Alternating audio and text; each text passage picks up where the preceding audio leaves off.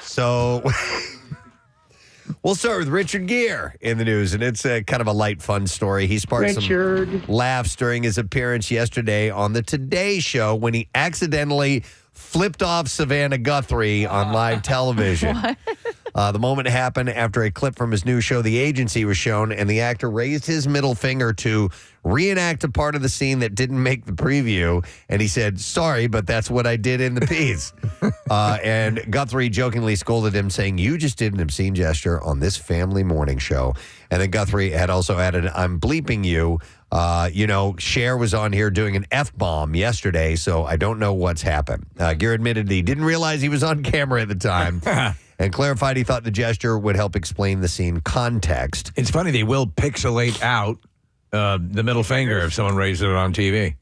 So the lighthearted incident followed Cher's own headline-grabbing moment on the Today Show, where the pop icon shared unfiltered marital advice from Lucille Ball. So that's why she dropped the F-bomb. I didn't catch that one, so don't know.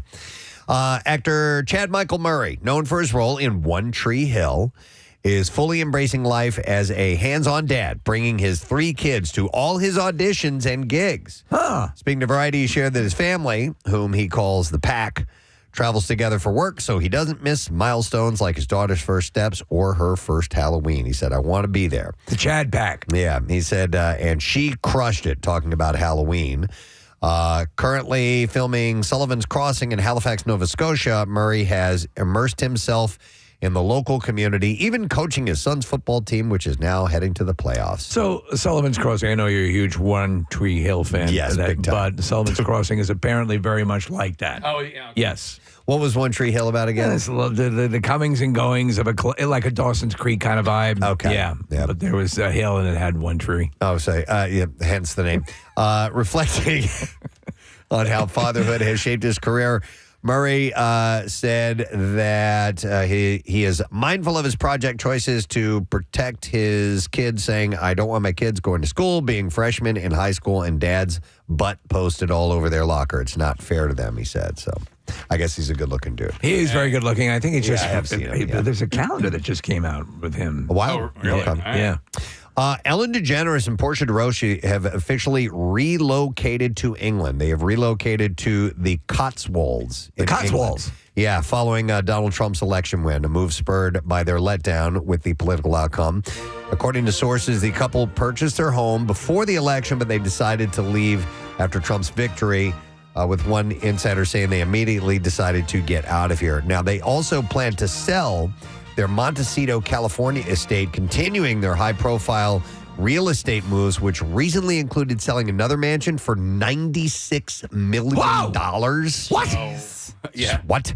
So apparently they are they're rolling in it just from their real estate deals alone. Yeah. So they're moving to England. Yep.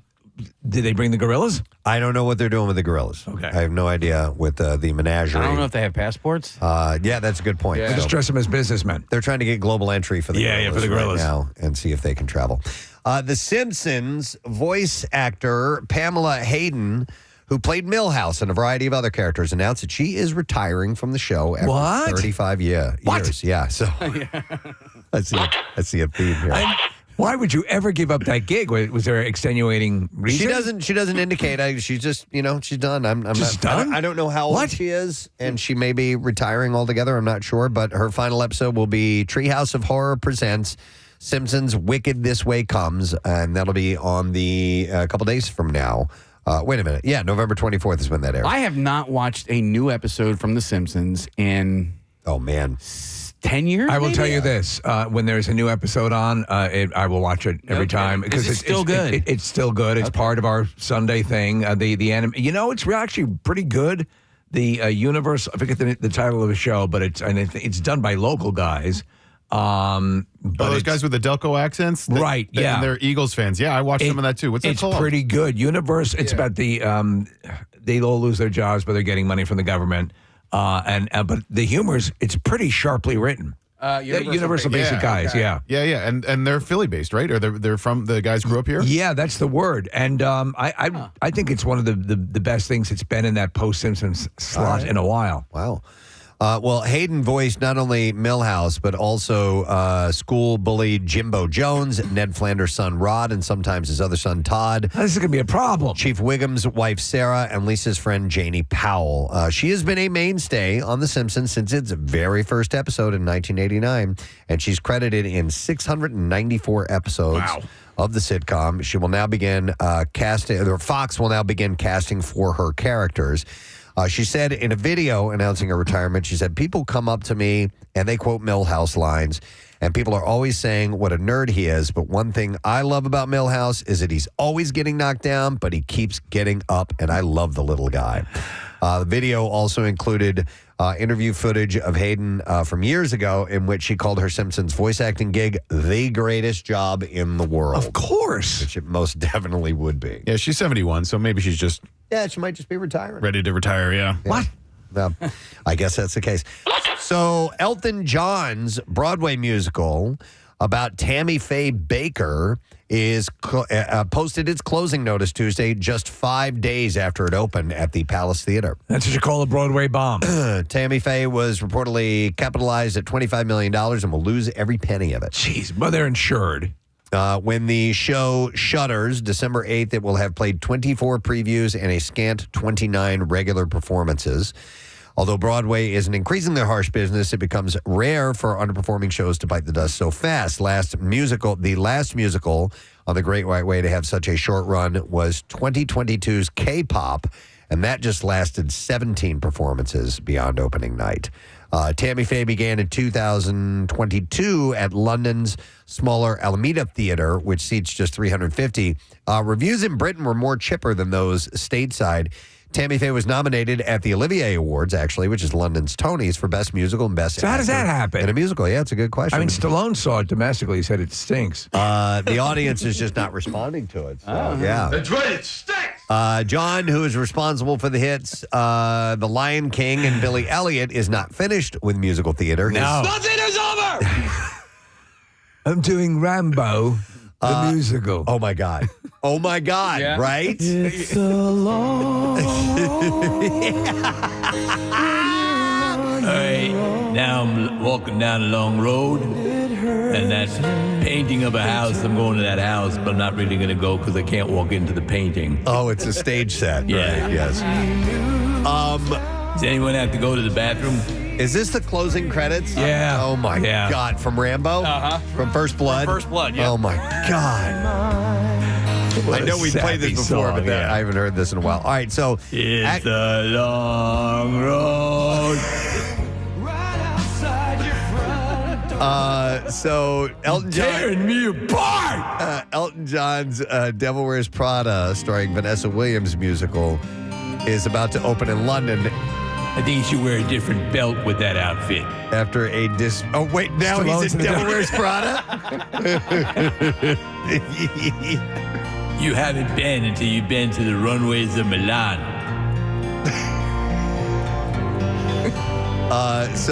His Devil Wears Prada, starring Vanessa Williams musical, is about to open in London after a dismally received Chicago run 2 years ago. In a one-star review, the Post called Prada a dud about duds, and they called it also a hot mess. That's a play on words. a good one. It's clever. Isn't that clever? All right, so this is when reality shows collide. Bachelor in Paradise star Blake Horstman and You got to be kidding. it's Horstman. Okay. And Love is Blind star Giannina Gibelli. Hey. They're engaged. Oh. Horstman popped the Where did they question meet? to Gibelli on October 30th during a sunset proposal in Park del Retiro, Madrid, Spain. According to People magazine, the couple met while filming the crossover reality TV series All Star Shore, Oh, my God. which aired in 2022. All-Star Shore. Yeah, I don't know nothing about that. All right, so but anyhow, Somebody's getting married. they are engaged. All right, so we told you last month that Chelsea Bell O'Donnell, daughter of Rosie O'Donnell, had been arrested and jailed on drug and child endangerment charges. Weeks later, she has been released on $4,000 bail, but it wasn't Rosie who bailed her out. According to court documents, Chelsea's birth mother, Deanna McCauley, posted the bail on November 13th. Chelsea has been quite vocal about Rosie leaving her behind bars. She said, "My mother is more interested in getting the Menendez brothers released from prison than getting me out." Oh, geez. She told the Daily Mail that 2 weeks ago. But she said, listen to this, though. She said, when I called Rosie to ask her to bail me out, she told me flat out, "You belong in there." She said, "I really can't help you get out of there. I don't want you to kill yourself. I don't want to be responsible for you killing yourself." So Rosie's in a tough spot. She's taking a tough love position. She's in a tough spot, man. And she's already been manipulated, you know, over and over and over again. And at a certain point, you need to just cut it off. You can kind of feel like an enabler after a while if you keep helping this person that keeps getting in trouble that they could avoid. You know And what I that mean? one thing, Preston, is life's a long road. Come see my musical. Please do. Rambo the musical. So anyway, we'll see what ends up happening with that relationship. All right, what time is it here? Let's see. Yeah, I can squeeze in a few more of these. Less than 3 months after a domestic violence incident made headlines, Nikki Garcia and Artem Chigvinstev have settled their divorce. I start to get angry at these people for doing things that land them in the news because I get so sick and tired of them, you know. But so this will finally wrap up. Yeah, it appears the couple is putting the domestic violence issues behind them, at least in a legal sense. Yeah. With Garcia's rep saying Nikki and Artem have settled their divorce and will not be going to court. Both parties decided to drop the domestic violence restraining orders against each other because they were both claiming it against each other. In an effort to move on with their lives and effectively co-parent their son. So maybe this is some of the last that we'll hear of this. I didn't put two and two together until recently, and Steve, for the same reason, like they just keep coming up in the news, but I didn't realize that this was Nikki Bella from WWE World. Yeah. And she's one of those twins, but it's her birthday today. And so, Preston, I saw her name on the list. I was like, wait, who is that again? And I didn't realize it, but she and Brie Bella are twins. They were both in the wrestling world, and now she's going through this stuff with Artem. Was it Brie or her who was engaged to John Cena? I think that was Brie. I think that was Brie. All right. I don't know. I didn't even pay. I'm the entertainment reporter, and I didn't even notice that. How about Too that? many. Happy birthday. Too many names. Ms. Bella.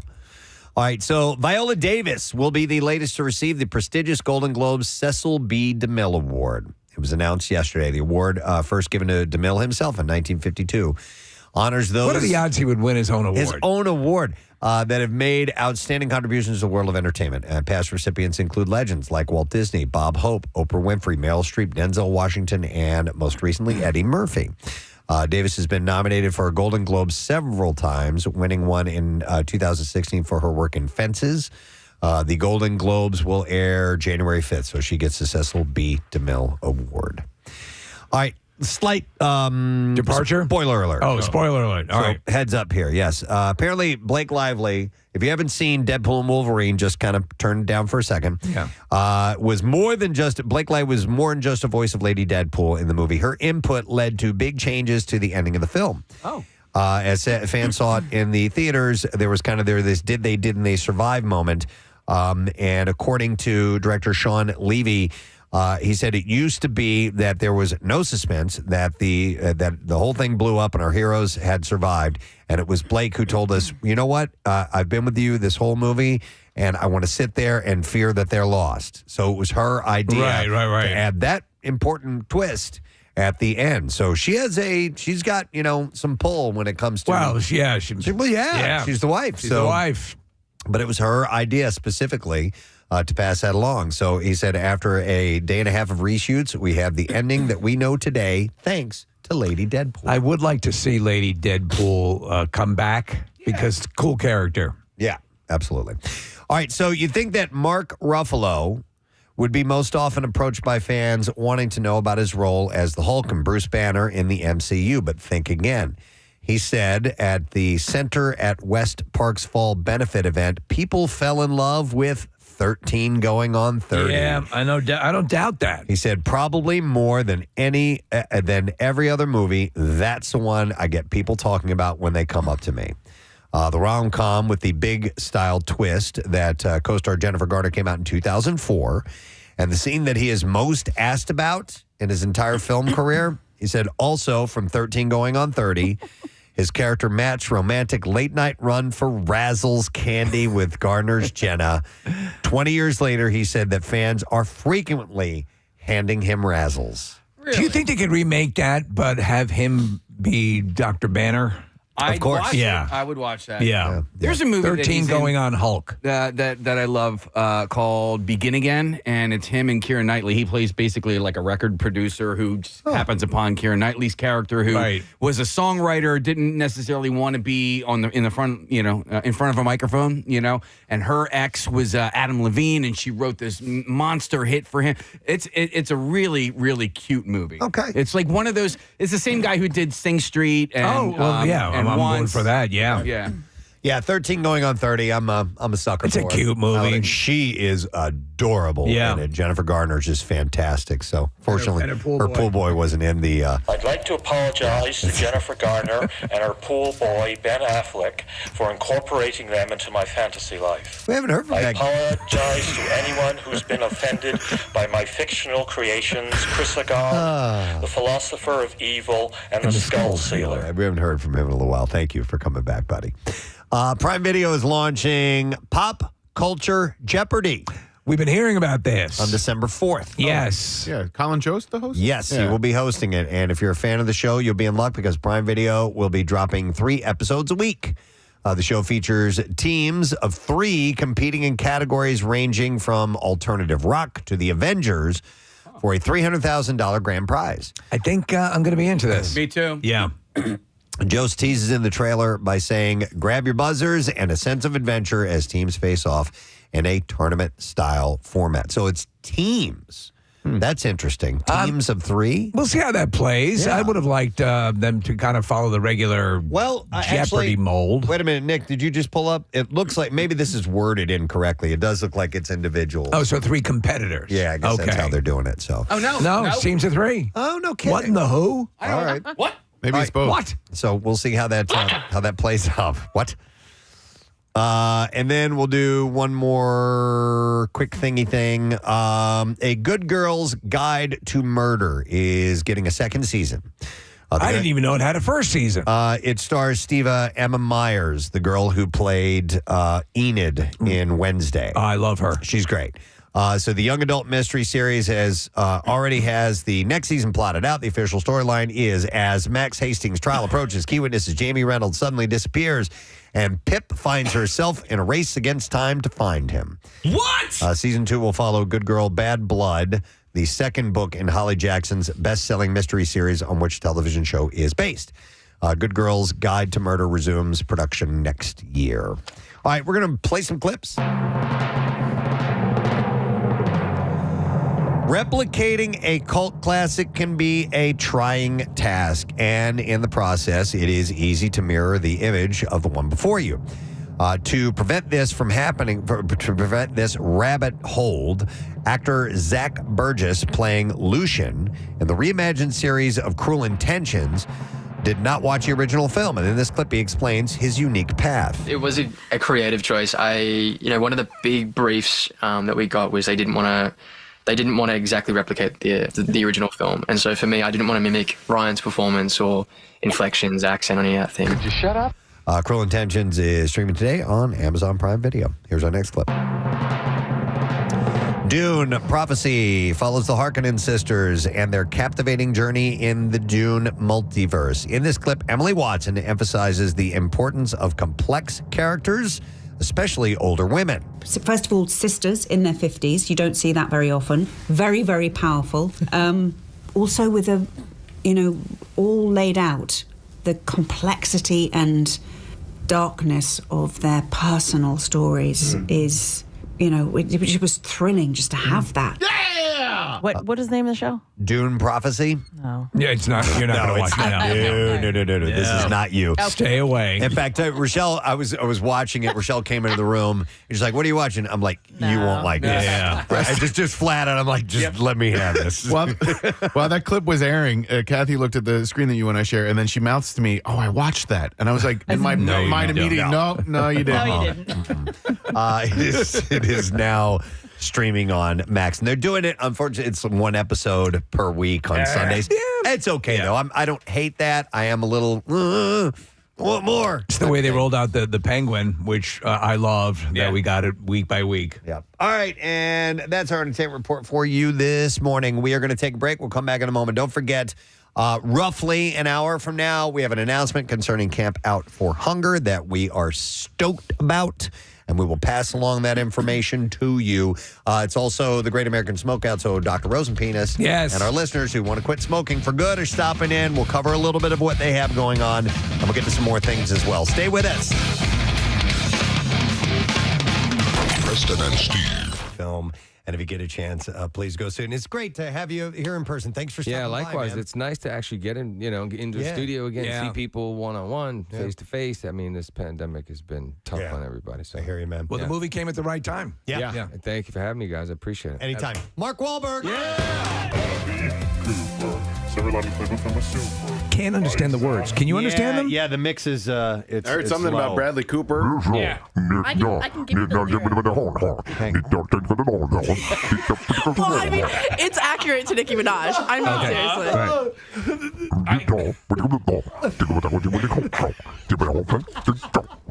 I heard Iceworks. Wait a minute. No, that's from Star Wars. I hear a character from one of the movies. What is it? I know what you're talking about It's now. the dude with the butt face, the vagina face. Oh, yeah. In the cantina. Oh, yeah. In the cantina. You'll be dead. What? Your face looks like a vagina. I'll be careful. A vagina. What? A woman's vagina. That's what your face looks like. oh. Kathy, you've never seen the vagina? Your face looks like a woman's vagina, is what I'm attempting to say. On this planet, it's probably the norm, but where I come from, we would be sexually aroused by your face. You understand? I'll forget it. It's Alec Guinness's See, birthday today. on my planet, we would say face effing, but we could do that with you. I'll forget it. He doesn't understand. And welcome back from the weekend. Yesterday was just wonderful and didn't even rain as much as I thought it was going to. So I've learned that even if they say it's going to rain, I don't know, it's been breaking in our favor lately the last couple times. So, it was wonderful. How energizing is that when you step out and it's like that? We went out, my daughter and son and I went out and hit a couple of parks. We went to Valley Forge, we went to the Audubon Society's sanctuary. And walked around outside for a while. And we were taking in the smells. Like when you get out into the areas, into the woods and so on, and you get these scents. It's just great, man. Makes you feel good. It's funny you should say that because I said, warm weather has an obvious reasons. There's obvious reasons. Things are warming up and you're getting that smell. But the second you step outside, it just smells like spring. Yeah. It smells good. It's just so inviting. Preston, are you enjoying nature? It's so nice, isn't it? Your walks with your family will be remembered forever. Yeah. Please drink it in. And I posted this on Instagram yesterday. We found a used Trojan condom right by one of the cannons. Did you think it was a Civil War condom? I think it was, and that's why we left it. We felt that maybe it was important to leave that piece of history right there where it was. Yeah. Plus, we didn't want to touch it because there might have been some kind of who knows what. And I didn't have any gloves or anything. Yeah. Well, that could have been Lincoln's condom. It could have been. Well, maybe Washington. Yeah, you never know. It was made out of wood. Oh, my God. Well, it was stuffed with wood. It was a wood rubber. No. My dearest wife. Sex has become so painful since I started using those wooden condoms. Sorry about the splinters last night. But anyhow, getting outside, oh man, it was something else. After surviving an overdose, a woman returns to her childhood home to confront her personal demons, but instead discovers a real one in Matriarch. Here star Kate Dickey explains who her character is. Is not what she appears on the surface. Slightly Scottish, you think? Possibly, I'm not sure. She has a whole different agenda going on as well. But it unfolds into something that you're maybe not quite expecting. What the hell are you talking about? That's one of the thickest I've ever heard. I love it. Yeah. Can we play that again? Instead of two, she says tay. Yeah. Is not what she appears on the surface.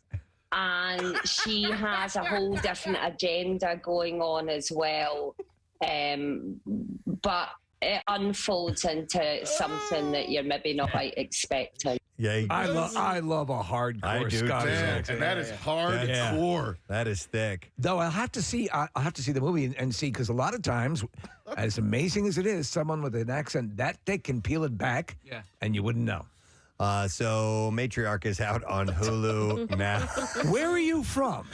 Is not what she appears on the surface. And she has a whole different agenda going on as well. But it unfolds into something that you're maybe not quite expecting. It's like a Simpsons character. I know. Totally. Holy crap. Groundskeeper Willie. All right, next clip. Here we go. And Ticket to Paradise, a divorced couple teams up to stop their daughter from making the same mistake they think they made 25 years ago. And then this clip star George Clooney explains why he and co-star Julia Roberts never dated. Is not what she appears on the surface. And she has a whole different agenda going on as well. Before we do the bizarre file, I should play that piece of audio. Okay. It's real short. It's very, very quick. It's not an audio illusion or anything like that. But we don't know where this is. Graduation ceremony. It looks like a college graduation. It was ceremony. college graduation, and as you walk up, this is your moment. This is your family is there. It's your time to shine. You get your name said with the thousands of people in attendance. You walk across the stage. You grab your diploma that you've worked so hard for. And paid a lot for. Paid a lot for. This is the culmination. And as you're walking, they announce your name. Julie Jerkoff. Forgive me, Kirkhoff. What? Are you serious? Yes. This is legit. Julie Jerkoff. Wait, one more time. Quiet, everyone, please. It's her moment. Yeah. Julie Jerkoff. Forgive me, Kirkhoff. Oh, my God. Forgive me. Julie Jerkoff. Forgive me. Julie Handjob. Forgive me. Julie Handy. Forgive me. Julie Blumpkin. Forgive me. Julie Dirty Sanchez. Oh, my God. Julie Jerkoff. Forgive me, Kirkhoff. Oh. Wow. You know what, though? That's better than just having your name read that most people are missing anyway. You know she was called Jerkoff throughout all her life. It had to have been a nickname at some point, or friends. Julie Jerkoff. Yeah. Or Julie Jerkoff. Forgive me, Kirkhoff. If you think about Julie Oh, my God. I can't believe I said that. Or that professor won a nice bet. Yeah. Said she would do it. And Julie Salad Tosser.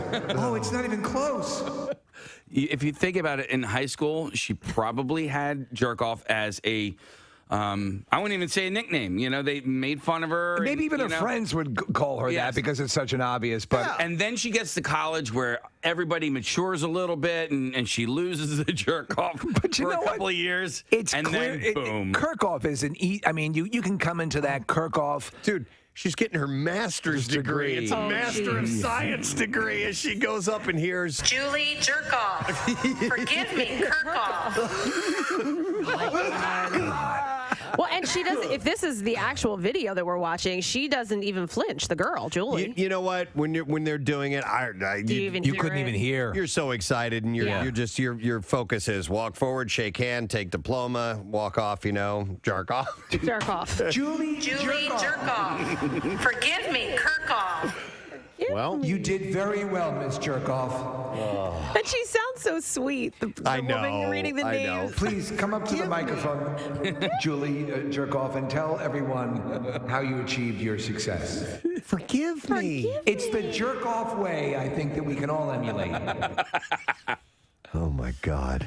But there's countless names like that are being butchered in similar ceremonies going on.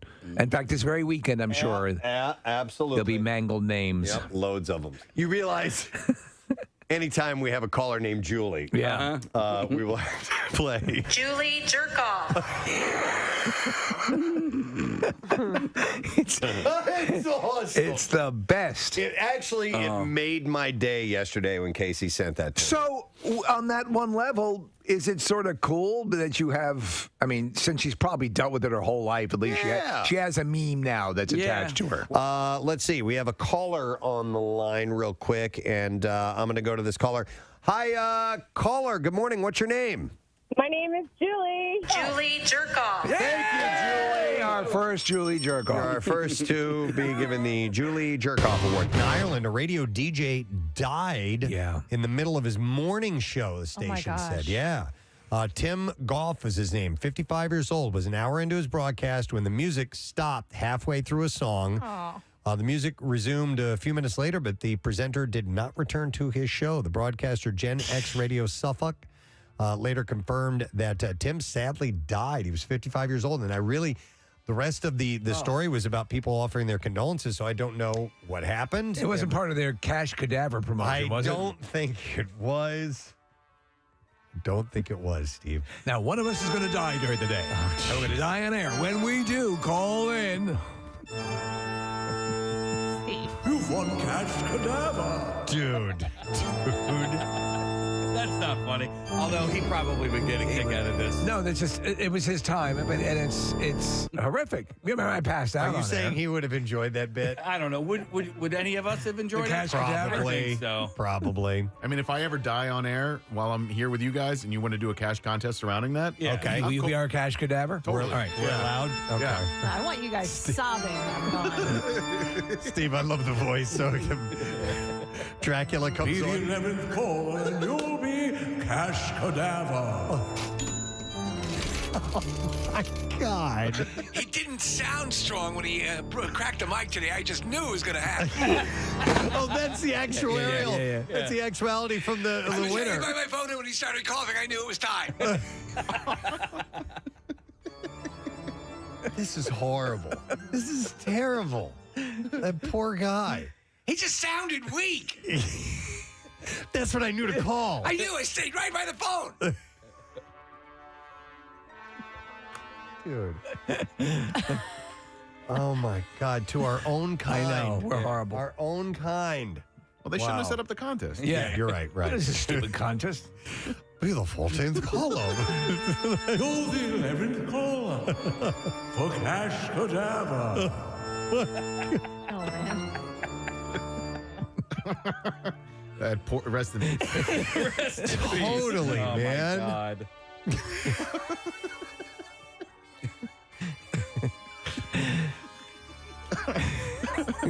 It's just beyond. It's beyond the pale. I'm not going to be able to stop thinking about that. All right, we got a text that it should have been called the morning show. MOURN. No. We're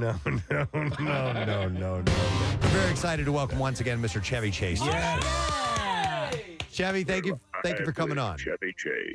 I've never heard a voice that low in my life. Thank you, sir. I appreciate the compliment. Yes, who is this, please? That's Preston, who has the low voice, and I'm the bald guy, if you can see us. So I'm Steve. Yeah. Oh, wait a minute. Are you the guy with the voice? No, Preston. I think I'm the guy with the voice. That was very good. I loved it. Thank you.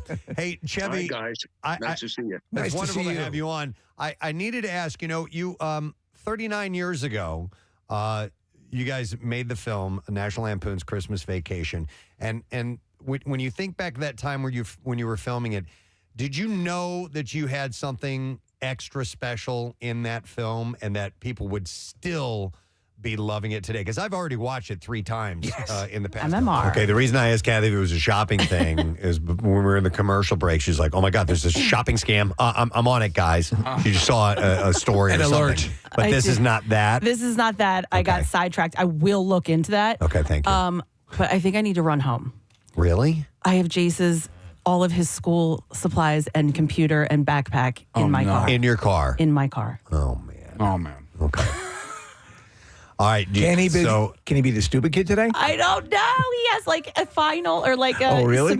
end of the semester tests and like all his Oh, stuff man. is in my car. Marissa? They have introduced Uber delivery. Like, seriously, you can call an Uber right now to pick it up from your car and then drop it off. Really? Yes. I think there were so many people doing that that okay. Uber finally it's like what they introduced Uber Teen because parents were starting to pick it up, send Ubers for their kids when they couldn't get them. Where's this little boy? Yeah. Oh, man. All right, let me call and find out All right. what's happening. Do you need to step out for a moment and handle this? All right, go ahead. I'm going to run downstairs and make sure it's in my car, but I'm pretty sure it is because I dropped him off at hockey after school. He didn't have homework, and it's still in my bag. I have an umbrella for you. It's raining. All right, let me figure this out. All right, well, Kathy's taking care of that. She's got family things. You have She to. does. Want to remind you we have this announcement coming up with the Bizarre File, which will be our next segment, but we don't want you to miss out on that. But it's time for the City Beat. A lot going on today. He's Preston Elliott, the meat behind the beat with the oh-so-modelly feet. Mm-hmm. You don't want to see them right now. No, really? Yeah, they're in bad shape. Oh, man. All right, so we've told you about the lookalike contests that have been happening. Timothy Chalamet in New York, and then Chicago had the Jeremy Allen White lookalike contest. Well, it's expanded to Philadelphia. I knew it would. And now there is a Miles Teller lookalike contest. That makes sense. That is going to be taking place in Rittenhouse Square, and it's on Sunday at Will 1 Miles o'clock. be in attendance? I don't know. Probably not. Jeremy Allen White was not the one in Chicago. The only one that the actual person has shown up for, as far as I know, is a Timothy Chalamet one, which was pretty damn awesome.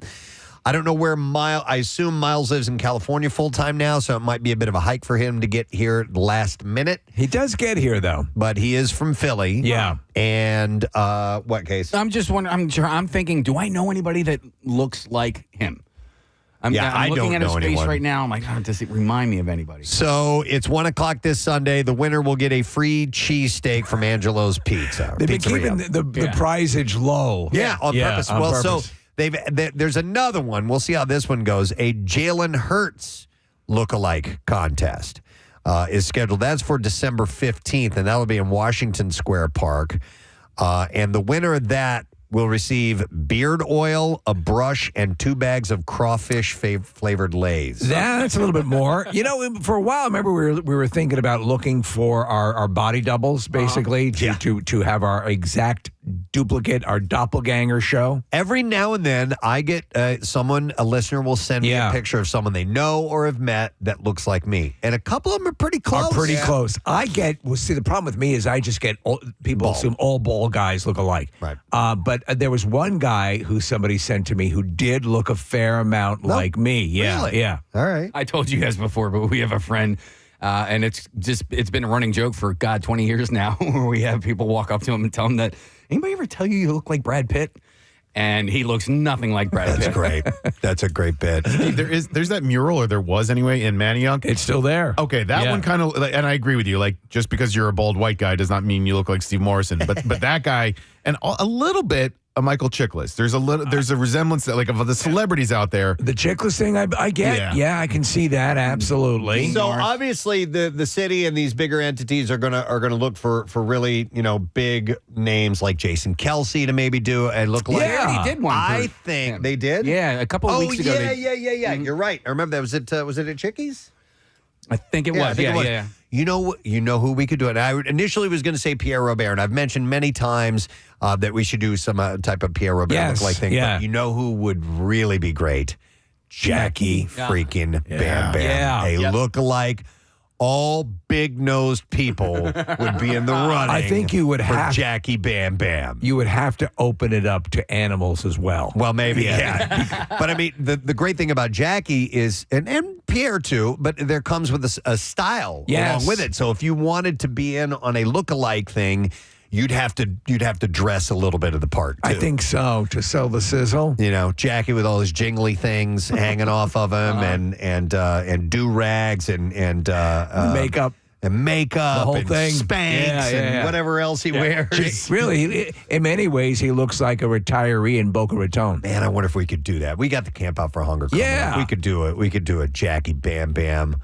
look-alike thing. Well, I'm that would just be great thinking out because loud. I actually was talking to him last night about when we want him to come out to Camp Out for Hunger. So maybe we do something around All right, that. let's see if we can sell that. We could even do it because he's going to be broadcasting live. We could do Camp Out After Dark, Jackie Bam Bam look-alike. We can do...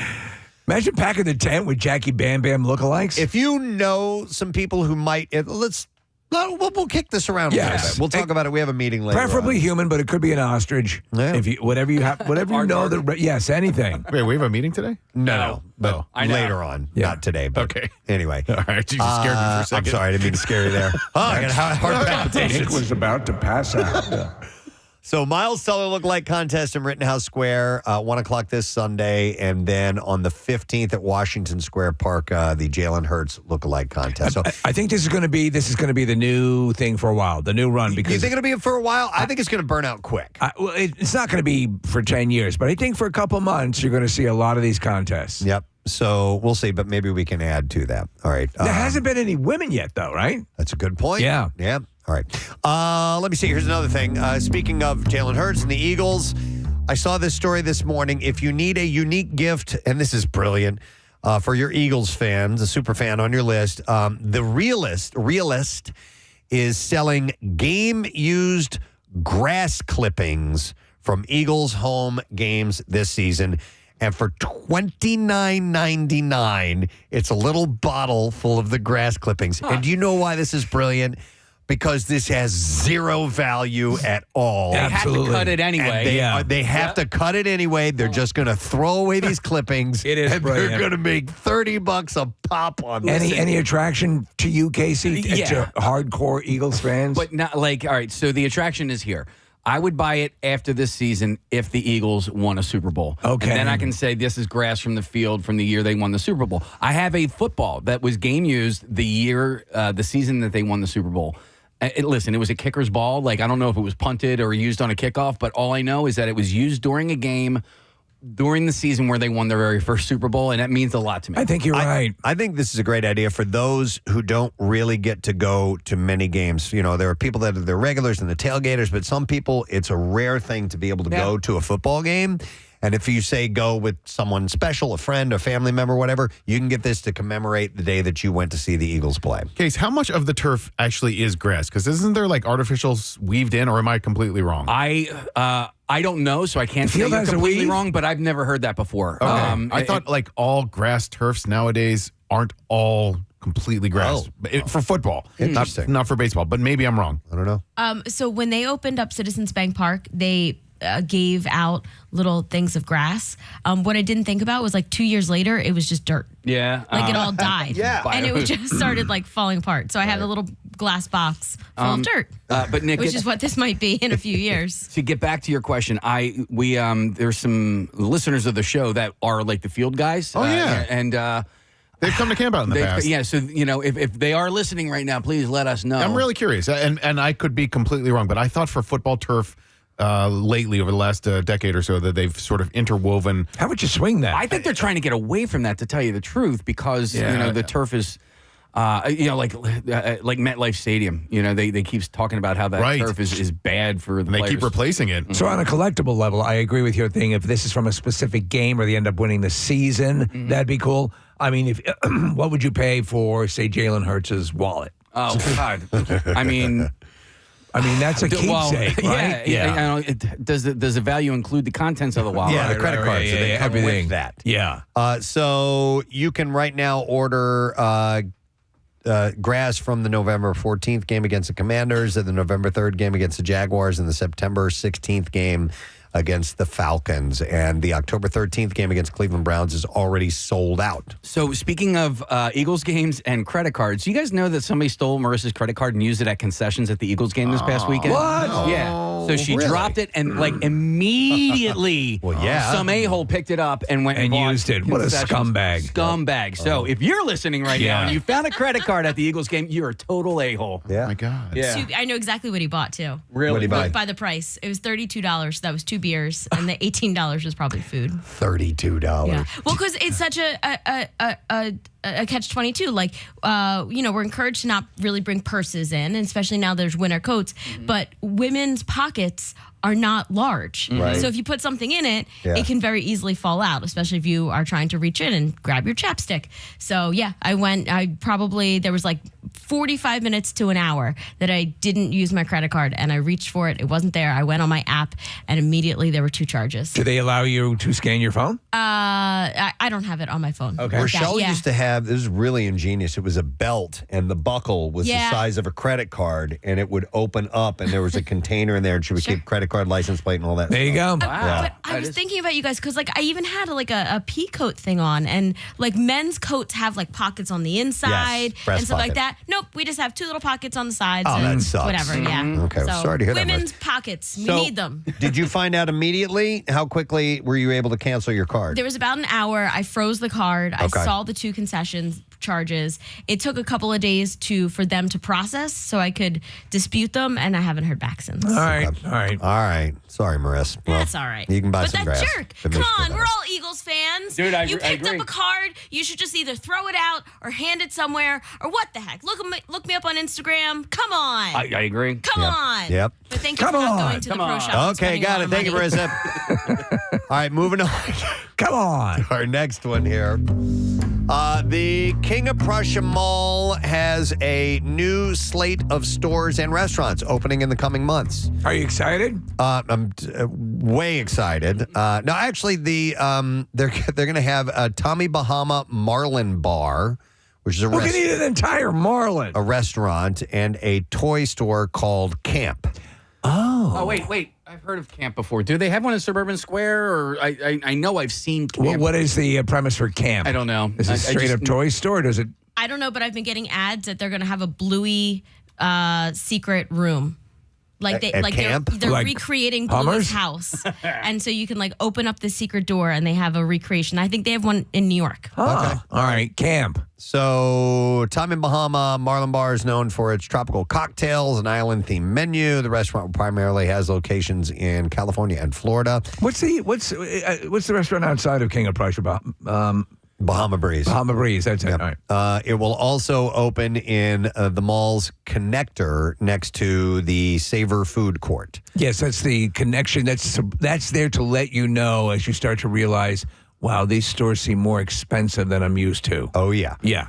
Camp is described as a, quote, magical retail experience for the whole family, selling toys, games, and apparel for all ages.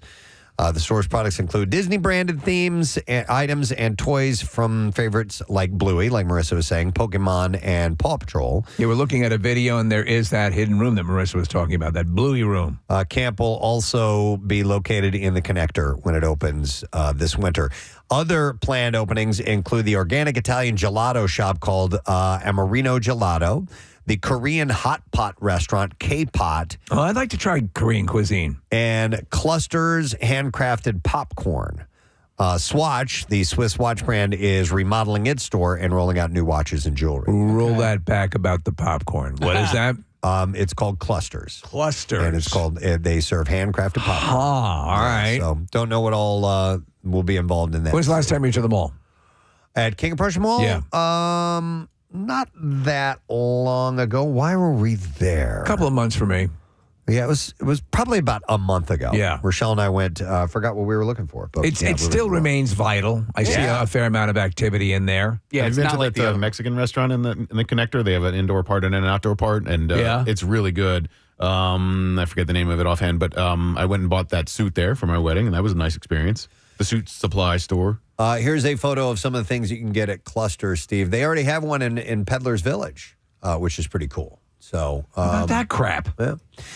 So several other stores have also opened recently, including footwear brand Kizik, I guess, activewear brand Offline, and Ari, and luxury fashion brand Oak and Fort. What's the ETA on that Netflix facility? Still don't know that, but it is being planned. So it will be 2025 at some point, Steve. All right. The Netflix house is I what think that's called. You include that. You include this sort of active toy store and other things. That's what's going to keep the malls going. So next year is expected to be big for King of Prussia Mall and the surrounding shopping district. Also, the Italian restaurant and marketplace Eataly is going to open its food hall sometime next year. Huh. So, you know what? When they should do a big thing, a big rebranding, a big ribbon cutting, and we should broadcast live, and they should pay us to do that. That's a great idea. Yeah. These are all great ideas.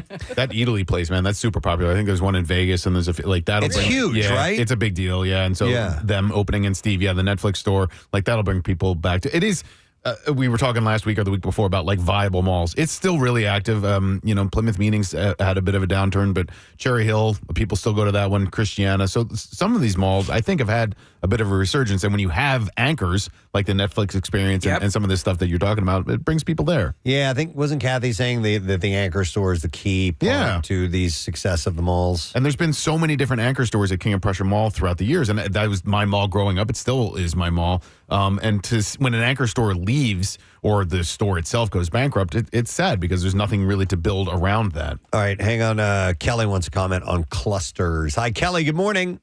Hey, good morning. Hey, what's up, Kelly? How are you? Good, thank you. I just wanted to let Steve know if he is a fan of popcorn. I am. You love Clusters. All it's right. my favorite popcorn store. I've gone to Peddler's Village, Wildwood, and Berlin Mart. I try to hit them all. I'm a massive fan of Clusters. There's a Clusters in Wildwood? Yeah, on the boardwalk. Not far from Douglas Fudge, actually. All right. All right. So, what are some of the interesting varieties of popcorn that they have there? Well, they do seasonal popcorn flavors. One year, my daughter did pumpkin spice and I think cinnamon and had to mix them together. So for me, it's the basic plus the kettle corn I love. I'm not opposed to a chocolate popcorn. I'm not. I know a lot of people like white cheddar. I'm not a fan of that, but yeah, that's my go-to. That's your go-to. I love Savory. They have I think it's a garlic parm or a garlic scampi. I could check into that. Yeah. And All they right. have a Philly. All right. Amazing. Well, thanks. You'll I'm love it. going to take your advice. Thanks, Kelly. We're looking at the list of flavors. So for the savory popcorns, they have buffalo blue, cheesy doodle, chipotle white cheddar, garlic parm, just like a pickle. That's for you, man. I'm on board there. Loaded baked potato and white cheddar. And then for sweet popcorns, caramel corn, cinnamon toast, cookie explosion, peanut butter blast, peanut lovers, pumpkin crisp, possibly sweet habanero, maybe, and toasted coconut, possibly. That sounds interesting. Yeah. Okay, so they're opening up in KOP. All right, exciting. That'll be next year. Name of that Mexican place I was thinking of was called Bar Taco. Highly recommend. Good margaritas. All right. Speaking of bars, here's another story from the City Beat, and it has to do with Philly holiday attractions, pop-up bars where you can drink and be merry. Yeah, it was just that one the other night. One of those. Oh God, I forget the name of it. All I know is I went there one time and we were late for our reservation and they turned us away. I was like, we're only like 10 minutes late, and we're like, sorry, because they're so popular. They're so packed. Yeah. Yeah. Craftsman's Row was That's the one. Craftsman's right Row. Outside, That's right it. outside Drillers Row. 112 South 8th Street is where that is located. So, yeah, it's a Wonderland pop-up with 60,000 ornaments, 20,000 lights, and 6,000 feet of garland. These all look really awesome, and I always say I'm going to go, and I never do. So is this the year I finally go to? Because I don't drink. There's a lot of them. So Butcher Bar is doing their Yule Lodge holiday pop-up. It's November 20th through January 17th, so it's going to be a while. The festivities include themed cocktails served in moose-eared mugs. Moose? Or as a... Why don't you forget the moose? Or as a shot ski. For a moment. As well. And sweet and savory bites, glittering decor, and Christmas tunes. What? Yeah, those moose ear mugs. That's from Christmas Vacation. I love those. I always wanted to get those. Live Casino Hotel Philadelphia is doing their events. The Prime Rib Restaurant is unveiling its Drinks in Toyland pop-up, which is happening now. It's going through January 11th, and it's turned into a vintage toy store, complete with holiday decor and themed cocktails and stuff like that.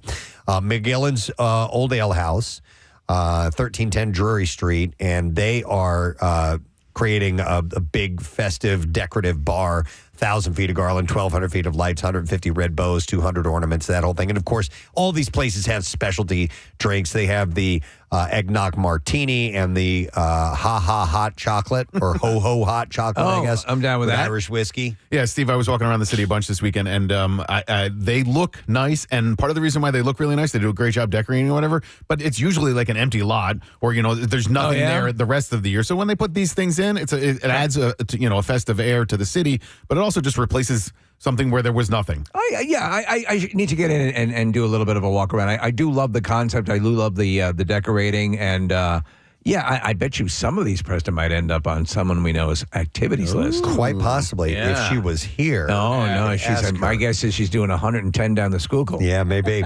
Taqueria Amor is also doing a pop-up. It's going on now through Sunday, January 5th, and they're doing full Christmas decor, and they have special drinks. All of these places are like that. The Elephant at 1500 Locust Street. And they did a Christmas pop-up last year, and now it's leading into this. They also did a Valentine's Day event last year. Yeah, I wonder how, go ahead. I'm going to be at that Elephant on the day after Thanksgiving, giving away Christmas miracle tickets. Oh, awesome. Yeah. So, Marissa, your guess, when these, obviously, there's money to be made, right? I mean, these are big attractions. Steve, they're Instagrammable. They look really fun. Yeah. They're fun experiences. It's great to check out any of these spots and then go to the Christmas Village in Love Park. I just walked through it last night. I went to walk home. All the vendors are out there, and it does put you in a good mood and get you in the season. Nice. Two other joints are pop-ups.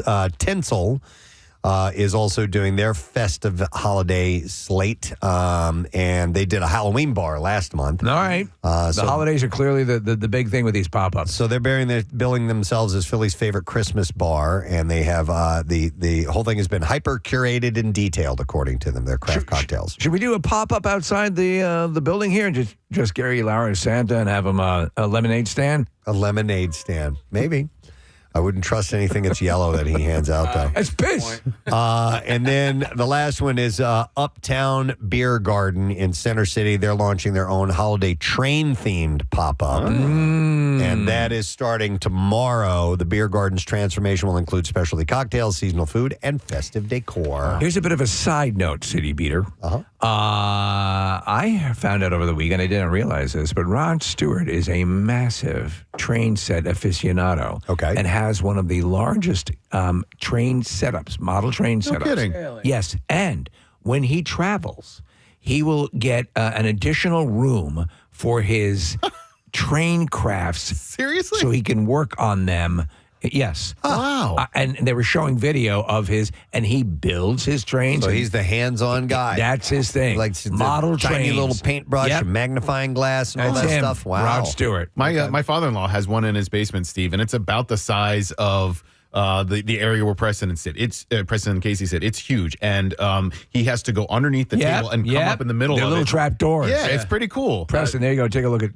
That's awesome. Wow, that is beautiful. That's cool. I think Jackie Bam Bam's dad. I think you're right. Yeah, I think his whole basement is this. I love this stuff. I love it. The intricacy of the people that, I mean, and like you're right, Nick, you have to have that trapdoor thing because you can't get to these things are so huge. I know we're in the middle of City Beat, but there's a great store on Westchester Pike called Nicholas Trains, and they have Smith. Nicholas Smith trains? Okay, yeah. And so, but Steve, like the aisles are this wide because there are so many model trains. Oh, really? But I gotta go. It's fun. And if you get into that hobby, you really get into that hobby. Yes. Yeah. It's an expensive hobby. It is, yeah. It's a hobby that you can't have 8 cats with. Yeah. As a kid, my dad built me a table, a very large table in a part of our basement to start a train hobby. And I set up the tracks and trains and all that stuff. But then when it got into painting and creating the landscape and stuff, it was too much for me. I couldn't do it. It was beyond my skill set. Nick, I got my model train, the Christmas train at Nicholas Smith. Okay. And I can't tell, Steve, if my dogs love it or hate it because they attack it. I don't know if they're playing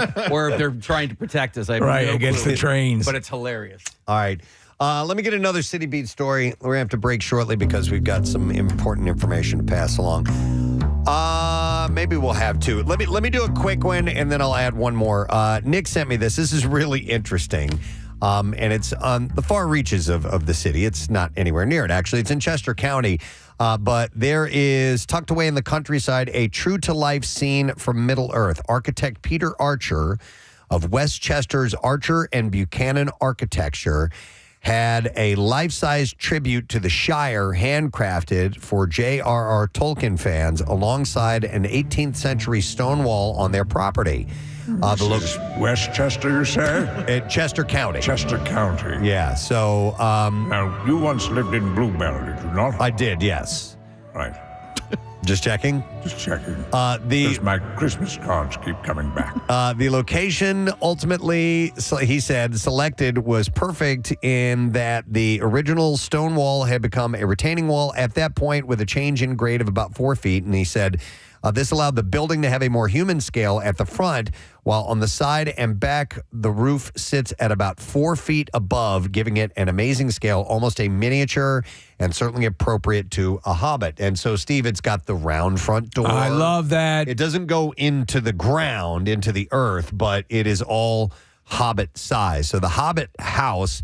Does it sell alcohol? No, I don't think it's an effort. I don't think it's an establishment. So it's kind of an attraction. I guess so. It's like a Clyde Peeling in the reptile world. In the article, it doesn't indicate if you can tour it or anything along those lines. It says it exists. So okay. They're missing an opportunity if you can. The Hobbit house measures 600 square feet with an authentic-looking 54-inch round Hobbit door made from Spanish cedar and mahogany butterfly window. And it is filled with the owner's treasure trove of Tolkien books, manuscripts, and artifacts. How much? Because the actual set from the Lord of the Rings movies, the Peter Jackson films in New Zealand, has become a huge tourist attraction. Sure. And I would love to go see them. I think they actually filled out one of the Hobbit homes so that you can go in a bit and walk around. Yeah. Nice. All right, one more City Beat story, then we'll wrap it up here. They'll make this one a quickie. The Philadelphia music scene is going to converge in Center City for the city's largest vinyl record fair.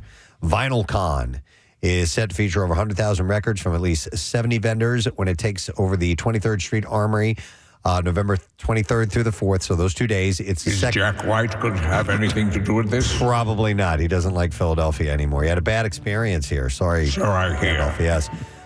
So this is the second time the event will be in Philly after a successful debut in April. Tickets cost $10, and it will open from noon to 5 on Saturday. Early tickets allow holders to get a 2-hour head start on the whole thing.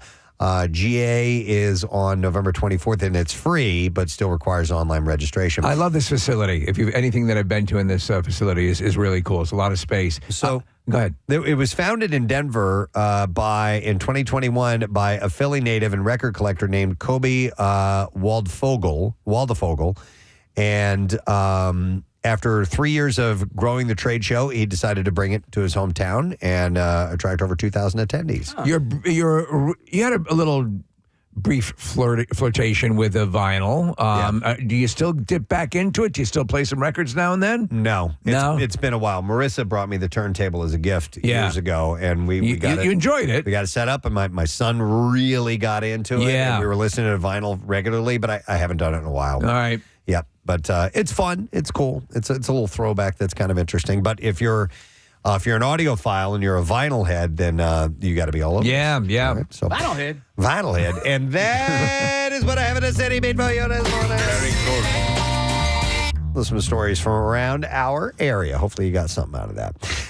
We have a couple of guests on the program. It's Great American Smoke Out. Dr. Rosenpenis is stopping by here this morning. And so our listeners that want to quit smoking for good, we will put them into the room. We'll have the doctor do his magic, and hopefully they are changed individuals. Yes, keep our fingers crossed. But we have witnessed that very thing happen. And we will tell you how you can do that as well with the good doctor. And then we're going to have Tom McGovern, who's a Philly guy as well, promoting his Wolves of Glendale concert at the Foundry on Saturday. And they are a comedy rock band. Think kind of Tenacious D-ish. Yes. Not exactly like that. Right. But he's the guy that did Sucking on a Chili Dog. That's all you need to know. And we've talked to him before. So we're going to talk to him in the 9 o'clock hour. But when we return, we have an announcement to make concerning the Camp Out for Hunger. We want you to be here to get the details. We're excited about this. Very excited. We'll come back and do the Bizarre File as well. Stay with us. Preston and Steve on 93.3. No, I didn't like it. Bye. No, of course. Let me just say this. When I make movies, I hope that people will like it, but you don't know, really. In fact, I've been doing recently some appearances, such as the one I'll be doing in Atlantic City at Tropicana, where I'm with an actual audience of, I don't know, a few thousand people or whatever. And until that time, I've never seen my audience. Basically, you make a movie and you never know anything. Once I snuck into a theater with Dustin Hoffman when we did a movie. I just snuck in and stayed in the back to see if they'd laugh. Right. But I mean, really, it's the same thing with Dustin or anybody. It's just we don't know. Well, you know what? It's become a holiday classic, and it deserves that. But I also think, in a way, it might National Lampoon's Christmas Vacation might get short shrift on the emotional level because it resonates on so many of those levels as well. I remember years ago when I was a kid, my dad was sweating out a Christmas bonus check. And so that all of that, and I think it's captured beautifully in the movie in the attic scene where and I well up at that scene. That is a beautiful scene. How did that come together? Oh, that's funny you should ask that. Well, it's not that funny, but we were in Breckenridge, Colorado, on a ski slope, shooting the very first scene in the movie where I'm going down the hill, and which you'll notice and see if you watch it. But it suddenly a blizzard hit us, and we were supposed to go back to L.A. and start shooting, and we ended up having to stay there. So the bed and breakfast that we were in had an attic. And we thought, well, let's try out their attic, which we did. That's where we shot it. Wow. In their attic. And I was happy to find, a couple of boards I could stand on that would hit me in the back of the head and in the front of the head and, whatnot. Yeah. So that's how we did it. And then at the end of that scene, might be interesting for those who watch it, I look out a window outside and see my family either arriving or driving away or something. That was shot in L.A. because if I looked out that window in Breckenridge, I would just see other houses and naked people. No, I lied. No, but Steve's right. And I watched this movie the first time I was a teenager, and now I'm a father and I have 3 kids, and so the movie kind of on a few different times hits differently now as a father. And, somebody who prepares to make sure that, Christmas morning is as magical for my kids as it was for me. So, yeah, that one scene in particular is it's great. But I always get surprised that when I can laugh at the same joke over and over again. And Chevy, the scene with you and the lady at the lingerie counter, it does not. Every single time I watch it, I'm like, I cannot believe that I'm like legit laughing out loud at the same joke over and over again. And when she says, "Can I take something out for you?" and you just start laughing, I laugh along with you. And I know. I'm not going to say it on the air here, but thank you. No, I love that part. And then you can't see the line, can you, Russ? Is it lost on you at all that, and I don't, you have to be aware of this, that people quote you all the time? Like, I can't go play around the golf without using one of your lines from Caddyshack. Fletch, everything, yeah. Christmas time, there's always, Fletch. I have 2 Fletch sound clips that I play. You can hear these. Hey! And this one, I use those clips all the time, and it's just these little subtle things. Is it lost on you that you're part of people's everyday vernacular? No. Well, it's lost on me, and that nobody tells me this except us, a sad guy like you. No, I'm happy. Honestly, I suppose I make those movies just for that reason. I'm different than other people who are, quote, comedians, and I say what maybe my dad would have thought was funny, that kind of thing. So I'm amazed at people's reactions, and I love it because he made me laugh a lot. So there you are. No, that makes sense. There's a wonderful, and I just in research for talking to you, I checked out, did some reading and watched a video. And there was a video of you with your daughter and your wife watching. This is a couple of years ago. You're watching the movie, and it was phenomenal because it's your daughter and you looking at each other, especially in the lingerie scene, and and she's like, "Oh, Dad!" You could just see it on her face, and you give her this loving look, and it was just beautiful. Yeah. Well, I also have 3 children, and they're my daughters. Of course, they're now in their 30s, but yeah, we're a very close family. This is where I live. This is what I do. I live with my wife and 3 daughters, and God, do I love them all. They're just the best, and I wouldn't be alive if it weren't for them. Not to say that I was dying or something, but just, I just, that's it. I mean, I was looking at my wife this morning. I was in bed on top of her. No, I was in bed no, I just look over, I peek over to her side of the bed, and she's out like or something, and I just love her. Yeah, no, I absolutely understand that. What I also love, Chevy, so you love the actual describing the movie, and people are going to go see you. You're going to get your money's worth because you have tons of stories. And I did not know that the house featured in the Christmas Vacation was actually the same house used in the Lethal Weapon movies.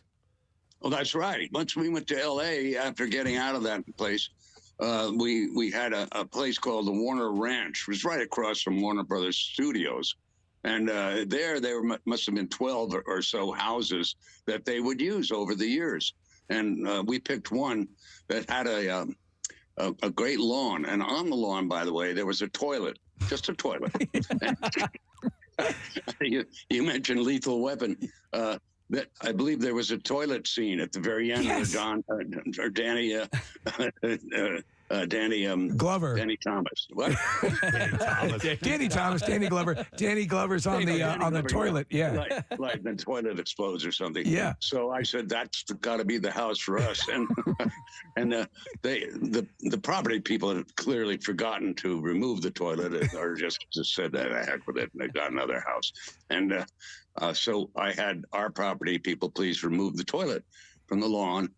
And then there's this scene, it's like one of the first scenes in the movie in which I fall off the roof, setting the lights up. Right. And I land behind this bush, and I landed on the toilet. Nobody saw that, but that's where the property people this time put it. Oh, my God. That's hilarious. Wow. Yeah. Hey, we are going to have there's one of the stars of Christmas Vacation actually still lives in this area, and we're going to have her in studio on Monday.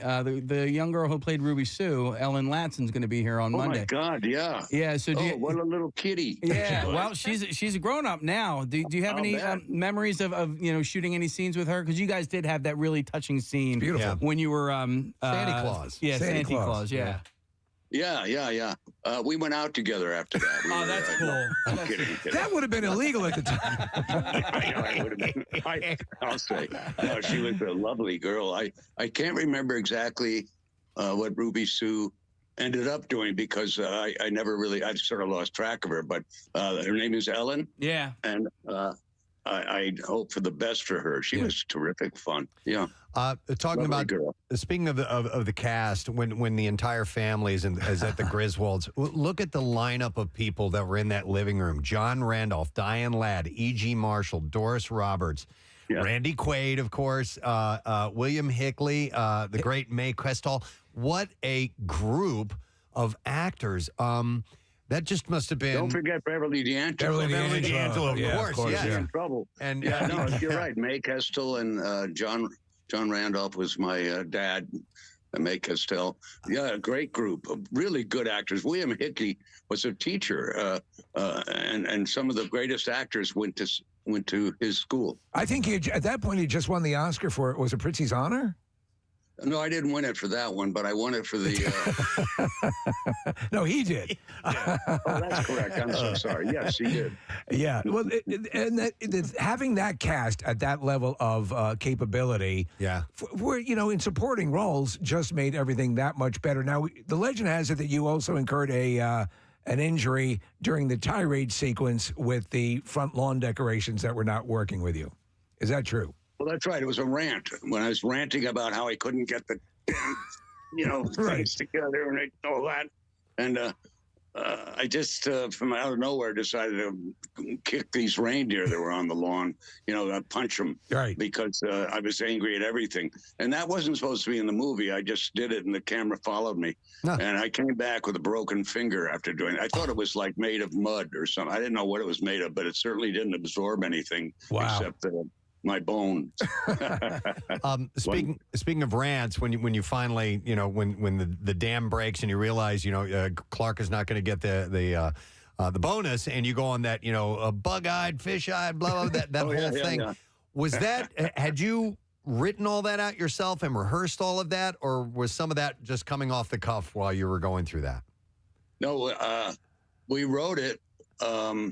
Actually, I wrote it, come to think of it. And each one of those adults watching me do it, had a little card on the front of their.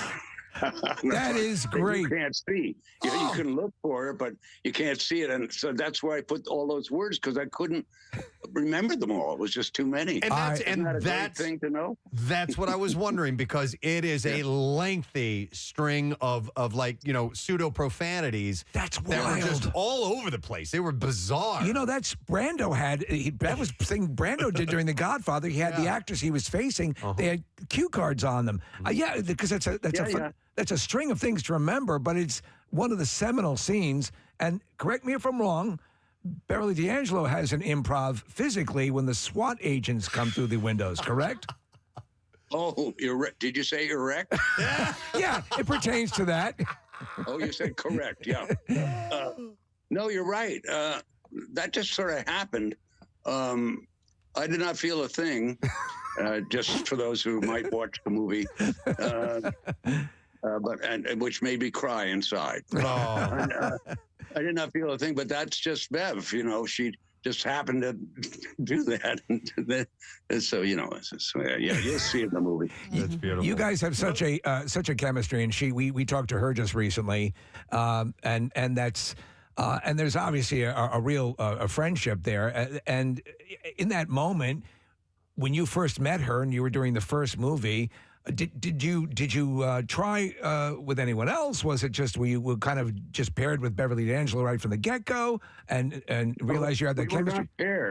I paired. You paired. I interviewed quite a few girls for that role. I see. And Bev just seemed right away. So I chose that girl. And I saw that you and her and Christy Brinkley were was it Comic-Con recently, or it was a convention? Oh, a few days ago, yeah. Does that does that happen from time to time? Some of the national the vacation family kind of run into each other here and there? Not really. That just happened to be. I know. Why did that happen to be? It did anyway. Yeah. Christy and Bev are quite a couple. I won't even get into it. It's too funny. That's awesome. I say Randy Quaid is, of course, amazing in it. And Randy's taken some turns since the movie, but that he comedically, for a guy who's also a tremendous. Thank you, Nick. I got a text from Dr. Rosenpenis. Somebody let him in? Yeah, his. Okay. Right. I think so. Okay. He was like, "I'm here. Can you let me in, please?" Let the penis in. He's great, man. And let the party begin. Oh, it's me, Dr. Rosenpenis. All right. Here's what we're going to do. We said we have an announcement to make. So what I'm going to do is make sure that everybody is on board. We're going to do the bizarre file first, and then we have an announcement concerning Camp Out for Hunger. So let's go. B-file first. Now, WMMR presents Preston and Steve's Bizarre File. Brought to you this morning by Bud Light. Join Marissa tonight, 7 to 9 p.m. She'll be at the Bud Light Thursday night kickoff at Pal's Tap House in Huntington Valley. And you can enter for your chance to win a pair of Eagles tickets courtesy of Bud Light. So see Marissa tonight from 7 to 9 at Pal's. We'll start with a story out of Alaska. 8 teenagers were injured in an explosion during a party at Kodiak Beach. Oh, boy. One of the teens was arrested for allegedly placing a fuel drum in a fire. How many times does this have to happen before people realize you shouldn't do that? Between 20 and 40 teenagers were at the party. It was around 1 o'clock in the morning when one team reportedly placed a 55-gallon drum of fuel Oh, my God. in a fire causing a very large explosion. 8 of the teens were injured and 5 were transported to hospitals with only moderate injuries. So they are miraculous. Really lucky. The teen was arrested and referred to the Division of Juvenile Justice Custody. Under Alaska law, juvenile charges and court proceedings are generally considered confidential. Most of those at the party were high school age. Your Honor, my client is clearly stupid. Yeah. I mean, that's... Yeah. You may have to go with Right, that. yeah. The heartbreaking video of a bride walking into an empty venue has done the rounds online after guests didn't show up to her wedding. Kalina Marie took to TikTok to explain that she had digitally invited 75 people and sent physical invites to 25 more to attend her masquerade-themed wedding. Sadly, they didn't turn up. The couple had to walk out with their son as 3 other people could be seen celebrating with them in the venue. She explained that they have been together for 9 years, engaged for 4, and that their wedding was delayed by the pandemic. However, the turnout was not quite what they expected, and Kalina posted the viral video with a lengthy caption with over 6.5 million views at the time of writing. So this was from last week, by the way. All right. The caption accompanied the video and read, "This is our entrance to our masquerade ball. The masquerade ball that I have talked excessively about for the last 10 months. The same ball that I not only digitally invited over 75 people to, but also spent money to send 25 beautiful invitations out as well." She said 5 people showed up. She said, like, are you kidding me? As you see in the video, we enter the venue and no one is there. So she should have had a running... would people There should be an respond with RSVP, Right. yeah. So she had no idea that they weren't going to show up? I don't know if they... Is that part of the process? I don't know if they requested an RSVP or not. Adding that she started with the event an hour later than planned to see if more people would show up. The bride revealed that they made their entrance at 2 p.m. to 5 people, saying that she dreamed of walking into a full room of people in celebration. She instead was, quote, a woman trying to hold herself together as she didn't know how to deal with the venue being near empty. Let me throw this out there. Is she a particularly gassy person? I by any don't chance? know. She was annoyed by the wasted food and drinks along with empty tables and chairs. The group partied on, and she wrote, "Did we still make the most of it? You bet your sweet ass we did. But did this video just take all the good moments and shoot them out of the water for a second? F yeah, it did." She questioned if she was a bad person, if they didn't matter enough for people to come through for them, and if they had the right friends around them. As many congratulated her and told her that they couldn't make it. She said, "All I know is I have my man, my baby, and family that showed up when I need them, and for that I will be thankful." So, And she later found out that the 3 people were in the wrong venue. Oh, yeah. To add insult to Oh, injury. I'm sorry. I don't know who you are. Man, that's terrible. It is. Feel bad for them. All right, here's another story. An alleged cop killer in Chicago was pictured apparently foaming at the mouth in a mugshot. Holy hell. It was released by authorities last week. Darian McMillan was charged with 2 counts of first-degree murder after a traffic stop turned deadly. In his mugshot, McMillan can be seen bearing a zombie-like mane with white foam framing his gaping mouth. What was he on? Don't know. State's attorney announced the charges against McMillan in the death of Officer Enrique Martinez and the driver of a car. McMillan was in the passenger seat during the stop, which cops say required after the vehicle was blocking traffic. Okay. During the stop, officers noticed that McMillan reached for something in a bag that was by his feet, and that's when McMillan pulled out an automatic pistol and allegedly opened fire, killing Martinez and the driver of the car. Jesus. The alleged killer then pushed the bullet-ridden driver out of the car door, climbed over to the drive seat, and attempted to flee. McMillan crashed the car and ran into an apartment building where he removed an ankle monitor with a knife, and he was arrested 10 minutes later. But yeah, we're looking at the picture. This is a scary-looking individual. Terrible. All right, we got to move on to something lighter than that. A YouTuber named Norm, N-O-R-M-E, known for his extreme challenges, recently emerged from spending 30 days in complete darkness, an experience that he claims broke a world record. The Australian content creator with over 1 million subscribers live streamed his confinement starting on October 16th, drawing tens of thousands of viewers daily. As the day progressed, his behavior became increasingly erratic, with concerning footage showing him rocking back and forth and even biting a door, prompting fans to worry about his mental state. He was going loony. He said initially that he did this because he got invited to a wedding he did not want to attend. Oh, and he just decided to, Yes, that makes sorry, I'm sense. busy. When the challenge ended last week, over 100,000 viewers watched his dramatic re-entry into the world of light. Escorted out of the dark room by a friend, Norm initially shielded his face with a towel before stepping into the sunlight, and he said it was like 1,000 knives in my eyes. He was visibly overwhelmed by the brightness. Despite achieving his goal, fans expressed concerns for his well-being, with one commenting, "Stop doing these challenges, bro." As bro. The YouTuber celebrated his freedom with a mix of relief and chaos. By the way, you will go stark raving mad if you're in total darkness for a period of time like that. I mean, he was by himself the whole time. That's the word. I remember this study years ago and I think I remember seeing it on PBS where they put a woman in a cave and now. They checked up on her and they made sure that she was okay. But I think they were doing it in part to study the effects of people being in space for long periods of time. Right. So that was a science experiment. This guy just kind of sounds like a goober. Yeah, he is. But the one thing is, did he communicate with anybody? Maybe on YouTube, Steve? I'm not really sure, but I love the word goober. Thank you for saying that. All right, it's announcement time. Yay! It's a new thing we're going to try at Camp Out for Hunger. We've been kicking around different ideas of stuff to do in the evening. One of the things that popped up about 4 years ago was food trucks and fireworks. And that's a success. So we keep doing that. Last year, we did Quizzo, which we're doing again this year. That's going to be on Thursday night at Camp Out for Hunger. This time we wanted to do something on Tuesday evening, and we have come up with a solution, and I will give you the announcement and the name of it, and then I'll tell you who all's all on board. This will be Tuesday night, December 3rd, from 8 to 10 p.m. at Xfinity Live inside Victory Beer Hall. We announce Camp Out Unplugged, which will be a flamenco. No.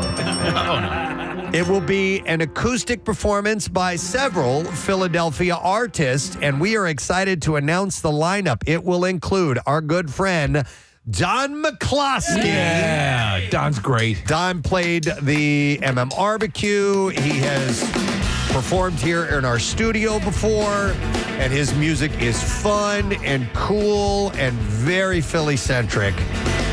And he knows how to put on a party. Yeah, absolutely. And these are all going to be acoustic performances, by the way. So it's going to have a different take on some of the music that I think you may already love or not. So we're excited that Don McCloskey is going to be on board. Also joining us will be Adam Weiner from Low Cut Connie. Highly celebrated. Most definitely. And considered one of the penultimate bands to get you up and moving and having a good time. He's a favorite of Springsteen. He is. Yeah. Absolutely. Did I use penultimate correctly in that? No. I didn't think so. It sounded good. You know what? Here he is. On this list, he is the penultimate act. Thank you. What does that mean? There's one more coming. There's one more coming. The He's the penultimate next to last. Harry Potter and the Half-Blood Prince. That's the penultimate book in that series. As soon as I said it, I realized I said the wrong word. It's all right. We love Adam Weiner. He is not only... He's the penultimate. He is not only an incredible performer, he is one of the nicest guys and one of the biggest music fans you will ever meet. Great showman. And all you need is a piano and Adam, and you got a party. So he is going to be performing, and finally, we announce a special version of this group, the Hooters Unplugged. Eric Bazillion, Rob Hyman, and David Wissikinen of the Hooters will be performing at Camp Out Unplugged. And ladies and gentlemen, this event is for free. Yes. It's just a donation that you need to make in order to get in. So it's almost free. We just encourage you to give us give some food towards the Camp Out for Hunger, which is not so much. And we obviously will have the store there. We'll have a QR code. We'll have any way to donate. Yep. So we'll take food and monetary donations at the door. And since it's our first time doing it, we're not really sure exactly what to expect or how many people will show up or will it fill up? Will it sell out? We're not really sure. So we're going to do our damnedest to get everybody who wants to get in and witness this whole thing. So it's a Victory Beer Hall, which is a wonderful venue, a great stage. And we will have all of these bands performing. They'll probably do, 3, 4, 5 songs. I don't know how many per group. And we'll be there. We'll be, setting the whole thing up. It should be a lot of fun. I've been chatting with the guys in all of these bands, and they are also working on an all-star jam at the end of the night. That would be so cool. Don and Adam and the Hooters guys are going to get together and maybe do a little bit of a wrap-up at the end for all the guys. That's fantastic. I love this vibe. Yep. So this is going to be Camp Out Unplugged. Again, Don McCloskey performing with his backup singers who've been here in our studio before. They're wonderful. Penultimate. Adam Winger of Low Cut Connie and Eric, Rob, and David of the Hooters, all performing unplugged acoustic versions of their music. And you can come and join us in Victory Beer Hall. They'll be serving up the beverages for you, and it is free of charge. We just asked for a donation. We asked for a generous donation if you can do that. If you can do it, great. Yeah. But any donation will get you in the door. Yep. So WMMR.com/campout has all of this year's Camp Out info, but we're doing stuff almost every night. The one night we're keeping open is Wednesday night, but we would love for you to be a part of the event and come out and check this thing out. So this is a new part of Camp Out for you. Benefits fill abundance and starts December 2nd at Xfinity Live by the Wells Fargo Center. Let's make this huge. Yeah. It's all these people donating their time. I'm very excited. Yep. And let's keep that in mind. Let's keep it going. They're all doing that free. Yes. Every one of these guys, these groups are coming out and they're giving up their time for free to do this. So we very much appreciate that. All right, we'll take a quick break. We'll come back in a moment. It's time to quit smoking. Yes. Dr. Rosenpenis is here, and we will get these groups of people who want to stop smoking together. Great American Smoke Out. Make it happen. We'll be right back. Stay with us. Preston and Steve. A dramatic actor. He just ate that role up. Was some of your dialogue improv with him as well? I backed off a little bit and turned your volume off. Are you there? Yeah, we're here. Yeah, we lost you for just a second. You were saying Randy. Randy Quaid. I was about to say that Randy, if it weren't for Randy, I wouldn't make those movies. As you said, he's a brilliant actor, period. And he just came on you serious, Clark? That guy. Yeah. And I do a good impression of Randy. And I just think he's such a solid guy. I spoke to him on the phone relatively recently, and he was home with his wife and child, who unfortunately is a puppy, a dog. No, I'm kidding. Anyway, but no, Randy and his, he's just a regular guy. I mean, I can't tell you, when we're walking through the grocery store and he keeps piling the dog food on the thing. I'm not going to give it all away, but that's the guy I wanted. Yeah, and he did that, by the way, out of nowhere. He just started piling those things on. It's hilarious. I picked up some light bulbs and put that there to see what would happen. Chevy, do you have a favorite of any of the vacation movies? I mean, each one of them means something different to each one of us. Is there one that stands out to you?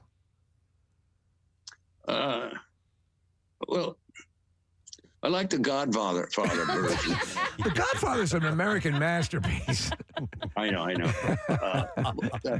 So is one of mine, I'm sure. Yeah. I'm just going to keep fighting for it. No, I don't think. I think the first vacation and Christmas Vacation are probably my favorites. But then I think about European Vacation. That was very funny. Yeah. I had Eric Idle in that, and then Vegas Vacation wasn't my favorite. It was rough to do, but otherwise, I mean, I enjoyed it very much, obviously. But I think the first one and the last one. Well, there are tons of stories associated with the movies, and I'll just bring up one that you got a lot of tidbits that you've given us today. But as the legend goes, Chris Columbus was offered the directing role for National Lampoon's Christmas Vacation first, and then passed on it, and he went on to direct Home Alone from that. Is that correct? No, actually, he discovered the country in 1492. It was that one. Wow. Anyway, I have no idea if that's really true. I don't know Chris Columbus. Okay. I always wanted Harold Ramis, and Is that who I got? No, you got Michael Jeremiah Richard? Chekchik. Oh, I got Jeremiah. Yeah, that's right. Yes. So there you have it. My knowledge of that is really shaky. What you've given us is worth it, though. The conversation has been great, and this is some of what you'll get if you attend the screening and the conversation afterwards. Yeah, this is going to be thank you. Saturday night at Tropicana Casino and Resort NAC. Tickets available at Ticketmaster. I'm actually going to give away some here in just a little bit. 8 o'clock. 8 It'll o'clock. be great, fun. I hope the place fills up and is packed with young girls. As a fan, wonderful people. As a fan, we are thrilled you're doing this with your movie catalog because we are massive fans. Absolutely. Yeah. That's very nice. Thank you. I thank you for that. Thank you Thanks for so the much, interview. Chevy. Have a great holiday. Enjoy the weekend and take care of yourself, okay? Well, you too, guys. All right, thank you. Bye-bye. Chevy Chase, guys. I mean, come on, man. The great Joe Satriani, guitarist. The only rock in St. Louis, KGN 89.1. Up on deck right now, we've got some hot new stuff from a guy named Joe Satriani. This cat really knows how to play guitar. Watch out for him. He's getting some really fantastic... Dude, stop it. If I have to listen to, he's calling my phone. Okay, all right. Then you got to listen to that. commercial success from his all-instrumental album, which you don't... This is me in broadcasting school. Right. Mind you. See much of, and I see some very big things from him in the future. So what do you say we roll it? This is The Crush of Love on KGN. At least, listen, I still have never showed you guys mine. At least you're like, you're doing it. Like, I froze. I didn't, like, Did the you? words weren't even coming out of my mouth. There's no words on it? Oh, yeah. It was, Steve, there were very little words on it. I didn't know that. Do you have it, or is it just mythical No, now? I have it. I think I lied to you guys and said I didn't. I think you did. I In fact, knew it. We know you did. Preston, but that's a very serviceable... It's not that bad. It was terrible. No, that's what I mean. Like, listen, it's terrible now, but like you were speaking well, yeah. and you. I can't read it. There's no words on it. I was talking like this, you know. You know what it sounds like? It sounds like you're in broadcast school. Yeah, there you go. know? Yep. Yeah, here's another one if you want to hear Foreigner. This is KGN 89.1, the only rock of St. Louis. Good afternoon. I am feeling good, and I hope you are too. And if not, I've got just the thing for you. Here's a little bit of Foreigner, Double Vision on KGN. I like that. I hope you're feeling good. If not, there's not a goddamn thing I can do about it. That's me, by the way, just sitting in a booth with a tape recorder. Yeah. I wasn't actually on the radio. It's I was the weirdest- pretending. I had yeah. to make up a radio station. KGN did not exist. I made didn't? that up. No. I don't know why I thought of those letters. KGN. K-Gun. Yeah, man. I don't know. Kevin Gunn. Yeah. Anyway, Joe Satriani, that cat turned 66 years old today. We are so happy he is back in town. It's been a while since he's been here in this studio, and we know him as Gay Robot. We love him for that. Ladies and gentlemen, Nick Swartzen. Yeah, everybody is with us. Good morning, sir. I'm glad you got my name right and didn't call me Blink 182. you nailed it. It's that kind of day, Nick. It is. Flooding in the streets and in Preston's. Dear Lord. When did your friendship with Adam Sandler begin? We met on J-Date. It was J-Date. Yeah. So a mistake ended in a lifelong it was just friendship. a lovely turn of events. That's perfect. This goes with answering this question. A lot of people don't even know I do stand-up. So this generation now, it's funny because That's why I wanted to they'll come to preface. my Yeah. show and they're like, "Oh my gosh, you're really good at stand-up." Yeah. And I was like, "Yeah, I've been doing like 22 years, which is insane." And a lot of people just know me from movies, so it's kind of a bonus when they're like, "Oh my gosh." Yeah. You know, it's like Michael Jordan when they're like, go to see him play baseball, and they're like, "Oh, you play basketball? Oh my gosh, This is a whole other crazy!" aspect. Wait, you're the Michael Jordan of comedy? No. Michael Jordan of baseball. Yeah. Yes. Was exactly. Was Chuck and Larry the first movie you did with Adam, or did you do anything before that? Adam saw my stand-up on Comedy Central. Okay. So he was in bed with his wife, and he was channel surfing, and he was like, "Oh, it's this kid." And I was a kid at the time, and he wrote my name down and went to the office, and he was like, "Who is this dude?" And a lot of the younger guys were like, "Oh, that's this kid Nick Swartzen. That was my first special." And I used to do jokes about my grandmother. Oh, I loved them. And so he had a script called Grandma's Boy. And he like called my manager, and I had a meeting with him, which was surreal, obviously. And the whole time I just wanted to be like, yeah, you.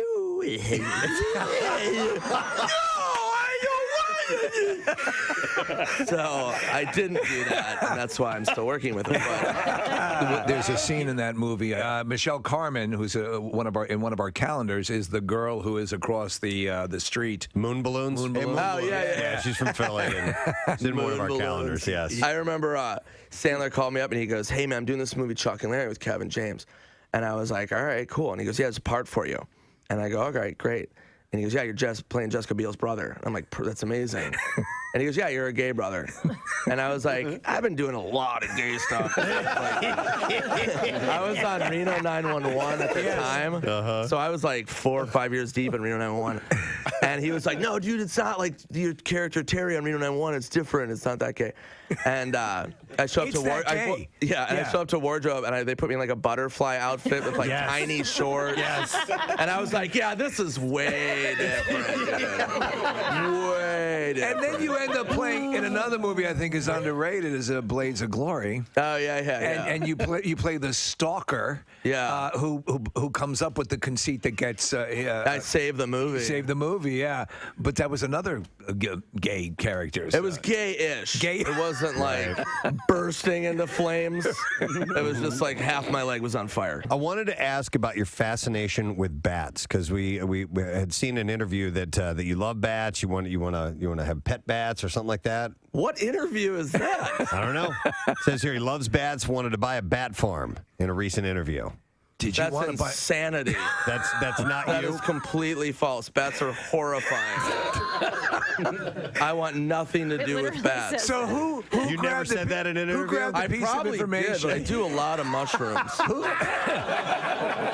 Who grabbed the piece of information about the bat farm? I don't know what could possibly have happened there. In your data sheet. Bats are literally horrifying. I remember when I was growing up, I lived in an apartment with my mom, and there was a bat in the house, and me and my mom were freaking out, and they make a weird high-pitched sound. They're horrifying. Unlike anything you've ever heard, and they're making their location sound, their echolocation.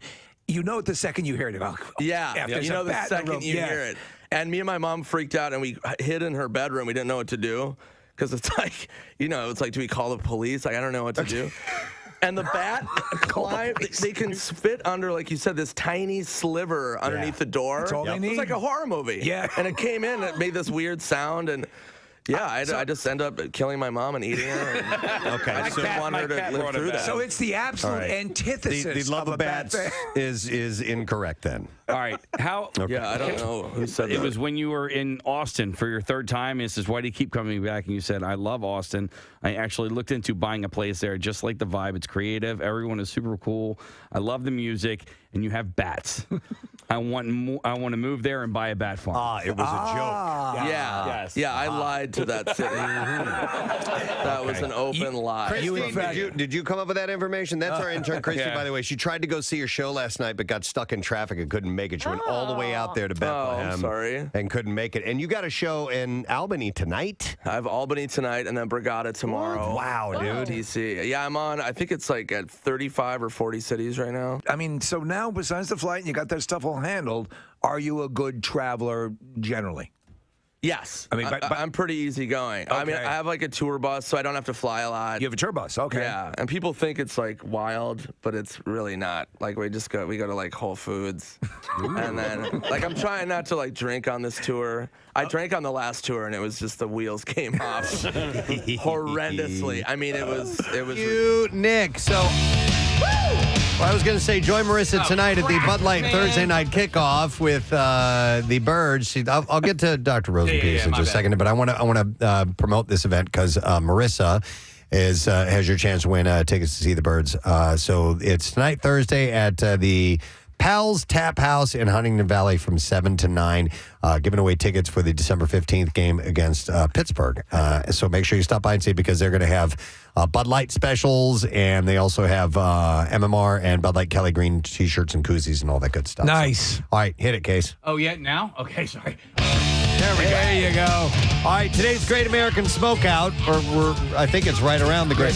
It is officially. Yeah. All right, and we have the man who hopefully is going to help people permanently stop smoking for good. We've been doing this for years and years. We'd like to welcome Dr. Rosenberg. Hey! Or as we call him, Dr. Rosenpenis. That's me, Dr. Rosenpenis. Yes, who's here this morning. Good to see you, Doctor. Good to be here. Nice to have you on board once again. We're going to meet a couple of people that are going to be patients of yours today. But real quick, you know what I did not realize about you is your background as far as why this mission of getting people to stop smoking is so important to you. Did your father pass away from emphysema? Absolutely, yeah. He he had the trifecta: COPD, emphysema, lung cancer. Oh boy! Wow. And on his deathbed, I was smoking 3 packs a day. You were as well. Yeah. That's a ridiculous amount of cigarettes. Isn't that true? Yeah. Wow. So anyway, I said to him, I'm stopping, and I made it my, my goal in life to get as many people to stop smoking. I've got 50,000 people who have stopped smoking with me. We've witnessed it, and we talk about it all the time. We have you in, and we've had people. It's not 100%, but we've seen people come in and do the session with you and walk out and not smoke again. And it's sort of a basic approach you take, correct? Oh, it is, yeah. And actually, the actual percentage is about 90% in this one session. Yeah. So it works out very, very well. And the main thing is, if you want to quit anything, you could do it this way. I mean, I got people who have lost weight. I've got people who've quit doing drugs. I've had people who have quit sexual addiction. Yeah. I've had everything. And we've done a great job with everybody. And so, you did a meditation for me that I still use that helps me just relax. A little thing I listen to and recorded it on the phone, and you bring it with you, and it really does help. So I appreciate that. Thank you. Yeah, and you do this from your office, and you do it remotely as well for people. Absolutely, yes. I've been doing remote, as I told you earlier. I used Skype 25 years ago for people who were in Hong Kong. Yeah. And it works just as well. And you can go to quititnow.com if you would like to get the services of Dr. Rosenberg. And by the way, speaking of, Steve said recordings, do you record these sessions and people get to listen to them, that you leave with them? What we're going to do today, too, I ask everybody to get their phones out and to record what we're going to do. And as a reinforcement, what everybody says is, after we're done, I don't feel like smoking. That's what you want to reinforce. Okay, and so therefore you listen to it twice a day, every day for a month. Okay. And you're done for the rest of your life. It's the common thing you talk about people making something a ritual in your life. It's a bit of repetition and a bit of reinforcement, and you're providing this. Steve, you're good. All right? You got it. Well, you're all right. I'm a student of Dr. Rosenpenis, yes. Well, we have a couple of people that are here this morning who are about ready to sit down with the good doctor and a few other listeners. We have, I think, 10 people altogether that are going to be in this particular session. So we want to welcome to our microphones. We're just going to get their story, just get an idea of the type of people that you'll be talking to. Before we do that, can I give a quick shout out? No, suck it. Okay, thank you. I'll do it anyway. Okay. Go ahead. A quick shout out. My lodge brother, Nick, and his son, Logan, is my little nephew, my Masonic nephew. Got to say hello to him. All right. And JoJo in my office. I couldn't run my office without JoJo. All right. She's the best. We gave them shout outs. Which one of your lodge brothers sent you the picture of Chevy Chase saying Dr. Rosenpenis? That was actually my future son-in-law, Bill. That's beautiful. All right, well, we have two listeners that are in here. We want to welcome Kathleen McIntyre. Yeah. And Iva Shields here. The other way around. All right, it says Iva has glasses, and that is wrong. So I'm going to mark that off right I here. had them on. I took them off. Oh, you screwed us up. And Kathleen has glasses, too. I do. I have glasses. Okay. 4 eyes. It's all good. It's all good. Wendy, I'm in good company. Well, we'll start with you, Kathleen. How long have you been smoking cigarettes? I'm going to say 20 years. Okay. 20 years. And how many Yeah. times have you tried to stop, do you think? 3, 4. Okay. Yeah. It worked for a little while? A little bit. I'm an oddball. I'm okay. The 3 days to the hardest. Now I'm coasting through 3 days.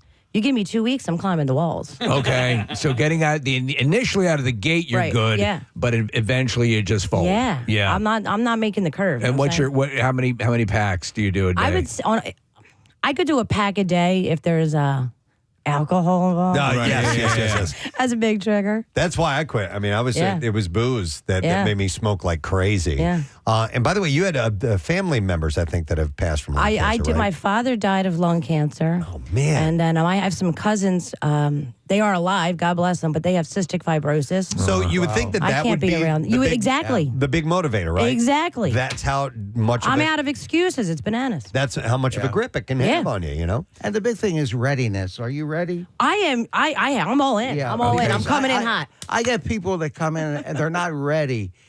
Then don't bother. Yeah. You got to be ready. Leave me alone. Yeah. All right, and then all right, Marissa came here and scratched a bunch. I'm not even know you. What's your name? Iva. Okay, Iva. this is Iva. Thank you. All right, Iva, what's your story? You don't recognize me? You gave me a great spanking. Just this last week? No, it was like 2 years ago. Okay, Just joking with you, but you sister. did. So many people I've hit with that paddle. It's hard. All right, tell us your story real quick. I've been smoking since I was 12 years old. I think 5th grade I had my first cigarette, so 32 years-ish. I would have sent me a really impassioned email not that long ago and asked. I mean, she had this on her calendar as a possibility, and then we were able to get her in because she really wants to quit smoking. And what you wrote, I thought was pretty moving. And so, as Dr. Rosenpenis has asked, how are you? How are you feeling? Are you ready? I am ready, and I really need to thank you, Nick, for all your help with getting me here today. Well, I'm glad you're here. I mean, like we root for everybody who comes in. We want you to stop. And you know, Preston was a smoker and. He went through a method that nobody approves of, but it worked for him. But I mean, we Iva and Kathleen, we want you to stop. We're rooting for you guys. Thank you. Yeah, it's been rough. You know, what's lots of attempts. How many everything. packs? How many packs a day? A pack and a half if I'm drinking. Okay. It's also a very expensive habit, too. Absolutely. Oh yeah, Absolutely. They're like $12 a pack sometimes. That's insane. It's like 15 in the city. Wow. So yeah, and you'd think that the increase from the tax would be a an deterrent incentive as well. Yeah, no. Not at all. $20 in New York. Man, it's insane. And that's think about that over the course of just a week, and you're talking about a lot of money, and that just adds up and adds up. Let's end 22 in Montreal. Let's end it. Let's get it done now. So we are going to have you guys go in with the doctor. We have a boardroom set up. We've got our other listeners are going to be there, and just tune in to what he has to say, and hopefully. This will be the change in your life you're looking for, right? We're ready. We're in. Thank you so much. You got it. Thank you. Well, we're going to send you, Doctor, anything else before we send you out to get it done? I think, the best thing is if you couldn't make it in today, why don't you give me a call and we can get you into the office and JoJo will prep you to stop smoking with me. And so call me at 215-782-8414. And we'll get you in. Excellent. All right. Quitnow.com. We're going to send you now. Quititnow.com. Dr. Rosenpenis. All right, head out of here. Kathleen, have a good luck to you.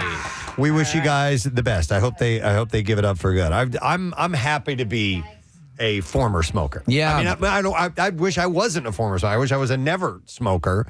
But I tried to quit several times. When did you start? It was really hard. Oh man. Well, when I started smoking regularly, it was probably about 14 or 15 years old or something like that. But it was, when I was a kid growing up in the 70s, everybody smoked. It was in your house. It was all over the place. So we would steal butts and puff on them and stuff like that. Right. Yep. As young as grade school. Yeah. Wow. Little kid. Yeah. I got to find out when Rambo First Blood Part 2 came out because that was literally the very first time I ever smoked a cigarette. I went in to see that with my friend Patrick, and I snuck a cigarette into the movie theater, and I smoked a cigarette while watching Rambo First Blood Part 2. In the theater. Were you sick afterwards? No. Okay. No, because my parents smoked, so I was around it all the time. Wow. 1985 case. All right, so I was 10 years old. 10 years old. By the way, I went and saw that in the movie theater at 10 years old by myself. No parents. First Blood Part 2? Yeah. That's awesome.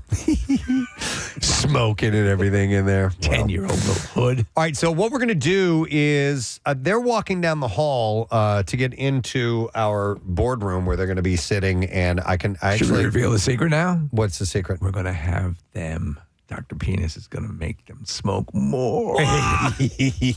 Joke's on them. Dr. Rosenpenis. Now, he's honestly, the success rate is amazing to watch. So I'm gonna turn up the volume. We have microphones in this room. So, No problem, but I guess he's just getting in and starting to address This is the part where he everybody. makes them take their tops off. Okay. you want to be comfortable. You don't want to. Can we lay on the ground? Up there? If you want to, yeah. He's such a nice guy. He is. Whatever you want to do. Just get comfy. Here's what we want to do.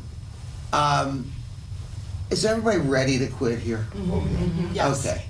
That's the first thing. If you're not ready, Get out. then leave. So. All right, we'll tune back in when he gets when he gets the actual Joe Namath is in there too. Hypnosis part of it going. Because first he's got to get everybody to relax a little bit, and then he gets them down to really soothing relaxation. And the first part of it is getting to that relaxing point, and then eventually he starts making the suggestions and how to associate smoking with some disgusting stuff. Usually vomit, right? Yeah. Vomit is what he associates smoking with, and that seems to work. All right. Well, while we're waiting for them to advance a little further into this session, I did see a couple of things that were worth mentioning. So the Cambridge Dictionary, and we're at that time of year, we're in November here, so these year-end stories start coming out, lists and declarations of the year and so on. So Cambridge Dictionary has released their Word of the Year. Word of the Year? For 2024. Drum roll, yes. please. Yes. And competing against all the other words? The Word of the Year is penultimate. No, it's not. It's not. I knew the second I said that or did the wrong thing. You're not the first, and you're not the last. No, the word of the year is manifest. Manifest. I use manifest quite often. So, in what reference how will you use this, Steve? What context? How will this manifest? Yes. How will this create? How will this come to be? Right. Yes. If you will. And a manifest also can be a log of sorts, right? Yes. A manifest of a trip. Yes. Yeah. So like a ship usually has. I'm usually saying, okay, I'm going to use this pneumatic pump in my rectum. How will this manifest in my in joy? your daily life Yeah. and your joy? Yes. Okay. So after apparently it gained traction with Gen Z on TikTok and other social media platforms, and it enters into the lexicon of pop star Dua Lipa and gymnast Simone Biles. How does Dua Lipa employ manifest? She was using it, discussing their own success. Both her and Simone Biles would use it. So it had 130,000 searches on the Cambridge Dictionary website this year. So that is why they decided to go with it for Word of the Year, because so many people wanted to find out what it meant. Okay. So this is based on searches for the word. Yeah. So it's interest in the word, and therefore they assume usage of it after people decide that, they want to know what it is or curious about it, and then they find out maybe they'll start using it. So publishing manager Gwendolyn Nichols said it increased notability in lookups, or notably in lookups, and added its use widened greatly across all types of media due to events in 2024, and it shows how the meanings of a word can change over time. So that's true. Dua Lipa often uses the term manifest to discuss her chart-topping records and her headliner at Glastonbury this year. And in June, she had said, "I've written this moment down and wished for it and dreamt that it would work so hard. Manifesting is a big thing for me," she had previously told Time magazine. She manifests other people's music and passes it off as her own. So, but to manifest has not always meant to imagine achieving something you want in the belief that doing so will make it more likely to happen. Originally spelled manifest, M-A-N-Y fest, or manifest, by English poet Geoffrey Chaucer in the 14th century. The oldest sense of the word was the adjective meaning easily noticed or obvious. Mm-hmm. Make manifest. And he also used it as a verb meaning to show something clearly through signs or actions. For example, lack of confidence in a company can manifest itself through a fall in share price. So that's an example of it. There you go. Yeah. It also always had some different meanings. So by the mid-1800s, the adjective was also used in American political idea of manifest destiny. That's where I remember hearing it from when I was in social studies class and finding out about this is our density. History. Our density. No, the manifest destiny. Yes. The belief that American settlers were destined by God to expand across North America. This evolution of the word manifest to convey a belief that belief in something can make it materialize is par for the course in the development of language. But Dr. Sander van der Linden, who is the author of The Psychology of Misinformation and the professor of social psychology at Cambridge University, warned there can be a downside to manifest. He said manifesting is what psychologists call magical thinking, or the general illusion that specific mental rituals can change the world around us. I think like creative visualization, they can have some sway over outcomes. Agreed. They can't cause. You can't count on it. But it can be motivating. Yes. You know? You can sway the outcome of a horse race if you really visualize it. So here's an example. Manifesting gained tremendous popularity during the pandemic on TikTok with billions of views, including the popular 369 method. Which is? That calls for you writing down your wishes 3 times in the morning, 6 times in the afternoon, and 9 times before bed. 9 times, yes. And this procedure promotes... 9 times. 9 times. 9 times. This procedure promotes obsessive and compulsive behavior with no discernible benefits, according to the doctor. So, what about standing in a pentagram and sacrificing a goat? That's okay. That will work. Yeah, that does work. So, but I know what they're saying, but I agree with you, Steve. You know, you can't count on, if I do this, this will happen. But what it might do is offer some motivation for you. It creates within you. And goal visualization and keep you on that. I'm a big believer in that. I don't believe it's like a hope. I believe it's an affirmation that makes you exert whatever you need to exert to better your shots of having the outcome you want, not guaranteeing them. Yeah, I remember this is years and years ago. My sister was doing this type of thing where I guess she had read somewhere where if you write this down, it's more likely to happen. And what she had written down was like, I need $1,000. Yeah. And I'm like, okay, maybe not that. I want to open the hamper and find $1,000. Yes. You actually have to work to get that $1,000. Yeah. So I want a golden toilet. Yeah. So there are, but if you count on this type of thing, and then it goes into a full detail about, superstitions and like knock on wood and things like that. Right. How, sometimes we do these things thinking that they will actually cause have an outcome, peanut butter, whatnot. But man, I wish Kathy was here to share. Yeah. What? Oh my God! Oh my God! It happened. Made it. Did you see? I manifested that. You manifested your desire in having Kathy, it only took you an hour and a half. Actually, it was pretty quick. It was like about an hour, or a little over an hour, I guess. And that's the end of that story, by the way. So manifesting is the word of the year for Cambridge Dictionary. So Kathy had to leave. She left Jace's very important schoolwork in her car and drove to work this morning. His backpack? Yeah, his whole backpack, his computer, all his work. Does he appreciate his mommy making a special trip to drop that off? Oh, yeah. And it's funny. I got, some conflicting texts and messages about what I was doing.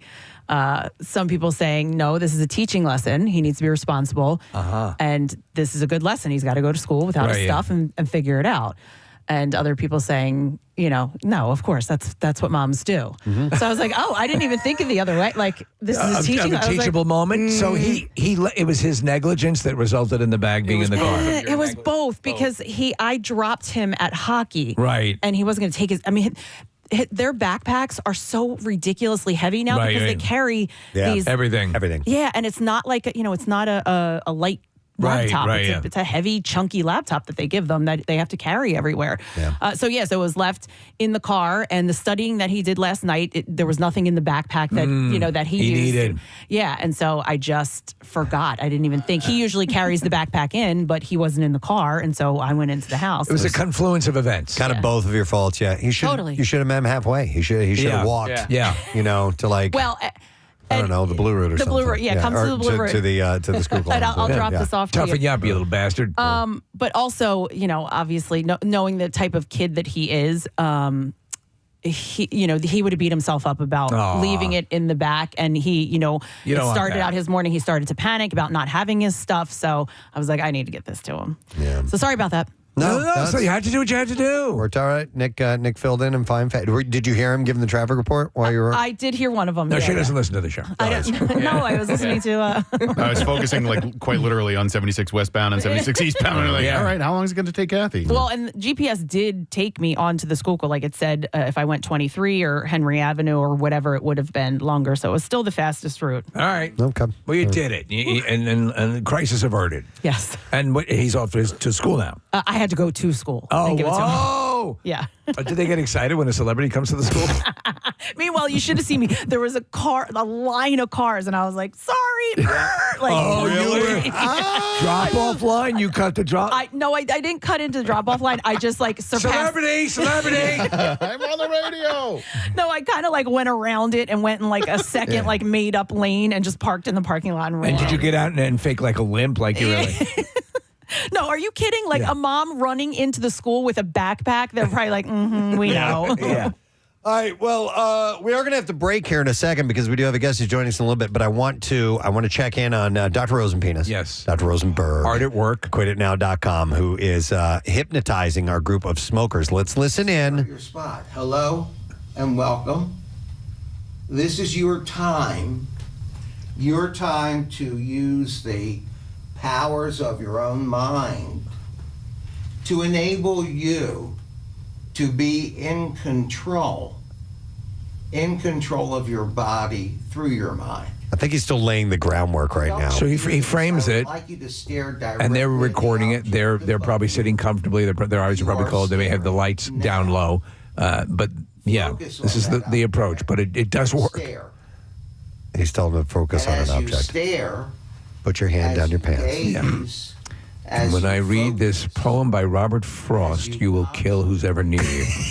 you will begin to feel the air circulating around the room, hitting your open eyes. Mm-hmm. You can feel the eyes become very heavy. The eyes are burning. It's only natural that as you stare at an object the way you are staring now, that your eyes will want to close. I could take a nap right now. Yeah. And I'm going to count from 5 backwards to 1. And each number becomes smaller. All right, we will let him continue to do his great work with the group. And you can, if you're interested in a session with Dr. Rosenberg, make sure you go to quititnow.com. He has a tremendous success rate of getting people to stop smoking for good. Yeah. And loads of other things. He's like helped me. Weight loss, any kind of, meditation. Yeah, there's anything. Several different things you can add to it. And just when we get back, I spiked the song that's just for Kathy. For Kathy. Okay. Yeah. All right. So we'll take a break. We'll find out what this song is. And we're also going to talk to musician Tom McGovern, Mr. Sucking on a Chili Dog himself. Will be joining us because his band is in town this weekend at the Foundry on Saturday. We'll be right back. Preston and Steve on Self-imposed, because my wife will sometimes do that. Just say, and not she's not an alcoholic or anything. She just I just want to take a month or two and just take a break. I'll go hard for 5 years. And then I'll take a month off. Yeah. And it really helps. Sure. It really 5 helps. years, 1 month, 5 years, 1 month. It's all about the balance. Yeah. You know what I mean? Great to see you, man. Thanks for being cheers, here. guys. That is Nick Swartz. Yeah. I had sex yesterday. What? I did. It was a wonderful experience. We had a window. Oh, very could rare. people see through it? It's very rare. Yes, of course. I was watching the whole time. Our next door neighbors. Press, we're really enjoying it. Keep going. Steve and Karina, hope you guys enjoyed that.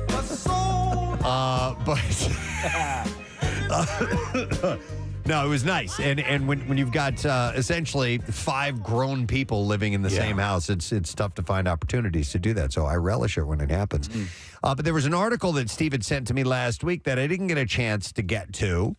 And it's 7 things that men wish women would do the first time they have sex. But it's also 7 things that women wish men would do the first time. So you're getting some assistance here, and I think at least one of them in both lists is do it by an open window. I think so.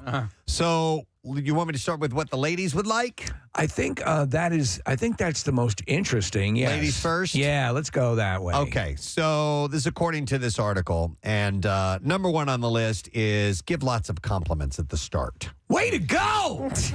That's my girl.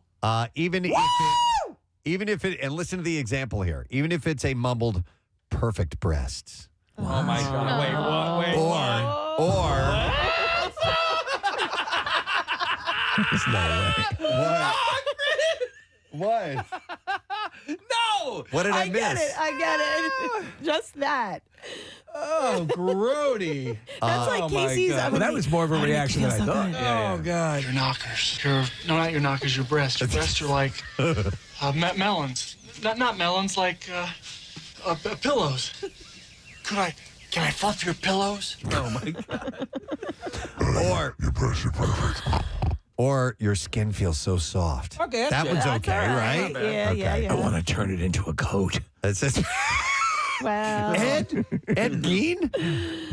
No, make some acknowledgement of the fact that you're thrilled that you finally got your hands on our body. This is according to women. I've been waiting to feel you up for years.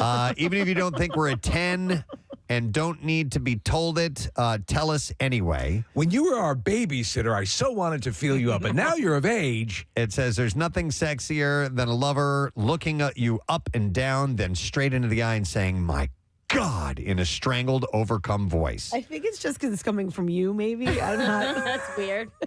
Let me ask you, Kathy, and Marissa, so we have you both in. Wait a minute. Thanks. And is there, do you like being talked to a lot during? No, she doesn't. Yeah. Kathy. Shut up. Yeah, totally. Get it over. Shut up. Stop bothering me. Yeah. Close your eyes. Make your deposit and shut up. By the way, I want to try this. It says, try saying my God in a strangled, overcome voice. So let me try that. God. My God. Oh, my God. Oh my God. She says, it's daunting being naked in front of someone for the first time. Knowing you think we look great helps us relax into it. Okay. All right, number 2 on this list is the things that 7 things that women hope for the first time you have sex with them. Show us how much you want us. Oh, okay. It says a bit of caveman is a good thing. I did a pie chart presentation here, if you don't mind. So you notice in the first graph, the overlapping colors depict how much I want you. No, it says a bit of caveman is a good thing.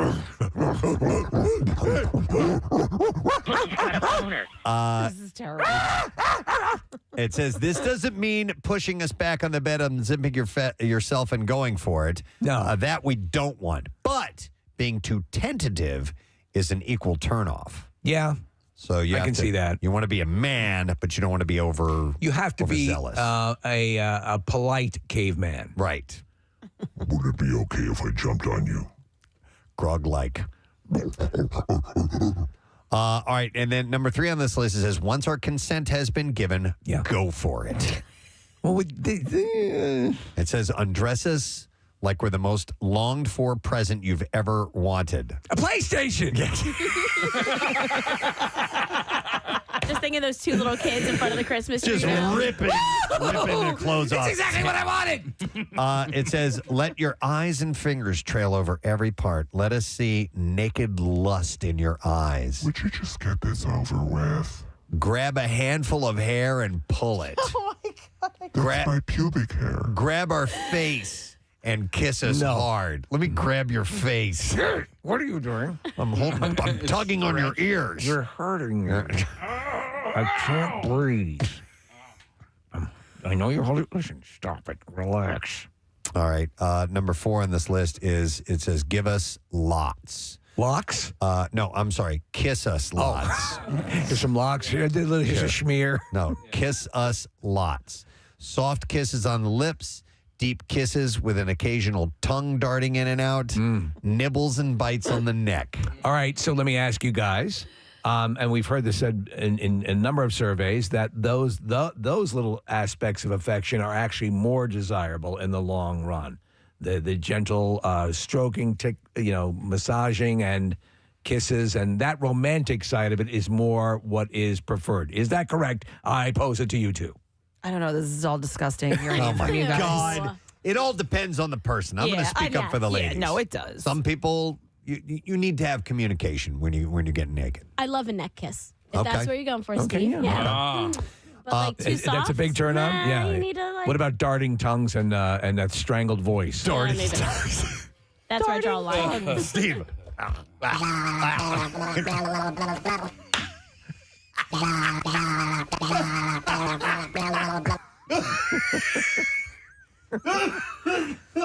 What are you saying? I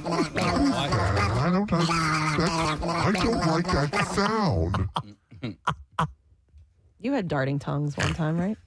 Darting tongues? Or licking tongues? I mean, like, licked my face. Oh, my God. Right in front of you, too. You had a face licker in front of Kathy? It was a joke. Oh, But we okay. were like at an appearance. We were like Questlove was DJing. We were hosting a party. Stop it. I just put my makeup on. All right, it says women love kissing, so don't rush through it. And to get to the main event, for you, that's intercourse. Foreplay is the best part for us. Is it really the best part, though? I don't know. For you? I'm asking the ladies. It depends on who you're talking to. That's the thing. Just get it done. Get it done. And shut up. Stop with the darting tongue and no pooper. Kathy, we need a shirt for you that just says off me. Off me. No. Off me. All right, number 5, give great oral. You still owe me another month's rent.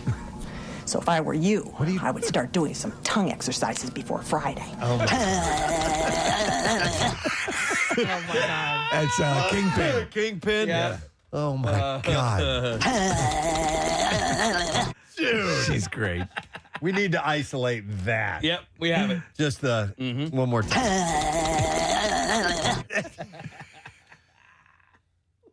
God, she's awesome. Fantastic. I'm not even going to go into the details of that particular. You know it is, yeah. To that particular. Using your mouth to provide pleasure. Yeah, but it goes into some detail, and I'm not going to go into that right now. Dad, can I talk to you for a minute? Okay, number 6 Just gonna say says. that some men might need that detail, so look it up if you need it. Yes, yeah, for real. Yeah. You know, Yeah. and ask. Feel free to ask what they prefer. I think anyway. Like, do you like it when I do that? Yeah. When I go like this?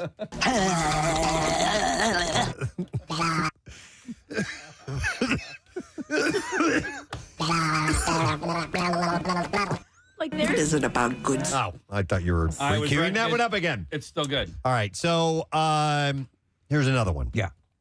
And I think we agree on this. The ladies say, let us finish first. Yes. By finish, you know what I mean. Yes. Everyone knows the second he's done, sex is done. It's polite and it's logical. Men usually save their last moment for intercourse. Yeah. It's the finale. I mean, the confetti comes out, you know. Yeah.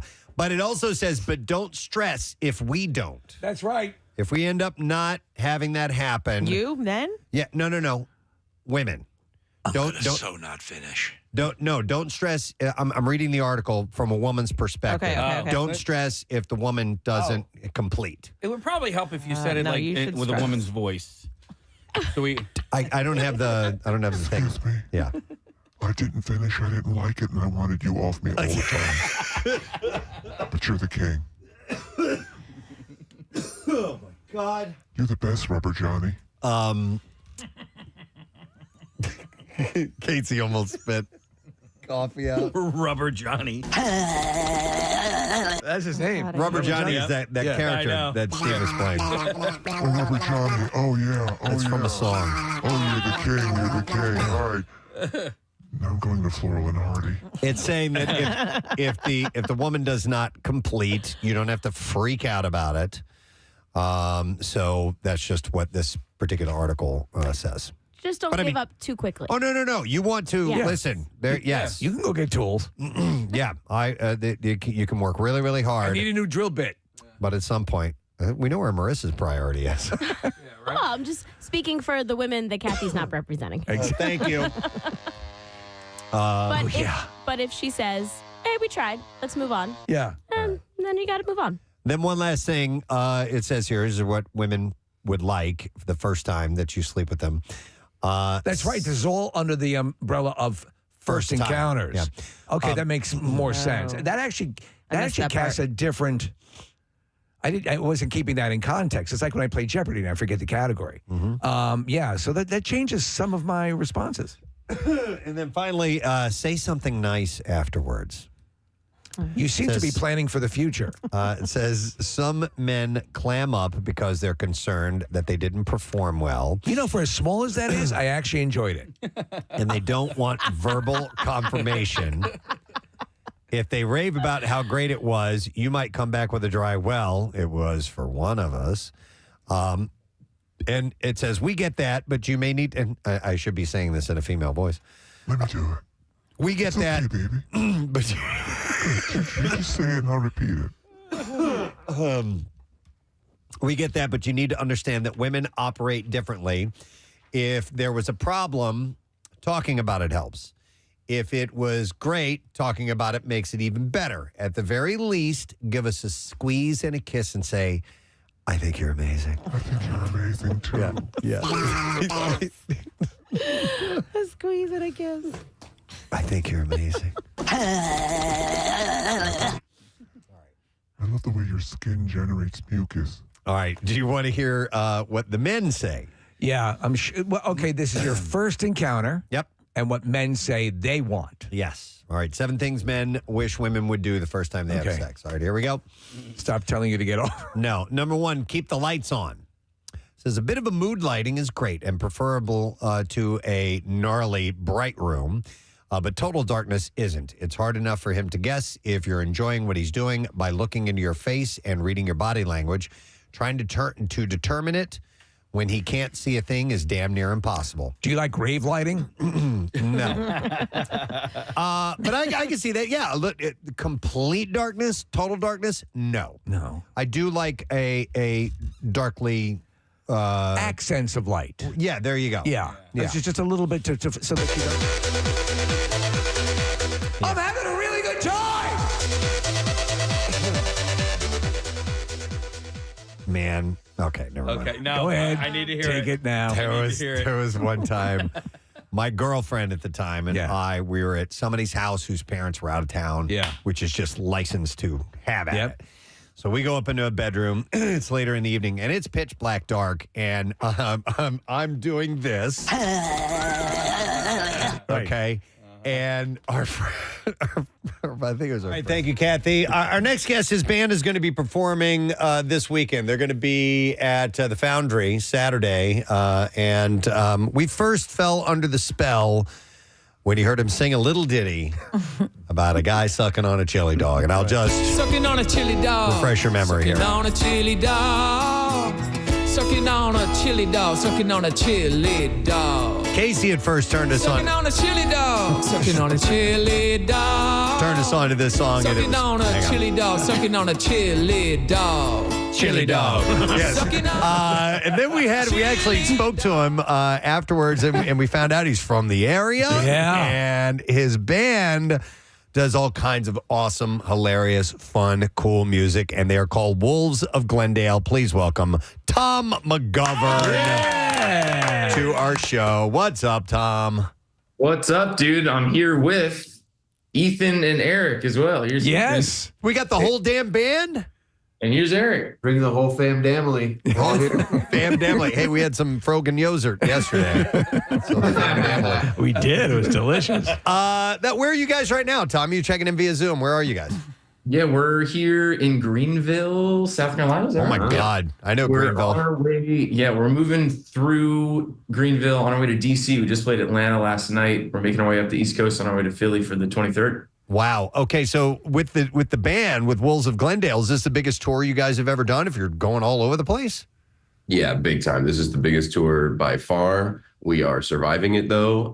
It is 5 weeks of the 3 of us in a van and then random, extremely talented, cool people opening for us that hop in the van for that's nice. Jesus, the pipe's on you, Eric. Good Lord. How much did you smoke last night? Eric sounds crazy. Oh, I'm sorry, Ethan. No. Are you? What do you do in the band, by the way? I do a lot of the work that I've been trained to do by Dr. Rosenpenis. I hypnotize people on stage. No, I play guitar and I sing in the band. You all sing though, right? Yes, we all sing. Right. And, this is Eric here, and I play drums. Okay, all right. So listen, Tom, obviously we know you from the Sucking on a Chili Dog. We play it all the time, or at least a segment of it all the time. That is not, for those who don't know, that is not an original song from Wolves of Glendale. But what is your music in the same spirit of Sucking on a Chili Dog? You can say that. Our music is very, very dumb. It's all of our songs. We're a rock band, so we're playing rock songs, but we're singing, like I said, about really dumb stuff. It's good music. Though it is. You are very good musicians. The music is good, and if you're not quite paying attention, you're going to miss how off the rails it's going.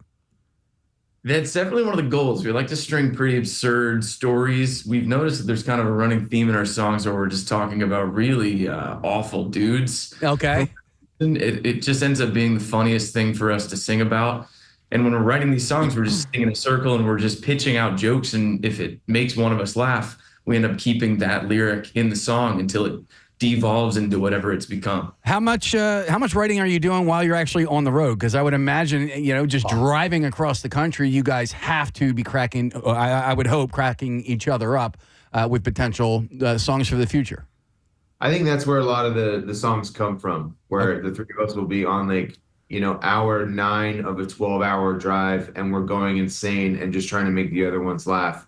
And then that's where a song seed is born. All right, so all of you come from comedic origins, because we were familiar with Tom, but Ethan and Eric, is this something that you guys sort of, it was kismet and you met because you all had the same interest, or give us your backgrounds? Yeah, essentially, we all come from a music background. So like you said, it is very important to us that the music shines first and foremost. But Eric and I actually were in a serious band, like a rock band, actual band. And then we started making like funny videos and funny songs to promote that band's shows. And those really seem to be more popular than our heartfelt music. So ever since then, it seems to just be like a snowball effect of like, oh, maybe this is actually what we're good at. It's sort of, go ahead, Preston. And then how did you guys end up encountering Tom to bring it all together? Well, the good Lord shine Tom upon us. Basically, someone, I don't know who, and this person's a hero, of course, made one of those Spotify Wraps type playlists and tagged both our old band and Tom. And I wasn't aware of Tom. And so when you find somebody that makes good comedy music, it's very exciting because it's pretty rare. And so then we started talking, and then Tom moved to LA and we jammed and we wrote one of our songs, Vaping in Vegas, the first time that we all hung out. Vaping in Vegas. Well, I wanted to ask about title of one of these songs. You mentioned, Tom, that you guys sing about stupid stuff. There's a song titled Somebody Farted on the Plane. What is that about? So I'll tell you what, that's actually not even a Wolves of Glendale song. That's just a dumb song that I made alone. But that song is about kind of what the title suggests. Okay. I was just curious. Didn't know if there was some subtext or, No, there's not much subtext anywhere. You kind of see what you get. Yeah. Text. So as you're driving across the country, I don't know if you guys have come across a Tasty Freeze, but Tom, when I drove across the country last year, maybe 2 years ago, and I saw for the first time in my life a Tasty Freeze in New Mexico, and I had to suck on a chili dog outside of it. I did, and I actually made a video, and I used your song as as the music bed underneath. But have you ever been to a Tasty Freeze? I don't think that any of us have ever actually seen one. I don't think have you seen one? No. I've never been to one. I've never seen one. I don't even believe that they exist. They exist. Completely fictional. Casey, I don't think you're lying, but none of us have ever seen one or eaten it once. So it was there's a hot dog chain, and it was a Tasty Freeze, like a Wiener Schnitzel. Wiener Schnitzel. I think maybe that's what it was. Okay, but it was And so I went there to go literally suck on a chili dog outside of it, and somebody was getting arrested in the parking lot. as it was Were they not complying with the suck law? I didn't want to get involved, so I don't know what they were being arrested for, but it was there was definitely some commotion in the parking lot. Hey, Tom, I wanted to ask you about the name of the tour, which is the Scorpion Train Tour, and you guys have a large inflatable gold scorpion. I saw recently you guys played on a stage that was barely fit the large gold scorpion. So where did the name come from? Where did the scorpion come from? And lastly, why? All excellent questions. The name was born, and kind of the when you see the show, you'll understand that there wasn't really much thought put into why the show was named that, beyond the fact that it's really funny to us. It's called Scorpion Train. What does that mean? We truly had no idea what we were going to do for the tour. Sure. We named it Scorpion Train. We bought the Scorpion before we had the show written. We named it, and then we bought the Scorpion because we thought it was funny. It's a 10-foot inflatable gold scorpion. Yeah. And that's about it. There's not much else to put into it. I think the notion... It did put it into a corner where now we had to write around. So when you see the show, it will make sense. But until then, it was just something kind of like somebody was saying earlier, like you just say in the car and it just makes you laugh and because there's no reasoning to it. Well, the notion of a band like in the building stages you are putting on like would be a stadium presentation with that to me is a very funny concept. So you're like we're pre-stadium ready. So yes. And I think we approach most shows like that. Even if there's an inflatable scorpion on stage, we're coming out like we're playing MSG. Exactly. By the way, Wolves of Glendale, I want to make sure I mention that again. They're going to be playing at the Foundry Saturday, 8 o'clock. I wanted to ask you guys about playing the network. Netflix is a joke festival. It says, I want to make sure I get the information correct, you opened for David Cross and Tenacious D, both of those acts. How was that? Did you get to meet with them? Did you talk to them? Did they see you show any of that stuff? It was phenomenal. It was a dream come true, I think, for all of us. In both cases, those guys are all just legends, heroes, and just the nicest dudes on the planet that, both of them it was an honor just to open, but for them to actually compliment us and like come hang and say hi and stuff was really just, I don't know. It's got to be wild to have that happen because, I mean, if you were just the gimmick of the humor and not the music, I don't think, because that's what they do so well. And I think, Tom, you had a situation on the American Idol when you were kind of writing songs based on the judge. You had a standing ovation from Lionel Richie. So when somebody does that, I mean, it's pretty goddamn cool. It is pretty cool. And it's truly like the endorsement that from both parties, from the D and from David Cross, were like to the stars and back. That's like the greatest thing that we could hear as a comedy band. The Tenacious D are the guys, and for them to not only say, "Hey, what you're doing is great," but we want to take you under our wing and have you open 2 nights in Vegas. That's awesome. It's awesome. The goal you're talking about, I've heard you talk about it, Tom, and I assume you guys, Ethan and Eric, believe the same way. Take this art form and just don't make it the gimmick or the sideshow. Make it something someone sits down and puts it on the way you'd put on a comedy album and just enjoy. Make it a mainstream art form that's part of comedy and music as well, correct? Yes, I think that's very much the flag that we're waving. We're trying to, take the baton. Yeah. The more metaphorical baton, if you will. It's funny because a lot of people don't know what we're talking about. Like, it seems like when people see us for the first time, they're like, I didn't know comedy and music was a thing. And we're like, oh, you don't know Flight of the Conchords, you don't know Tenacious D, you don't know Long Land. They're like, I'm 20. Yeah. Yeah. Even like They Might Be Giants could be kind of comedy. Stephen Lynch. Stephen Lynch. There's good stuff there. By the way, Tom, were you in a group called Al Capella? At Temple. Why are you doing me like this? Why are you doing me like this? I got a text. I got a text from Rach Pogo, and she wants to say hi to you. She's an Al Capella alum. So, believe it or not, I had a pretty heavy a cappella phase in college at Temple University. I was in 2 a cappella groups. One of them was a co-ed group called Owl Capella. Another one was an all-male group called Broad Street Line.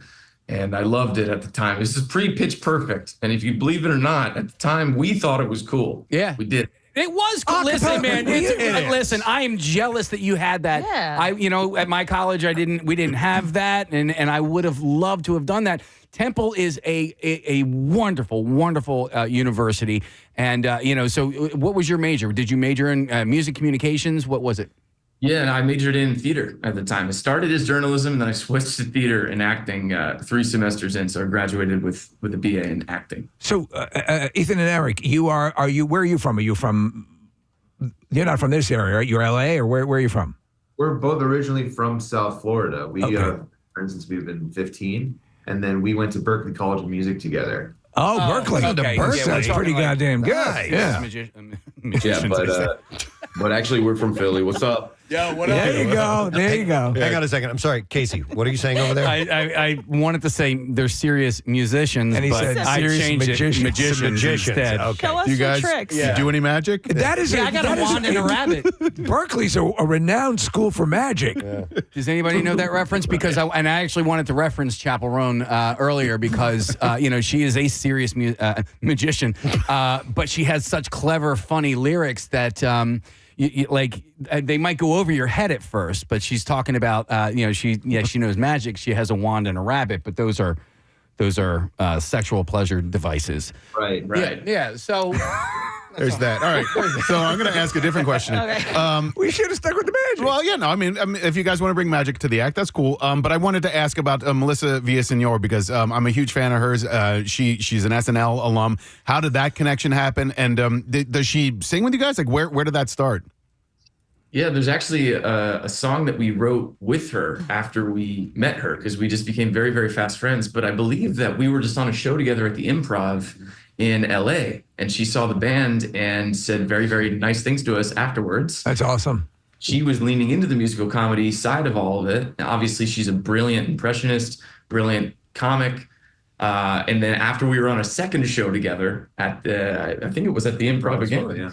She was like, we got to do something. And so we all met at Eric's and we sat down, and she had this idea that she was playing around with about how everything that she says in Spanish as she's learning Spanish sounds more romantic and way better than it does when she says it in English. It sounds kind of dull and dumb. And we helped her write that song, had a blast, made a music video for it. It's called My Life is Better in Spanish. It's on YouTube. And we became very fast friends. And then she just did 4 dates with us. Wow, that's awesome. Yeah. Eric and Ethan, how many times in the van while you're traveling along will you put on Tom's Bachelorette audition tape? Whoa, I don't think I've seen that, so it could be a must. I saw it this morning. Oh man! Holy crap! Wait a minute, hold on. I think this is why we don't know about it, because he knows that we would play it 24/7. Well, it's not legit audition tape. Oh, it's a bit. It's a bit. Oh, okay. No, we don't care for his bits. Okay. Tom, we've got something for you to do. Marissa dug and found up this information. In Madison, Virginia, on your way to D.C. tonight, there is a Tasty Freeze if you would like to stop by there.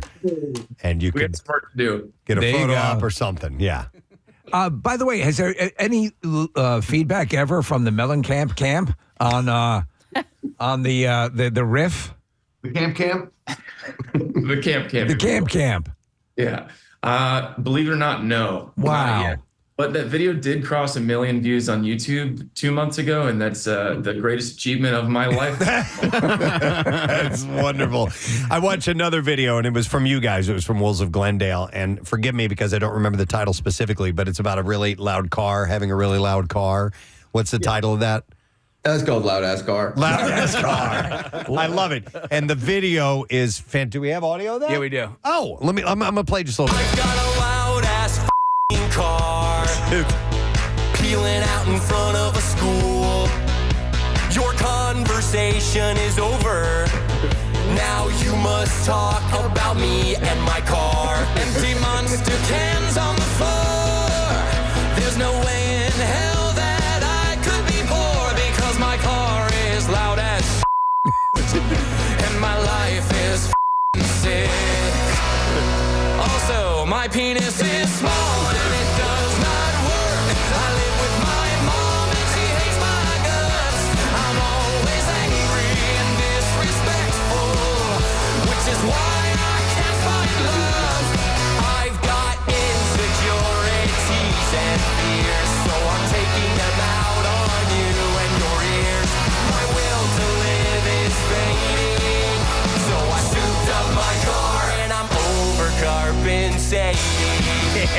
great.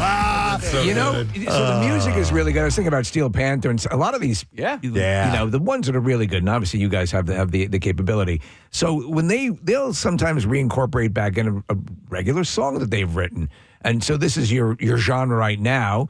And you've done serious stuff as well. Do you make a conscious effort to, hey, we're going to do a serious one here, or we're going to do or is that even part of the plan right now? There is nothing serious in the show, my friend.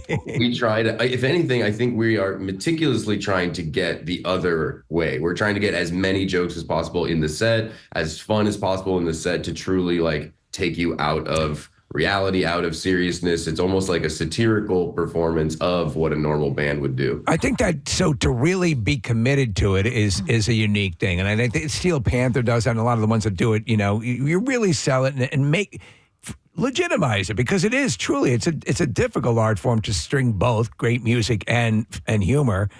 So what is the progression? You come off tour. After the tour, are you going to record? What is on the calendar?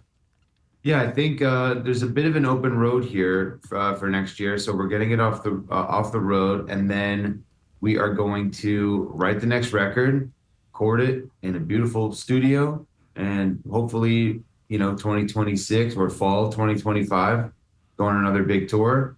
We're gonna put out more social media content. We're gonna do it all. Yeah. All right. Well, you guys have to plan a trip through Philly when you can come by and visit us here in the studio and play live, or at our food drive at the Camp Out for Hunger. We've been dying to get that. Yeah. We really will. And if we pass a Tasty Freeze, no matter where we are in the country, we'll just buy it and save it, regardless of how many days it takes to get it to Philly. All right. Freeze it. It makes the sucking all that much better. Amen, Steve. Amen. All right, guys, have fun while you're in town. A reminder that Wolves of Glendale are playing the Foundry Saturday night, 8 p.m. This is a good time. I mean, if you want to go and have fun, you don't need to know any of the music at all.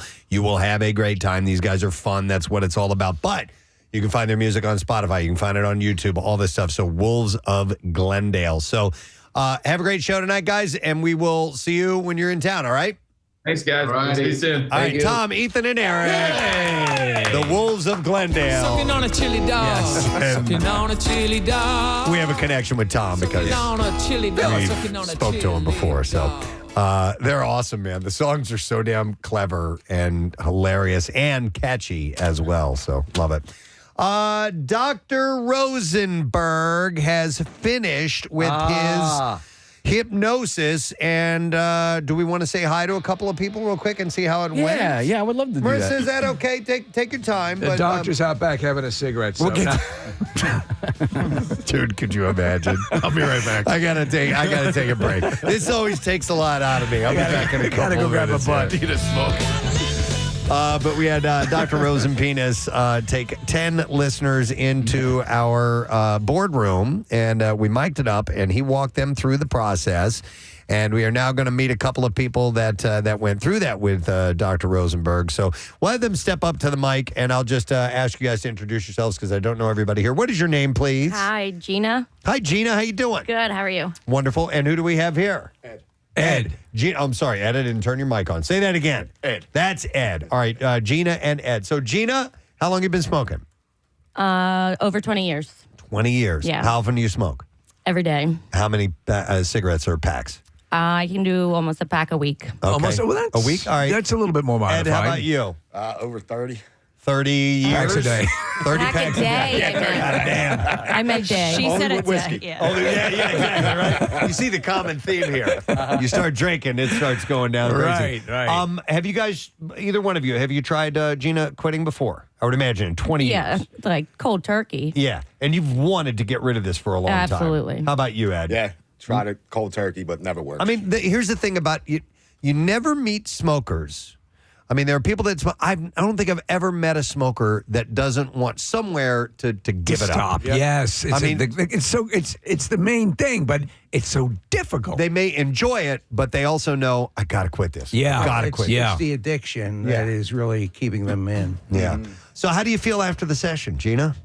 Weird. I Yeah? felt really heavy and like sleepy. All right. Good. So that's so you were suggestible at that point, and so you recorded it. And the imagery that Dr. Rosenberg attaches to that, it's graphic and it's meant to repulse you. Did you guys feel that you were connecting to that imagery and you were being repulsed by it? Absolutely. Yeah. Ed, you too? Oh, yeah. Okay. Yeah. It didn't seem as long as it was. No, it was. I thought we were there for 5 minutes. Yeah. Yeah. It was like, How long was it? Like my recording says 18 minutes. So okay, yeah. All right. So this is a session where he takes you down, gives you some association, right, Doctor? Yeah. We used some very nice graphics. What you also do, and we were listening a little bit, there is also, because and you talked about this, Preston, about every smoker, there's a slight sense of embarrassment or a profound sense of embarrassment that they can't give up this habit that they know. And you attach that to it as well. When yes. You see this thing, you don't want anyone to see you picking this thing up, and that's part of it. Oh, you got that down. You can do this. We were listening, yes, yeah. Yeah, we were listening to that, and we think it's a good way to wrap up by, being proud of the fact that you don't want to do this anymore. Well, everybody wants to stop. They really do. Yeah. And it's so expensive. At $10 a day, it's $3,650 a year. Wow. And you told us it's $22 in Montreal. I mean, it's ridiculous already. That's an insane amount of money to literally set on fire. Well, nicotine is 10 times more addictive than heroin. It's terrible. Wow. Would that be illegal? Would that be a proper substitute if you were looking to get off cigarettes? Yeah, maybe heroin. Switch to heroin. We actually do heroin addiction. Do you? Yeah. So what? You do? Is it a similar with narcotics or heroin or anything? Is it a similar approach to? It's a similar, cessation? but we don't use the graphics. We use really good mindset. Okay. Well, and the thing about smoking, too, is it becomes a routine. Yes. And you find parts of your day where it comes hand in hand with whatever you're doing.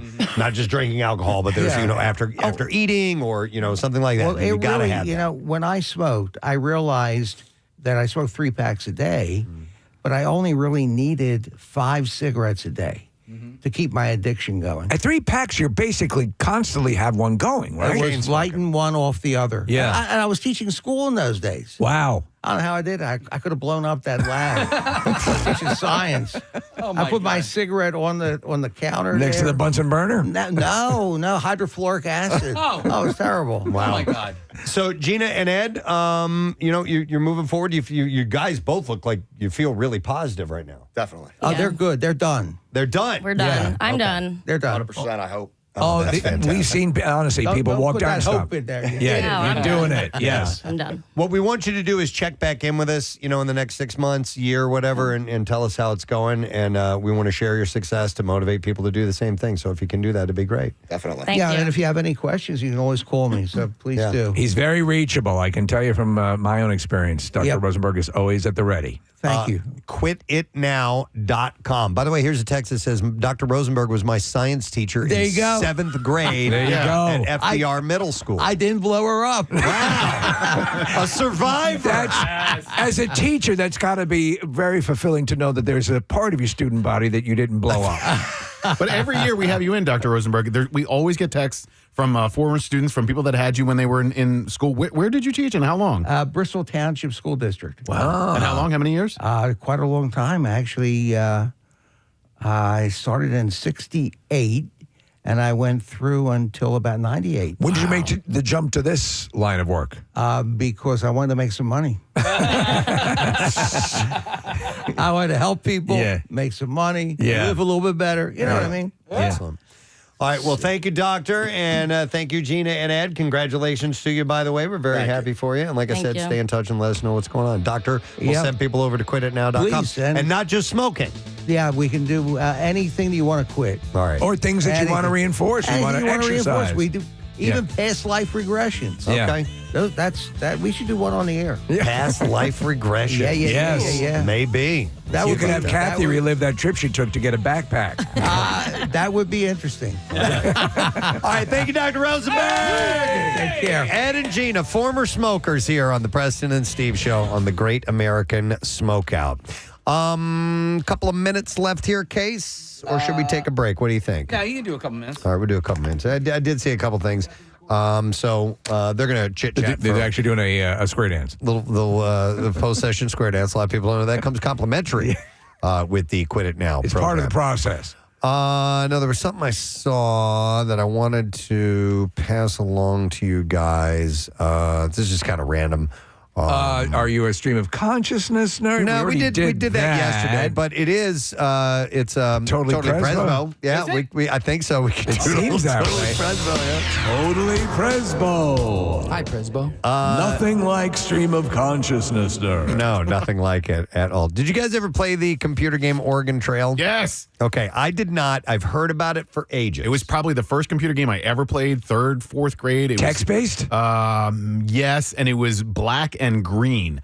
So that's like how developed the graphics were. But like in computer lab in elementary school, I played Oregon Trail. So Back home to Oregon. So the game is the year 1848, and you're leading a covered wagon party from Independence, Missouri, to the Willamette River and Valley in Oregon. Willamette, damn it. Willamette?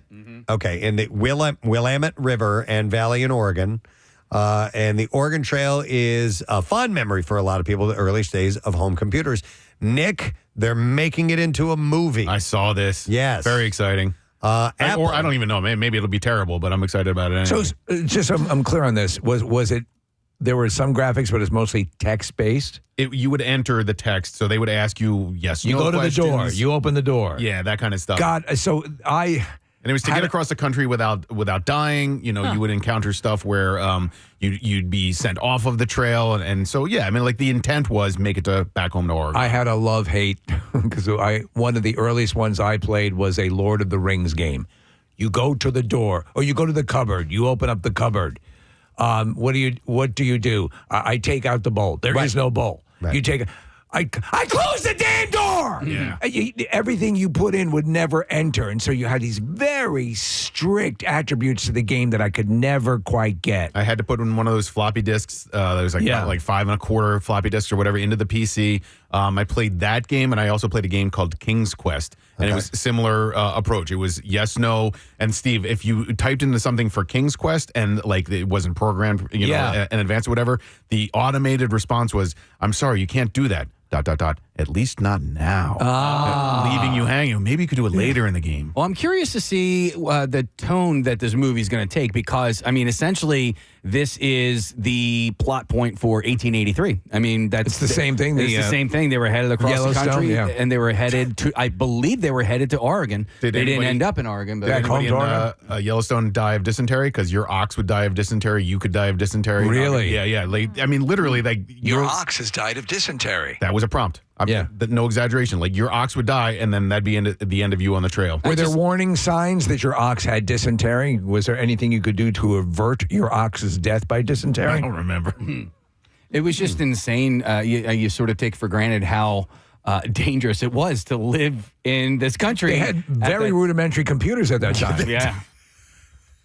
I mean, the entertainment value was very low. Absolutely. Yeah. The Wi-Fi at that time was non-existent. So the movie may not be a straight-ahead Western. EGOT winners, Benj Pasek and Justin Paul. Oh, Pasek and Paul. They're like Broadway songwriting. Like they wrote Dear Evan Hansen. Okay. That's one of my faves. Well, they're going to provide the music for this. Okay, so it's going to be more of a musical. So it's legit, yeah. Okay. The Hollywood Reporter reports that the movie will feature a couple of original musical numbers in the vein of Barbie. So maybe not a full musical, but a couple of musical moments. No word on when production will begin or what the cast is that's involved so far. If it's a success, they're going to move head with Donner past the restaurant. Okay. Wonder what they have on the menu there. So I thought that was kind of interesting, and those games. How early did you get in on video gaming? Because the text-based stuff, and Nick is right. It could be fun, but it was frustrating as F. I did not flirt with the text-based stuff until I read, and I did it as a what's the word I'm looking for? A nostalgia. Penultimate? No, not penultimate. That's a whole other thing.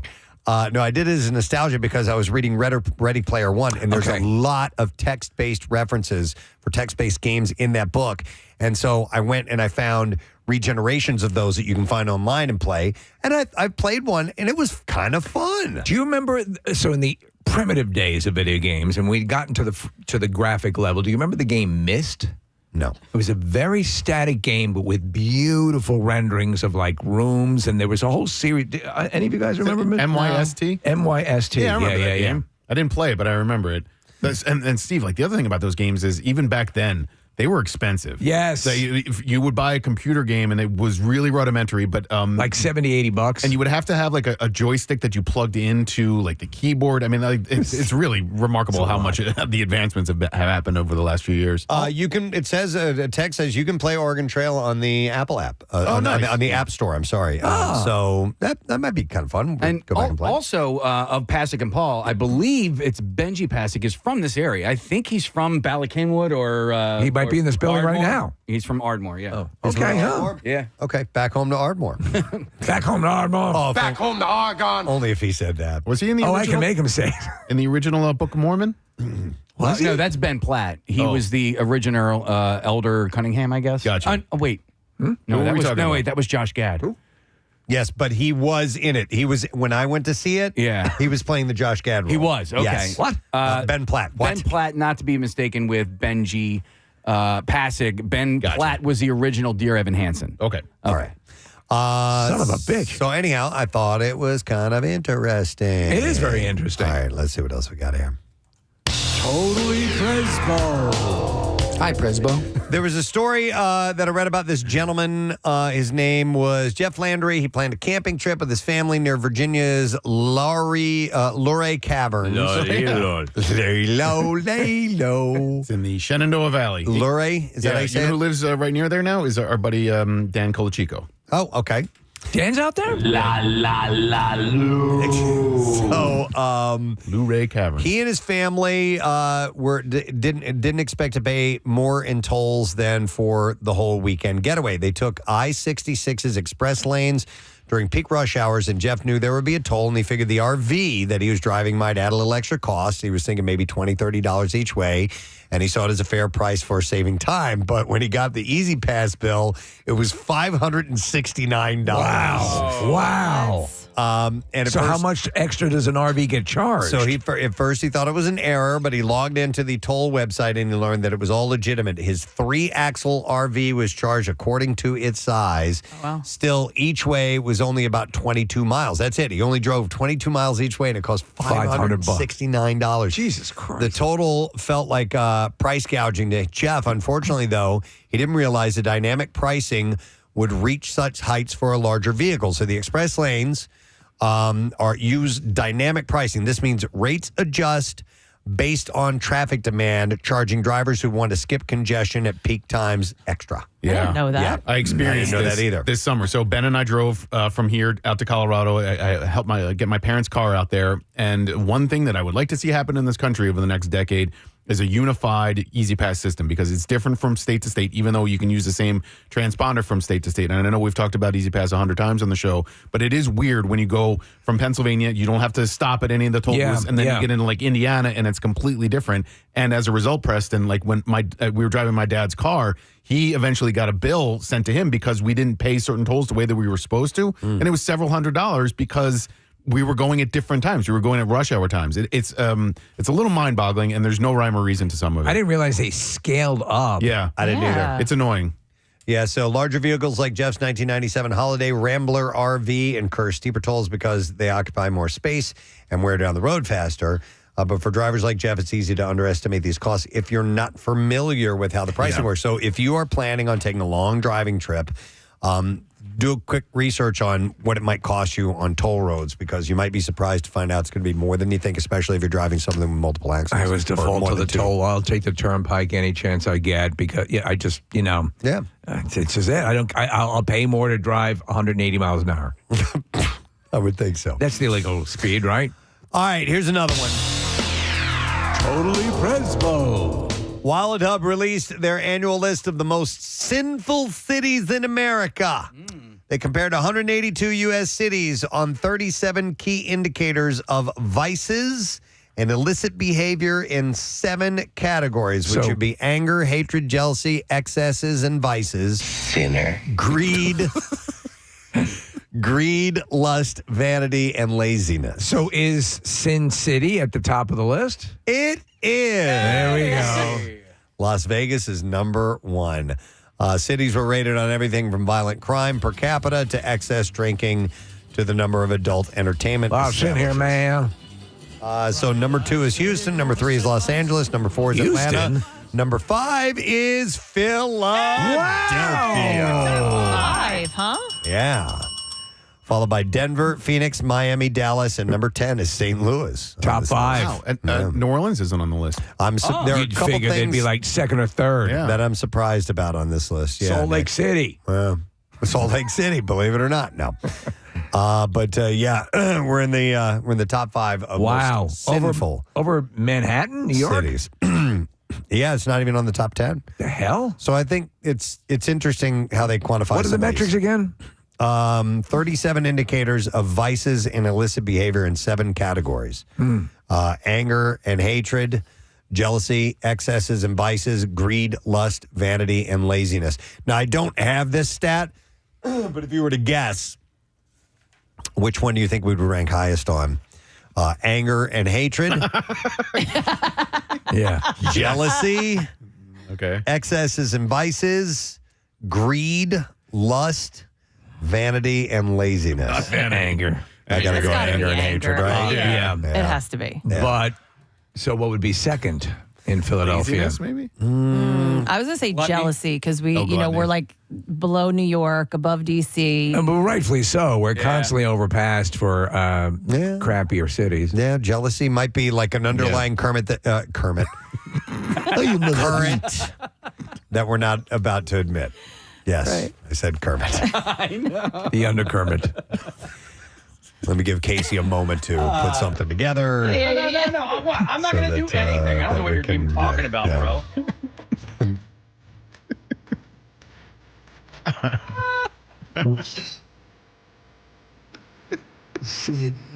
Bull cities. Maybe if we played this every morning, we wouldn't be so damn angry. Such a beautiful song. And you know who wrote it? Paul Williams. Paul Williams. That's right. There's got to be something we could do with undercurrent. It's almost like the world according to Garb, the undertoad. Yeah, that's what I was thinking too. Okay, all right. Marissa found the breakdown of this. Oh, wow. Oh, in anger and hatred, we came in number 2. Yes. Awesome. Behind Birmingham, Alabama. What the hell's going on down there? Wow. And we came in 3rd for jealousy. See? actually, we got nailed it. We nailed it. Those are the ones we ranked highest in. We nailed it.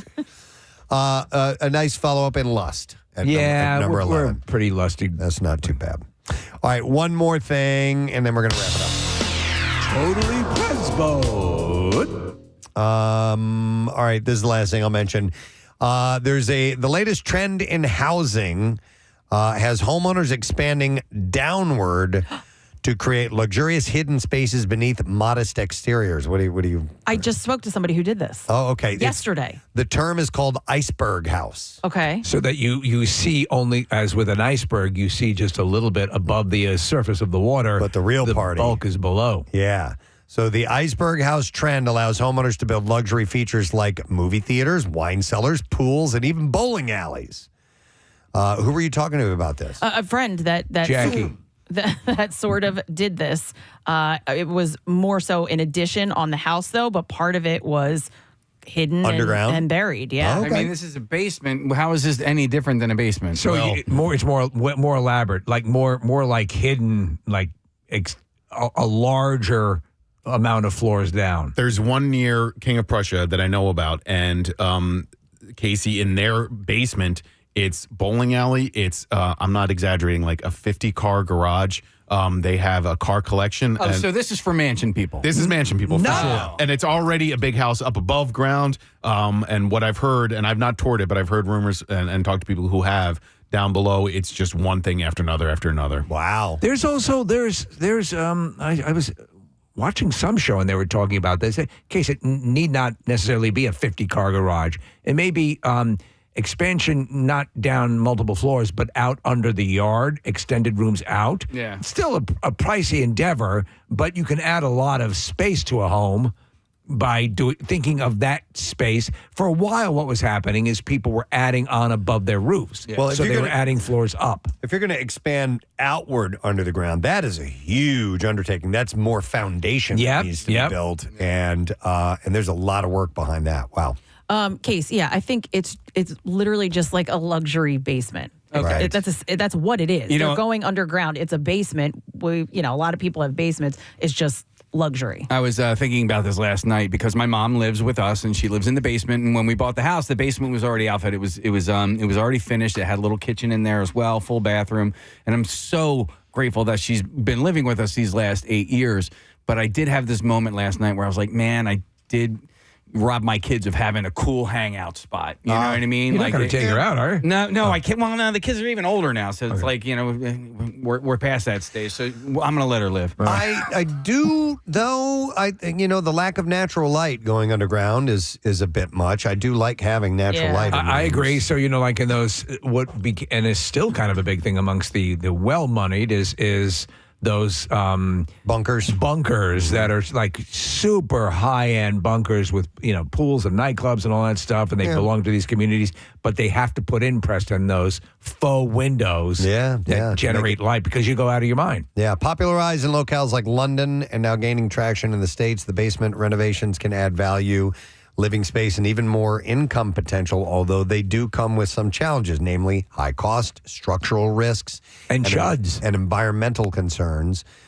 With the right lighting, ventilation, and moisture control, homeowners can tap into a well of hidden square footage down below. So the filming of Home Alone was in a house outside of Chicago, and we're getting a bunch of people who are texting and saying that they have done this iceberg house thing with the Home Alone house, that there's a bowling alley down there, and it was for sale last year. And we talked to the guys that did that. What was the name of that movie? The House From. Yes. I think that house is featured in the House From, the documentary. So I'm really curious about this. Well, it's an interesting trend that is taking place with homeowners. So thought that was kind of interesting. It is kind of cool. Not aware of that. All right, we got to shut down shop. Totally Presbo. Bye, Presbo. All right.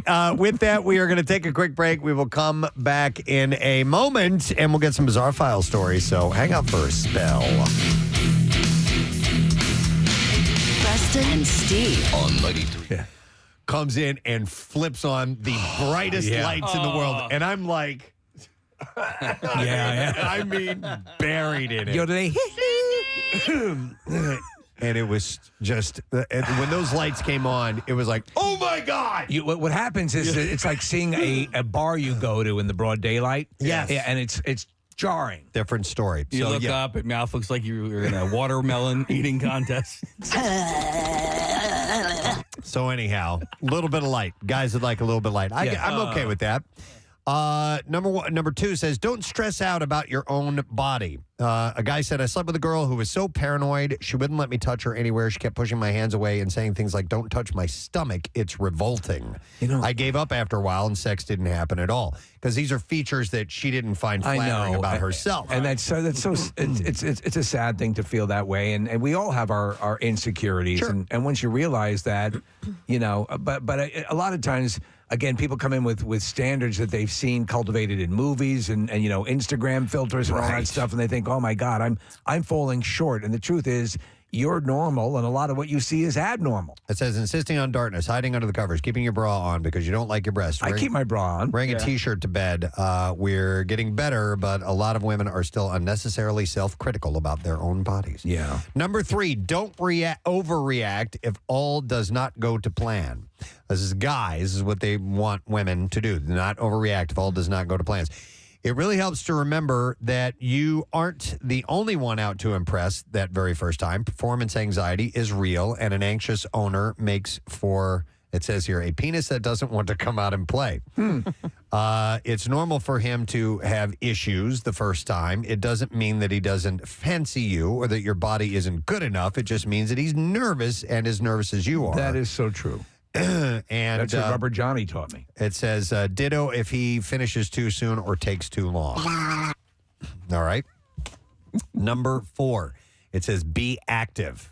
Be active. It says, sex is tiring. It's unfair to leave him to make all the effort. It's also patronizing, insinuating that simply allowing him to have sex with you should be enough of a turn on. When it's done right, it should be awkward and something you eventually tell your therapist. Right. No. It says, don't be a dead starfish. Get active. Get on top Be a and blowfish. ride. Grab what you want and don't be shy. Put his hands where you want them. Give direction and feedback. Tell him what to do and what you like. That's kind of fun. Yeah. I think, personally. I don't want to put my hands in your butt. Yes. And then here's the one that we agree on. Okay. Men and women. All right. Give great oral. There we go. That's what it Both says. parties. How about and there you go. And we have that. There's a scene at the end of the movie. It's an outtake where she's and God, she's awesome. What's her name again? Lynn Shay. Lynn Shay, Yeah. and she's awesome. We've had her in the studio, and she's in the Insidious movies, and she's great. But she's it's her sitting in the back of the vehicle that they're driving in. He just sort of has this image of her always haunting him. And Preston, she's doing that for about 6 minutes while they're getting this footage to incorporate into the scene. And she's going, oh my God. Oh my God. It's hilarious. All right, number 6 on this list. The guys want women to do the first time that they are naked in bed. Let us know that you're enjoying it. It This says, is so great. It really is. I didn't want to have wine and watch White Lotus. It says, moaning loudly and pretending you like everything he does is embarrassing for both of you, but you do need to give feedback, and lots of women don't do that. That's right. That's appropriate, right? Yes. You're letting the woman know you enjoy it. No. This is, hold on. This is men wanting women to do this. This is from the men's perspective, okay? It says, a genuine moan or groan of pleasure, a whispered, that feels great. That's great. This is what's so terrible. A whispered, I'll say that again, a whispered, that feels great. Excuse me. Sorry, I had cauliflower. Sorry. I'm sorry I had Brussels sprouts. I had salad balls. Salad balls. Your little fart bombs. What's that? Back or front? That's what Jackie Bam Bam calls Brussels sprouts. Salad balls. But it says, a whispered, that feels great. I don't like that at all. We all... Stop doing that. Should I call you an Uber? It says, we all thrive on positive feedback, and never is that more needed than the first time when you sleep with someone. And never is that more, the very first time you sleep with someone. Have you ever had sex with a human? All right, and then one last tip from guys to women. Yeah. It says, park the post-sex anxiety. It says, women often feel anxious and vulnerable after they sleep with someone for the first time. If it was sex for sex sake, the old was that slutty vibe can kick in. And if you really like them, you want to know if you or your body lived up to expectations and that it's more than just sex for him. It's fine to ask for reassurance, far preferable than assuming the worst and getting all prickly and defensive. Another post-coital glow destroyer, snuggling in and fast-forwarding the relationship before it's even started. Yeah, I can see that. Yep. All right, it's time for your exit interview. The more relaxed you are about the whole thing, the more smitten he'll be, according to I this. think that makes sense. Yeah. Kathy, have you completely checked out of this conversation? No, I'm listening. Okay, all right. Be affectionate and shoot a few meaningful looks so that he knows that it meant something. It meant nothing. But resist hanging onto his legs as he makes for the front door. Yeah, I think that would, in anything, it's probably bad to hang onto someone's legs. Don't get too clingy. So those are the two perspectives of things that it's, according to this article, that people wish they would do the first time that their partner. If you were to distill it down to one word, what would you say? Of One all word? Yeah. Relax. Yeah, or communicate. Yeah, I think that's part of it too. Blumpkin. That's a good one. Yeah. But I think communicating is key, and it can be uncomfortable at first, but once you openly talk about things, I think that's it opens up a whole new world. It doesn't have to be spoken. You can do semaphore, right? Sure. Yeah. At the edge of the bed with your flags. Yeah. Hey, sign language. Press, you and your wife have probably done it thousands of times. Maybe. Do you happen to have in your video? mind? No. Well, I'm trying to finesse this out of him, Steve, so you can't just jump right into that. Do you happen to have a maybe a favorite one that you think might have been the best one you guys ever had? In that journal? When you were watching them do it, which was your favorite? I thought it. Well, what I thought when I was watching, I was like, if this is how they always do it, like, I just want to always be here and watch. Like, do you happen to have one? I have a couple in my mind. Yeah, there was one. We took a vacation to St. Thomas. St. Thomas, John or St. John. Yeah. So we were St. John, and we were with our friends, the Chapmans, and we had these separate condos that were wonderful. And we tried to break like our sex record, right? Over the course of like you 3 told us days. this not that long ago. You talked about it. I did. Okay, so and Rochelle's nickname became Montana because she wanted to do it 49 times. And how long? That would hurt. Like 3 days. It was a joke. Oh, okay. So her nickname became Montana because we tried to have That's 49 cool. or so. I thought that was fun. But that I just remembered that we enjoyed it so much, and it was a lot of fun that stands out. That's cool. It's like that's in Step Brothers. You know, where he's talking about a summer of humping. I had to ice my balls. What about you? Name one of yours. My favorite was on our wedding night when we made love for the first time. Shut up. Yeah, that was. I was like, I'm thinking, really? Wow. That was nice. At the beginning of the relationship, when you're basically an Olympic gymnast, and and it's like, and those are wonderful times. And then before you know it, you're in the studio with the stuff falling off the wall. Right, right. Exactly.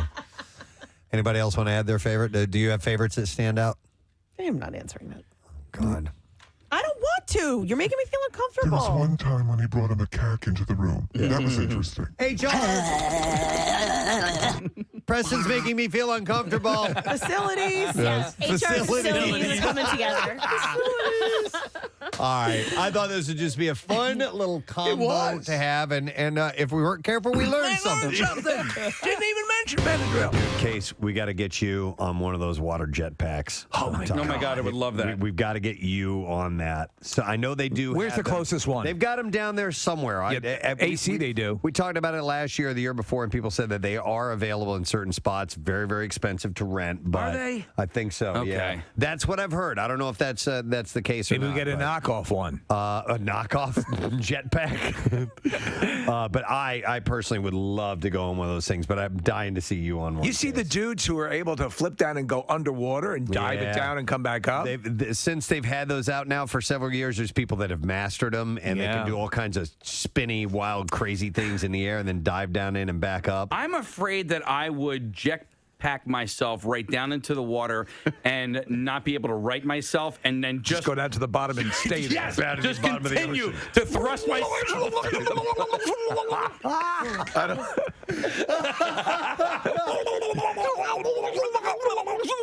We're watching video footage. They now have them where you can strap them on your feet. Yeah. It's basically just a board. That's crazy. That's absolutely insane. I wouldn't do that one. I would not do that one. Killed on these. Casey, who would be more? Just screaming down to the ocean floor. Where's Daddy?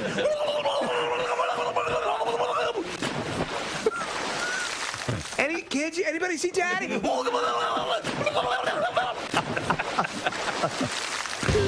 William Shatner and his ex-wife Elizabeth are dividing up everything in their estate, from dogs to land to ashes of exes to horse semen. Wow. TMZ reports. Okay, yeah, because he loves it. He's a breeder. Yeah. He loves He puts it in his cereal. Love horse semen. I tell you, I love it in my cereal. It's so thick and creamy. Wow. There's just something about waking up to horse jizz. Oh my God. Elizabeth. Spock, boy, What's this in your coffee cup? Elizabeth gets 2 horses.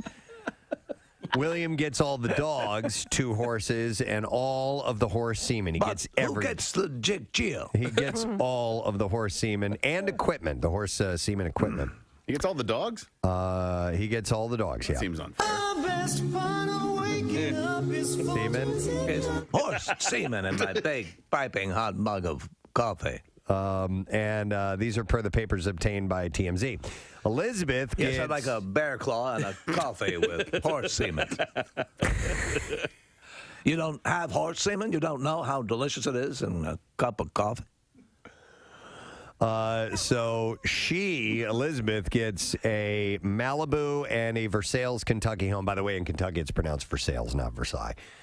Plus her family farm in Indiana, while he gets a ranch and their Studio City home. But I got the semen, correct? He gets all the semen. Their agreement also spelled out animal visitation rights because they don't have children. So Preston, you know what I love to do?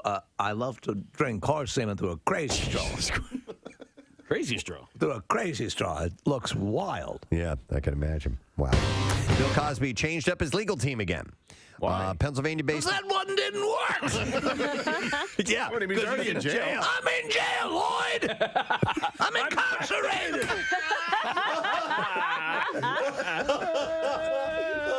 Bill Cosby as Mr. Cord. For dizzle anything. For dizzle anything. Instead of saying anything. For dizzle anything. I'm incarcerated, Lloyd. He's holding up the boombox in the Cosby shows, right? Oh, my God. There is a puffy black man on the front lawn with a boombox.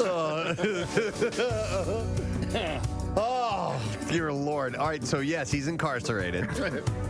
And the Pennsylvania... WMMR. All right, let's get to this bizarre file thing. WMMR presents Preston and Steve's Bizarre File. All right, it's brought to you by The Bagster. You Yahoo! can buy yours now at any home improvement store. Just $29.99. You fill it up, they pick it up on your schedule. The Bagster, dumpster in a bag, buy, fill, gone. A man turned himself into a human inferno after a bonfire night stunt went wrong. The video went viral on social media showing a man with a firework in his mouth. Oh, man. Who then lights it.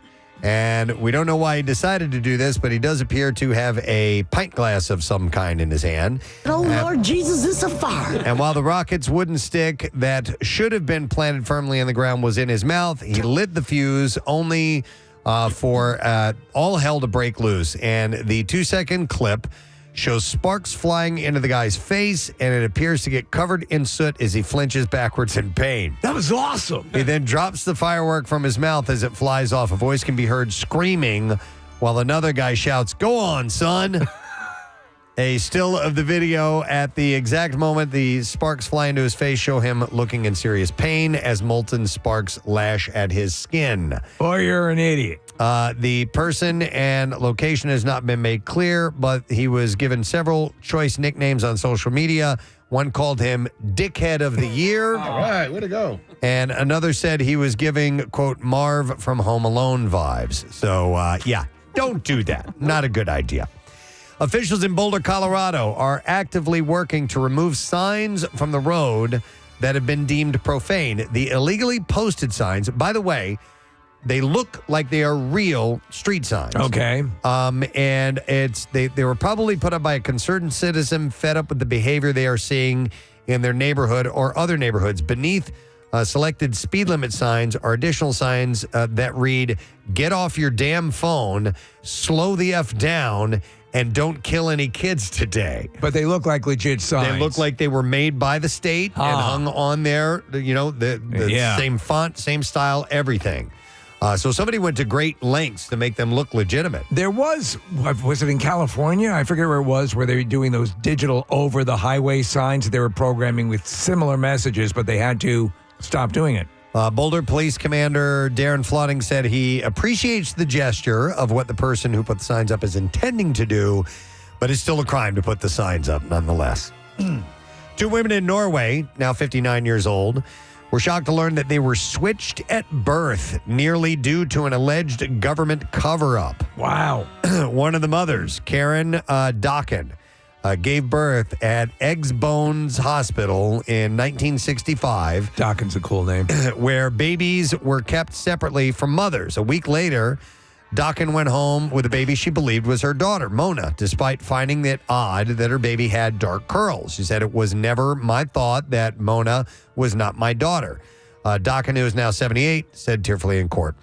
The truth was revealed only recently through a DNA test, though Norwegian health authorities reportedly discovered the mix-up in 1985, but they kept it. Oh my God! Could you imagine living all your life and realizing that you weren't rocking like Dokken? I mean, come on. Yeah.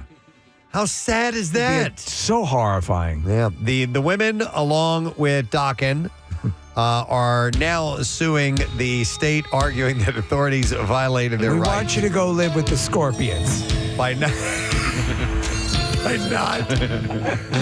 disclosing the swap earlier and disrupting their right to a family life. That's, I mean, you got what you got, but what would have been, you know? Mona, who only learned about her biological mother in 2021, That's not your daughter! is seeking an apology and compensation for the lost years, with her lawyer stating the state violated her right to her own identity for all these years, and then they kept it a secret. So I assume lawsuits are flying, right? Yeah, definitely. So Norwegian health authorities have argued back, claiming that they were not allowed to alert the family since the switch occurred in a private institution. And what's the settlement for that? Yeah. How do you monetize that? Yep. You're all free docking tickets Free for the rest of docking your tickets. life. Yeah. All right. A woman unexpectedly gave birth at the ticketing counter of Miami International Airport. I'll take another ticket, please. With the help of multiple emergency responders and airport staff, Miami-Dade Fire Rescue received the call just after 5 p.m. and arrived to find a woman already in active labor near the American Airlines terminal. The police officer that was delivering the baby said, "We got a boy," as he delivered, and the mother was holding her newborn wrapped in a blanket while surrounded by responders. The woman and her son were taken to a nearby hospital shortly after the birth. The mother and the son were in different boarding zones. Though a rare location for delivery, the mother was fortunate to be on the ground receiving immediate help. In contrast, other cases have seen babies born mid-flight. Yes. Like in March, where a pilot helped deliver a baby en route to Thailand.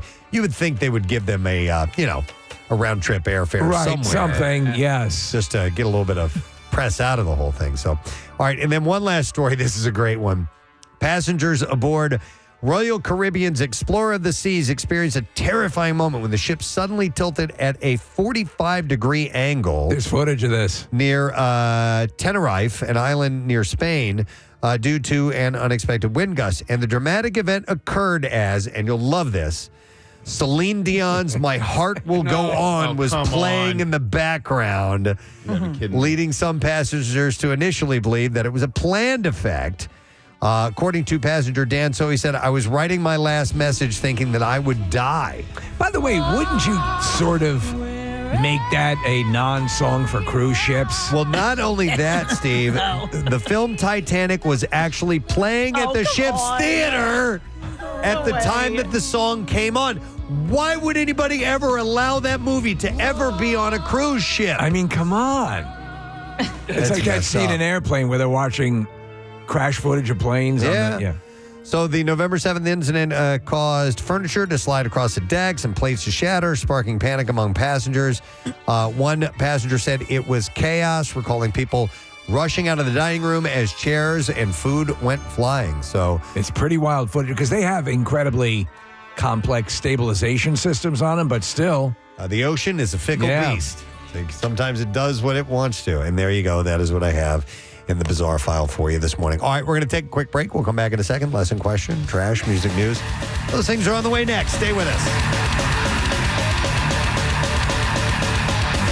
Preston and Steve. Attorney Joseph Green Jr., who represented Mr. Cosby during sentencing, filed court papers Friday to have himself withdrawn from the case.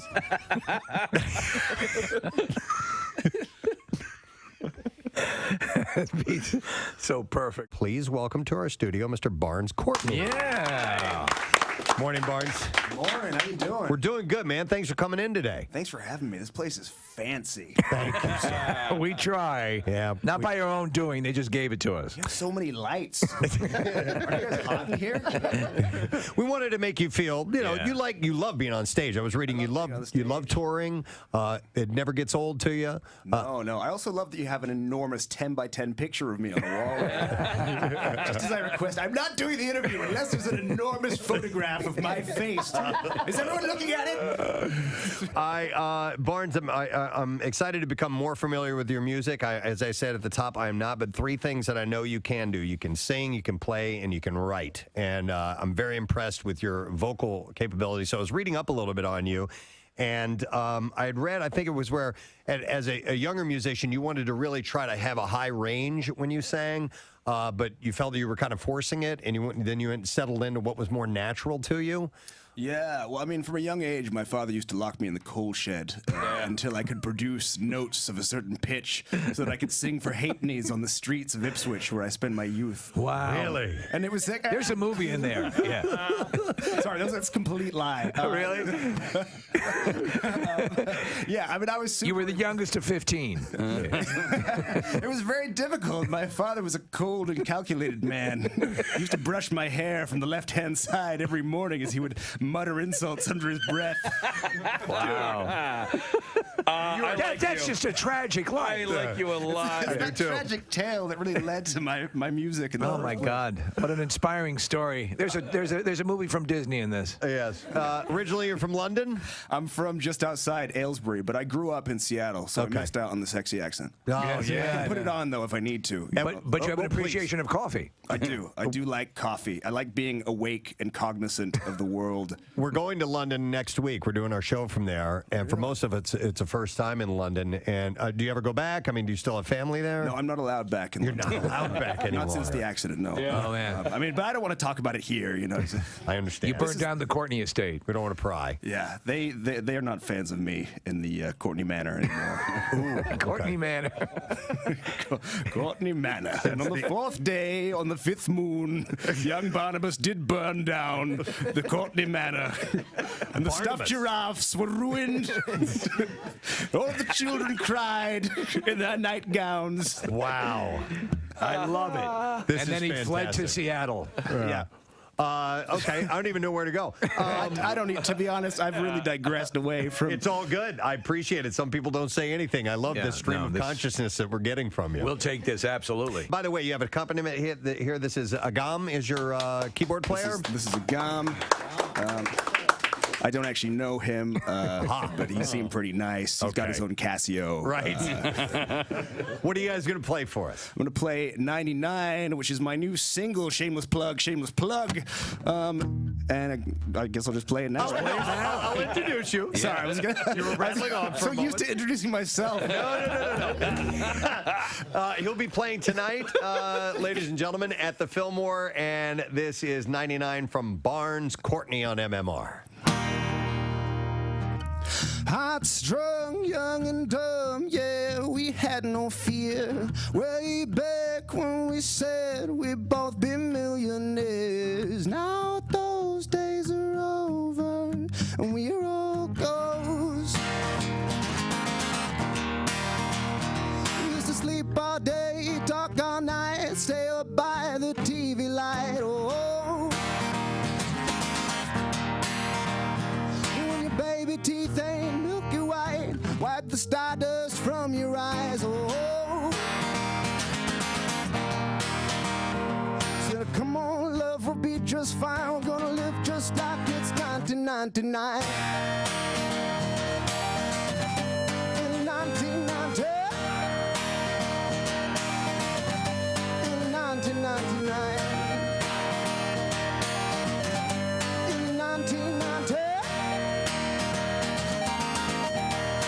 1999. Back then we were trading cars behind the swings. Oh no, now it's money, gold and diamond rings. Now those days are over, and we're all ghosts. We used to sleep all day, talk all night, stay up by the TV light. Oh.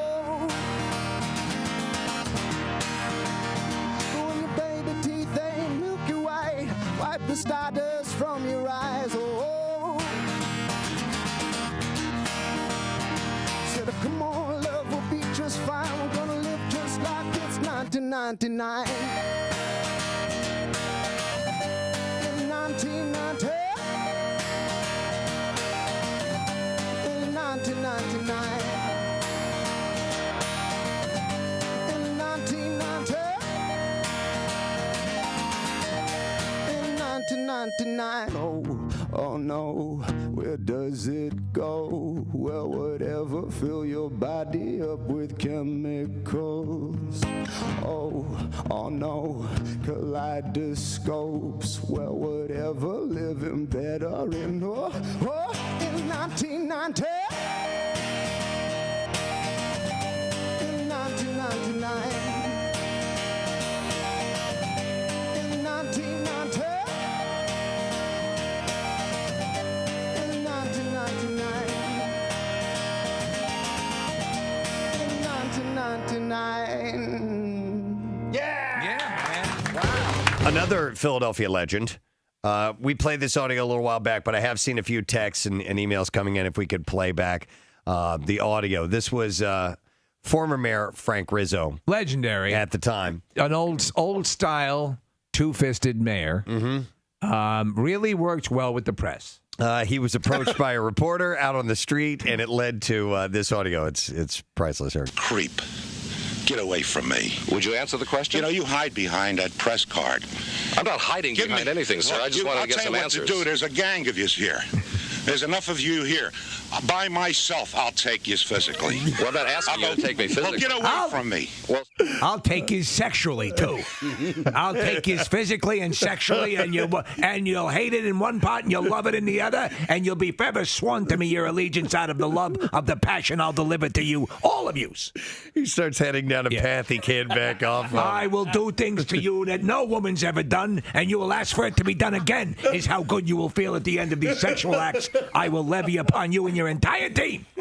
I don't care, and it doesn't matter. It doesn't matter what comes out of it. I'm putting stuff in it, and I'm going to tell you something. You're going to love it. Wow.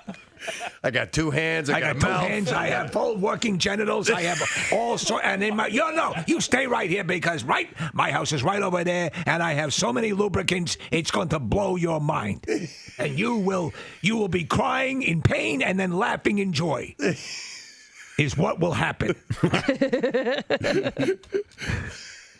There'll be things you will not believe it's happening while it's happening because you will never have an orgasm as powerful as what you will soon be delivered in that alleyway down there.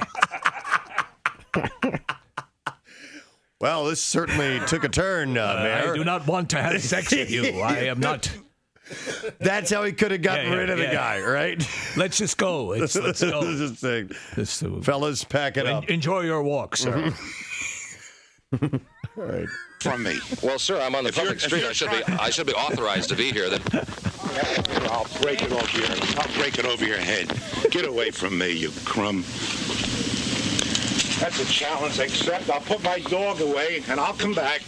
And you got 1, 2, 3, and I'll do it along with you. In that back of that fence, just the 3. Just like that. You don't even have to take all your pants off. You're just down by your knees. I'll get it done. It doesn't matter. You'll be begging for more, but I'll deny you on the third time. I'll leave you so frustrated your blue balls will explode. I'm telling you this. Oh, my God. Hang on. That one. There was a line? There was a line? All right. I did that for you. Oh, my God. There you go. Dude, I can't believe you just said that. I had to. I know. Oh, God. All right, let me continue on. And I'll do it along with you. In that back of that fence, just the 3 of us, 4 of us, me and you. Okay. I mean, honestly, now, sounds like right? If just that isolated. Yeah. And here's how it's going to work. I'll be with 2 of you at once, and the other 2 can watch. And then like tag team wrestling, you'll tag your hands, and they'll come in. I'll start doing the other 2. Eiffel Tower? Yeah, Eiffel Tower. And then I'm going to put some saran wrap over your face. You ever hear of a hot Carl? But let me put my dog back first. Yeah, my dog, I got to put my dog back in. Just joining us, that is Barnes Courtney, who's going to be playing at the Fillmore tonight. Tickets available at the FillmorePhilly.com. So while you were playing that song, I spoke to Casey over here, our producer, Barnes, because you were listening to me, but that's cool. I was listening, but I had to take a moment. So it's fine. It's all right. You got to pay your dues. I get it. No, I was listening to the keyboard sound that Agam was playing, and we play a game here called Name That Song in 8 Bits. And it uses that particular 8-bit video game sound effects. Yeah. Do you want to play one real quick and see if you can? I didn't know this would be a test. It's a test. All right, you ready? I'm ready. Here we go.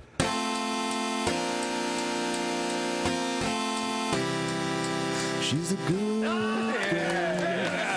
He's a pro. Oh, man. Congratulations. What a dude. Tom Petty. Yeah. You have just won yourself a digital download of Ant-Man and the Wasp. It's available now. No way. Digitally on 4K Ultra HD. It's all coming up, Bonzi. Let's try another one. All right. There's more? Yeah. Let's try another one. Here we go. Listen. You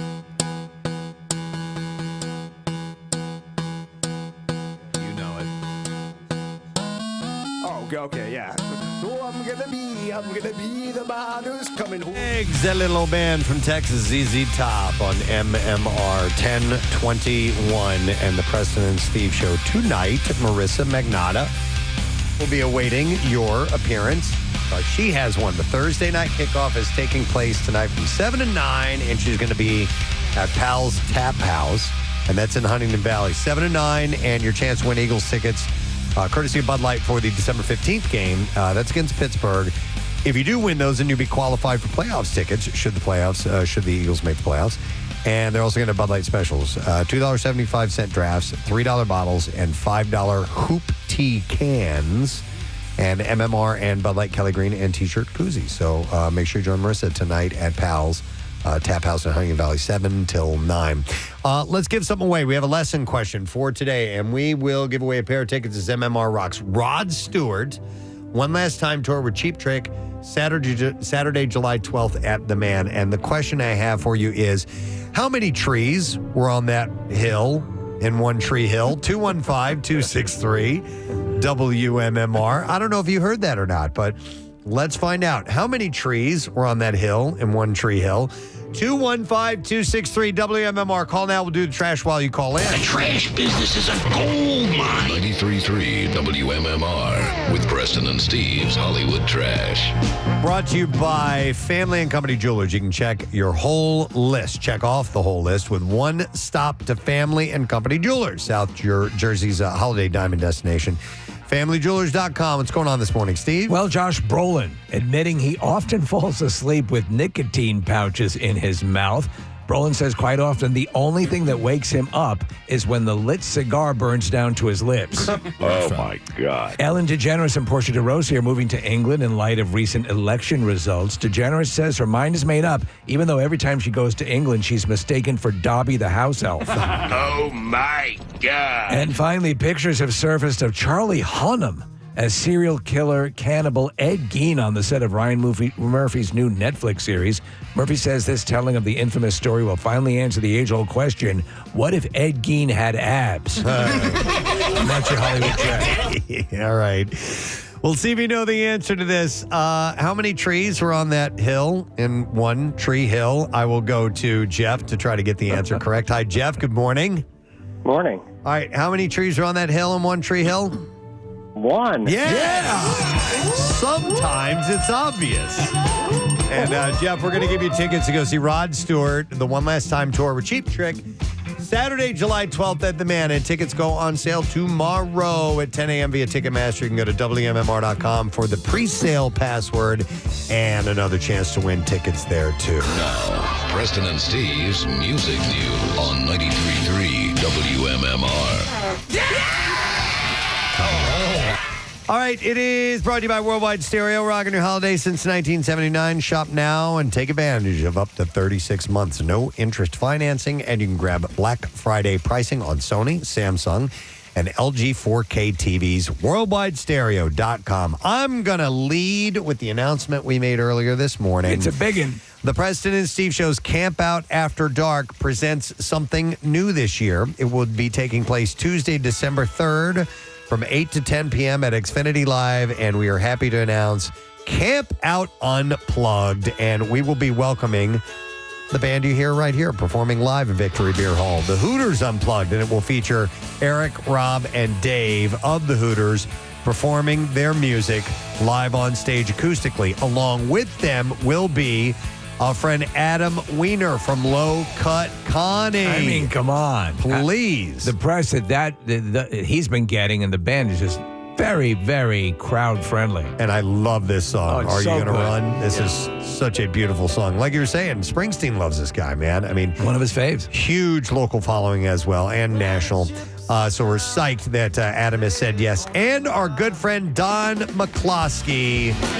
Another good time. We'll be performing with, singers in tow. And, and I believe Dave Wisickanen of the Hooters is going to be backing all these guys up on drums throughout the night. He's the house drummer for the night. Yeah. I love this idea, Nick, and you mentioned it earlier that there's going to be like an end of the evening kind of super jam. I was chatting with Don yesterday, the day before, and Don has been talking to Eric and Rob and Davey of the Hooters and Adam. It's really cool that all these guys know each other. They all support one another. And so Don has some ideas for an end of the night jam, which is pretty cool. And then add in the fact that, again, they're donating their time out of their schedules, but they are such believers in the event and the camp out that they're making time to do this. I mean, when we reached out to them, they all said yes immediately. They're like, yes, what can we do? How can we do it? So cool. Yeah. And it's free. It's free. Except for a small donation to the Camp Out for Hunger. We would like a significant donation if you can, but a food or monetary donation, that's all we're asking for. And you can come and get the music and We'd appreciate it. To the contributions that other people are bringing on board to make this one big Camp Out for Hunger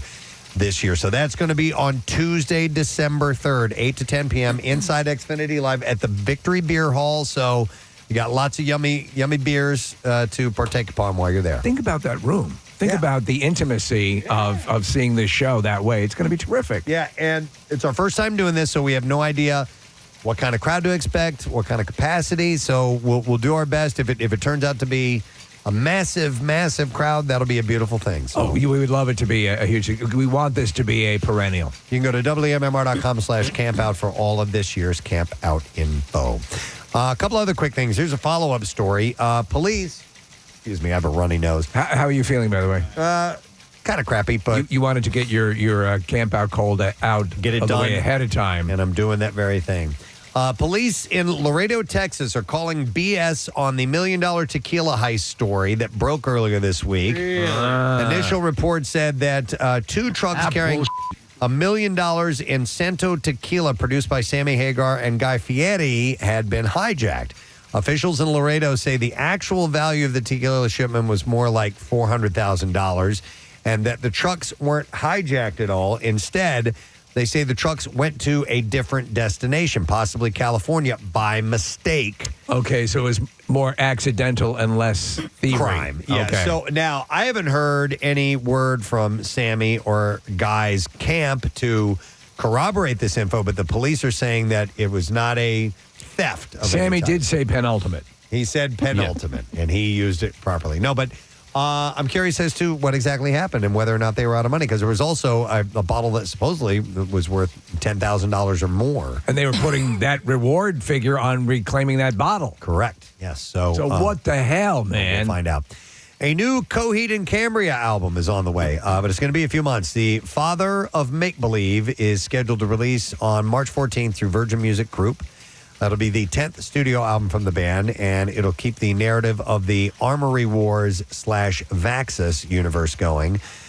Their last album, Vaxxus Act 2, a window of the waking mind, brought the band its first ever top 10 radio single in Shoulders. And I love that song. The expectation is that the new record will keep their rise going. Super nice guys. Maybe we can get them for the camp out one year. Yeah, that'd be great. Could you imagine? All right, and then finally, speaking of concepts, Genesis have announced a deluxe box set reissue of the 1974 double album, The Lamb Lies Down on Broadway. It's one of my favorite albums. The band's acclaimed concept album, their last with original frontman Peter Gabriel, will be released as a 50th anniversary super deluxe edition across 5 vinyl LPs and a Blu-ray 4 CDs and Blu-ray as a digital release, including a Dolby Atmos mix done by Rob McKenzie and overseen by Peter Gabriel and Tony Banks, and that's at Real World Studios. So it's coming out on March 28th. Steve Hackett himself said The Lamb Lies Down on Broadway was something new for audiences, which confused and thrilled them equally. I feel this album is a Genesis classic. Have you ever heard the whole album? Nah, I've never listened to one of my favorites, yeah. The new set includes, I should say, the original album mix, while a Blu-ray audio disc includes the remastered 24-bit high resolution. And for the first time, the full live show, The Lamb Lies Down on Broadway, live at the Shrine Auditorium from January 24th, 1975, including the encore tracks, is released in its entirety as well. And it'll come with some extra demos and a 60-page coffee table-style book as well. And a flex tape. Oh, wonderful. Yeah, they're including that as well. So you can make a boat out of a screen door. I mean, think of the collection of that size. I'm a huge fan. I don't know what the hell I would do with all that. Yeah. Yeah, you got to be a super-duper fan and maybe display some of it. Yeah. And play some of it. I'm not really sure.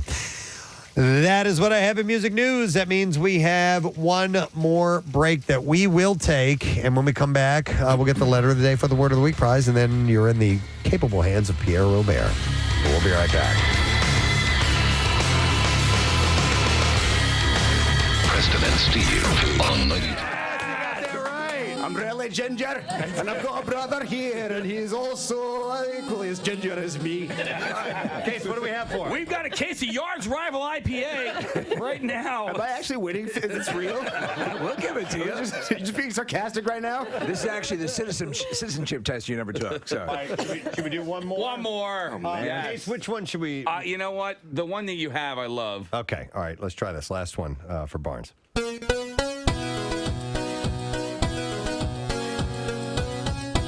I know this song. Oh, I should have just quit while I was ahead. I know the tune, but I can't place it in my brain. Yeah, I'll give you the artist. Hold on. The melody should be kicking in. Right here, I think. Here we go. I got nothing. Don't know that one. I know it. It's a very good song. Peter Gabriel? Yeah. Peter Gabriel. The name of the song is Salisbury Hill. Oh God! I can't believe I didn't get Peter Gabriel. I got the Pretenders, but I didn't get Peter Gabriel. That's incorrect. I'm sorry, Barnes. You didn't get it right. We're gonna have to take back the download and the beer. Yeah. So. Man, what was I gonna win? That was like a Prius, wasn't it? Yeah, no, that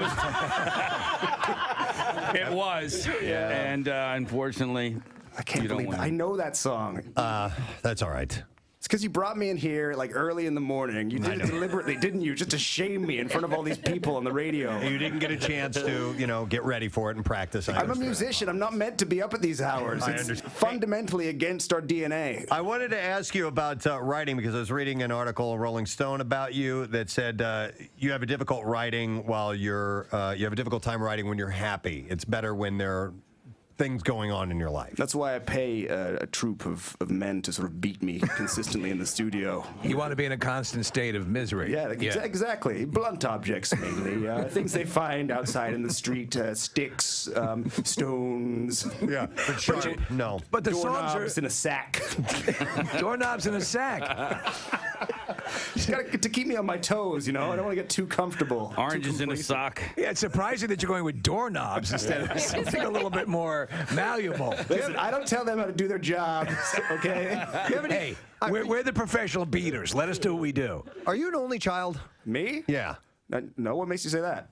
Because only childs are usually weird. No, I think I was dropped a lot as a baby. Oh, okay. I was just trying to get the root of it all.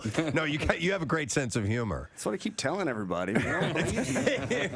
Does that help things keep things light when you're on the road? You just try to have a good time? It does sort of quell the crippling depression that plagued me from a young age. I didn't know we were going to bring that up for this interview. I'm sorry. Yeah. Well, we're just trying to get you wound.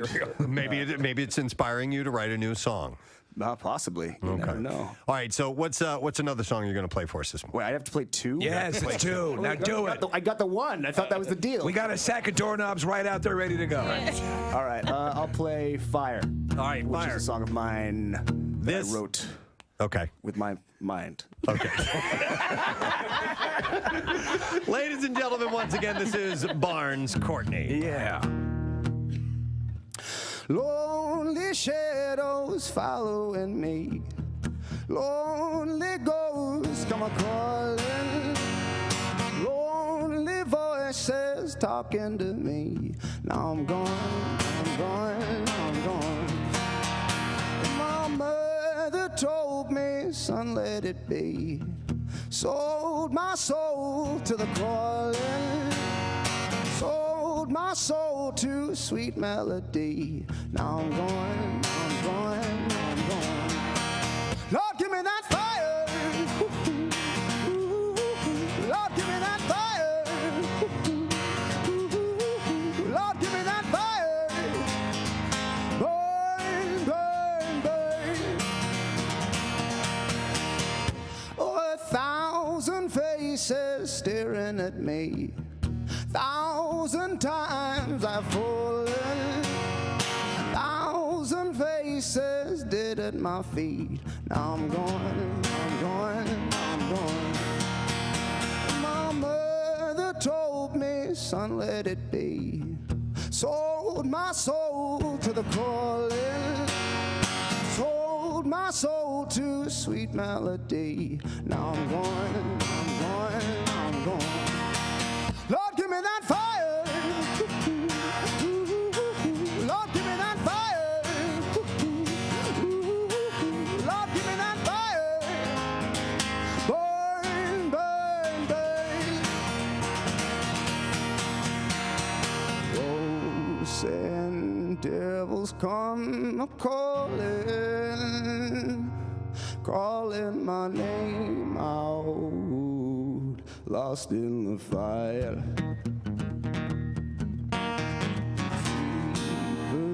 Virginia blood is calling, calling my name out, lost in the fire. Lord, give me that fire. Lord, give me that fire. Lord, give me that fire. Burn, burn, burn. Yeah. Lord, give me that fire. Lord, give me that fire. Lord, give me that fire. Burn, burn, burn. Yeah, man. Awesome. Wow. Fire. Such a great sound. Barnes Courtney, who is in our studio, and I didn't talk once during your performance. That Very time. nice of you. Thank you. Well, you won us over with the first song. We figured we'd be listening to the full second one. Most definitely. He got my attention. By the way, I got a text that says, "Thank you. Now I have to go home and change my panties." Wow. That was me.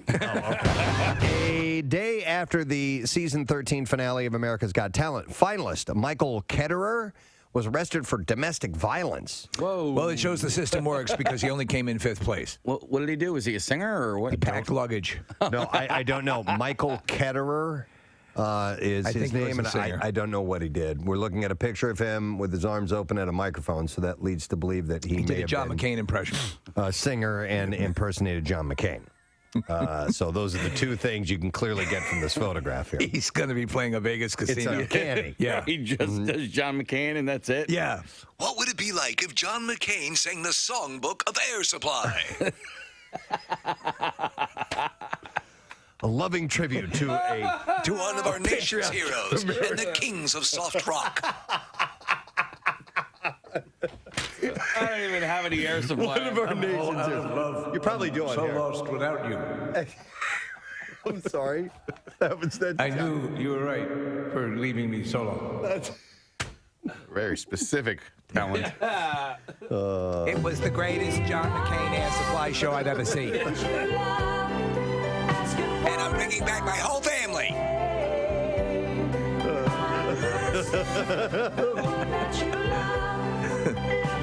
It's patriotic and it's romantic.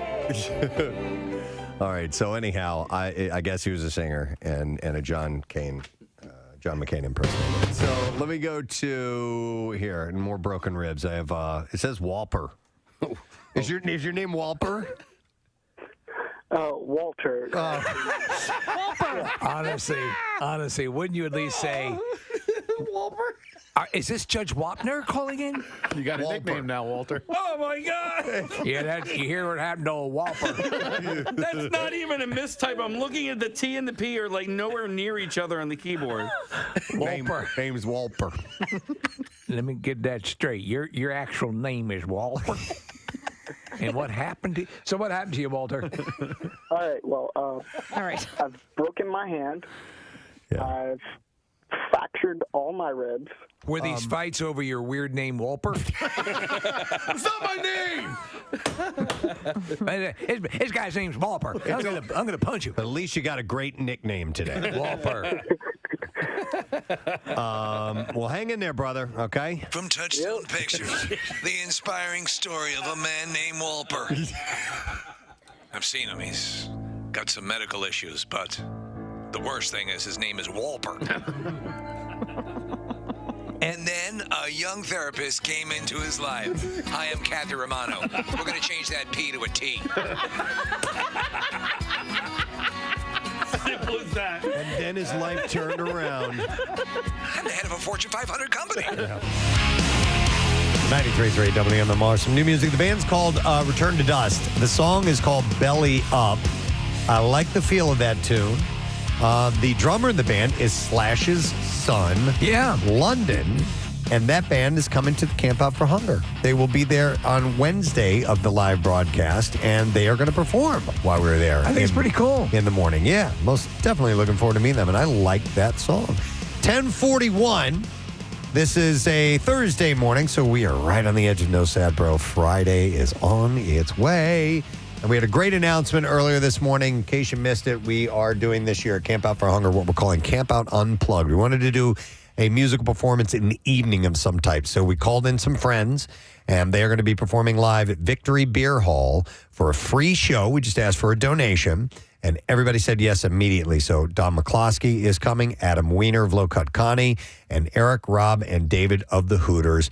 And they'll all be performing their own sets, and then they're going to do a jam at the end, and it's going to be acoustically performed. So it'll be a very intimate, awesome, up-close performance in the Victory Beer Hall. Looking forward to it. Tuesday, December 3rd. And all you have to do is come out and make a donation. Now, somebody had asked, is it all ages? No, because Victory Beer Hall is it's a bar. And Xfinity in the evening, by the way, they usually check IDs if you're coming in because it's a bar atmosphere. So that is the story with that. You can get the details at WMMR.com. So we are excited to announce that event. I want to thank Dr. Rosenpenis. Hey! Dr. Rosenberg of QuitItNow.com came in, and we now have non-smokers that are surrounding us. Hey! So I want to congratulate Chris, Debbie, Diana, Ed, Gina, Iva, Kate, Kathleen, and Kelly on their newfound smoke-free life. Mickey. And Robbie, Nick, or Mikey, Davey, Robbie, Mickey. But anyway, we want to thank Dr. Rosenberg for coming in and performing his hypnosis on all of them. Mikey, Ricky, Danny, Terry, Mikey, Davey, Timmy, Tommy, Joey, Robbie, Johnny, and Brian. Yeah, you know all of them. And QuitItNow.com is the website. And thank you as well to Tom McGovern. Yes. And Eric and Ethan, both from the band, all three from the band Wolves of Glendale. They are performing Saturday at the Foundry.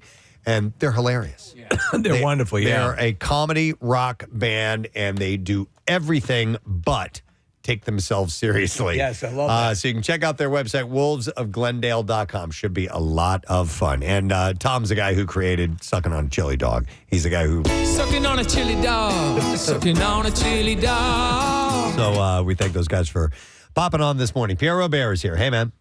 Rocking like Dockin'. Rocking like Dockin'. It almost looks like you got a haircut, but I know it's tucked. I know it's all pulled back and tucked behind. There we go. It's a little disheveled. Oh, okay. It's a new look that I spent thousands on. It's right from Paris, and it's just a beautiful thing. You know, it works in the boardroom and the bedroom. Yes, in the boardroom and. what's left of my bedroom. Steve, it's the derelict It's location. the derelict. Yes. Thank you. Yeah. David Lee Roth's check-in name in his hotel. I saw him once in a hotel in New York. I go, let's go down to the bar and have a drink. He goes, yeah, call my room. I go, what number? He goes, it's under my name. Last name Licht, first name Daryl. Derelict. I love it. Isn't that great? That's a good one. Yeah. I like it a lot. I may have given that away if David's ever in town, but I wouldn't worry about it. He probably gives it away now. He probably does. Probably wasn't even his real fake name, but nonetheless. Nonetheless. All right, so we can do this letter? Yes. Here we go. Preston and Steve on 93.3 WMMR. Now, the Daily Letter. All right, the Preston and Steve Show is brought to you today by the letter R as in roaring. Roaring. All right, an R. And tomorrow we will give away the prize, $500 gift card from Botto's Italian Market and Restaurant in the heart of Swedesboro. You can find your own Little Italy at Botto's and get all of your holiday needs, from fresh turkeys, homemade pies, cookies, and Italian pastries to handcrafted gift baskets. Let Botto's do your cooking this holiday season with ready-to-eat complete meals. What's happening today? Well, we have workforce blocks of Joan Jett and Steely Dan. Oh. And that'll be fun. Yes. Nice for a day like this. And our interview at 1 o'clock with Tim McElrath of Rise Against and a workforce block of their music. All right. Fascinating band, a great guy. And they just played and did a great show here at the factory a couple of weeks ago. So all of that. Excellent. Well, enjoy. I want to thank our sponsors. Preston and Steve Show is brought to you today by Dunkin'. The Preston and Steve Show runs on Dunkin'. Also brought to you by Acme Markets, the official supermarket of the Philadelphia Eagles. And by Company Wrench. Visit them at 2636 South Black Horse Pike in Williamstown or at CompanyWrench.com. Again, Marissa's going to be at Pal's tonight for the Capauzo. Thursday night kickoff at Capauzo's. You can join her, and so make sure you stop in. Boom, boom, gachaka. Exactly. So she's got Eagles tickets to give away. Tomorrow is No Sad Bro. We're also going to have Jeffrey Asmus at Helium Comedy Club, and maybe we might have Michelle Wolf, who's going to be at Punchline in the studio tomorrow, too. So we'll see about that. That is it. We are done. Rage on. Have a great day. We'll see you later, gang. Bye-bye. Preston and Steve.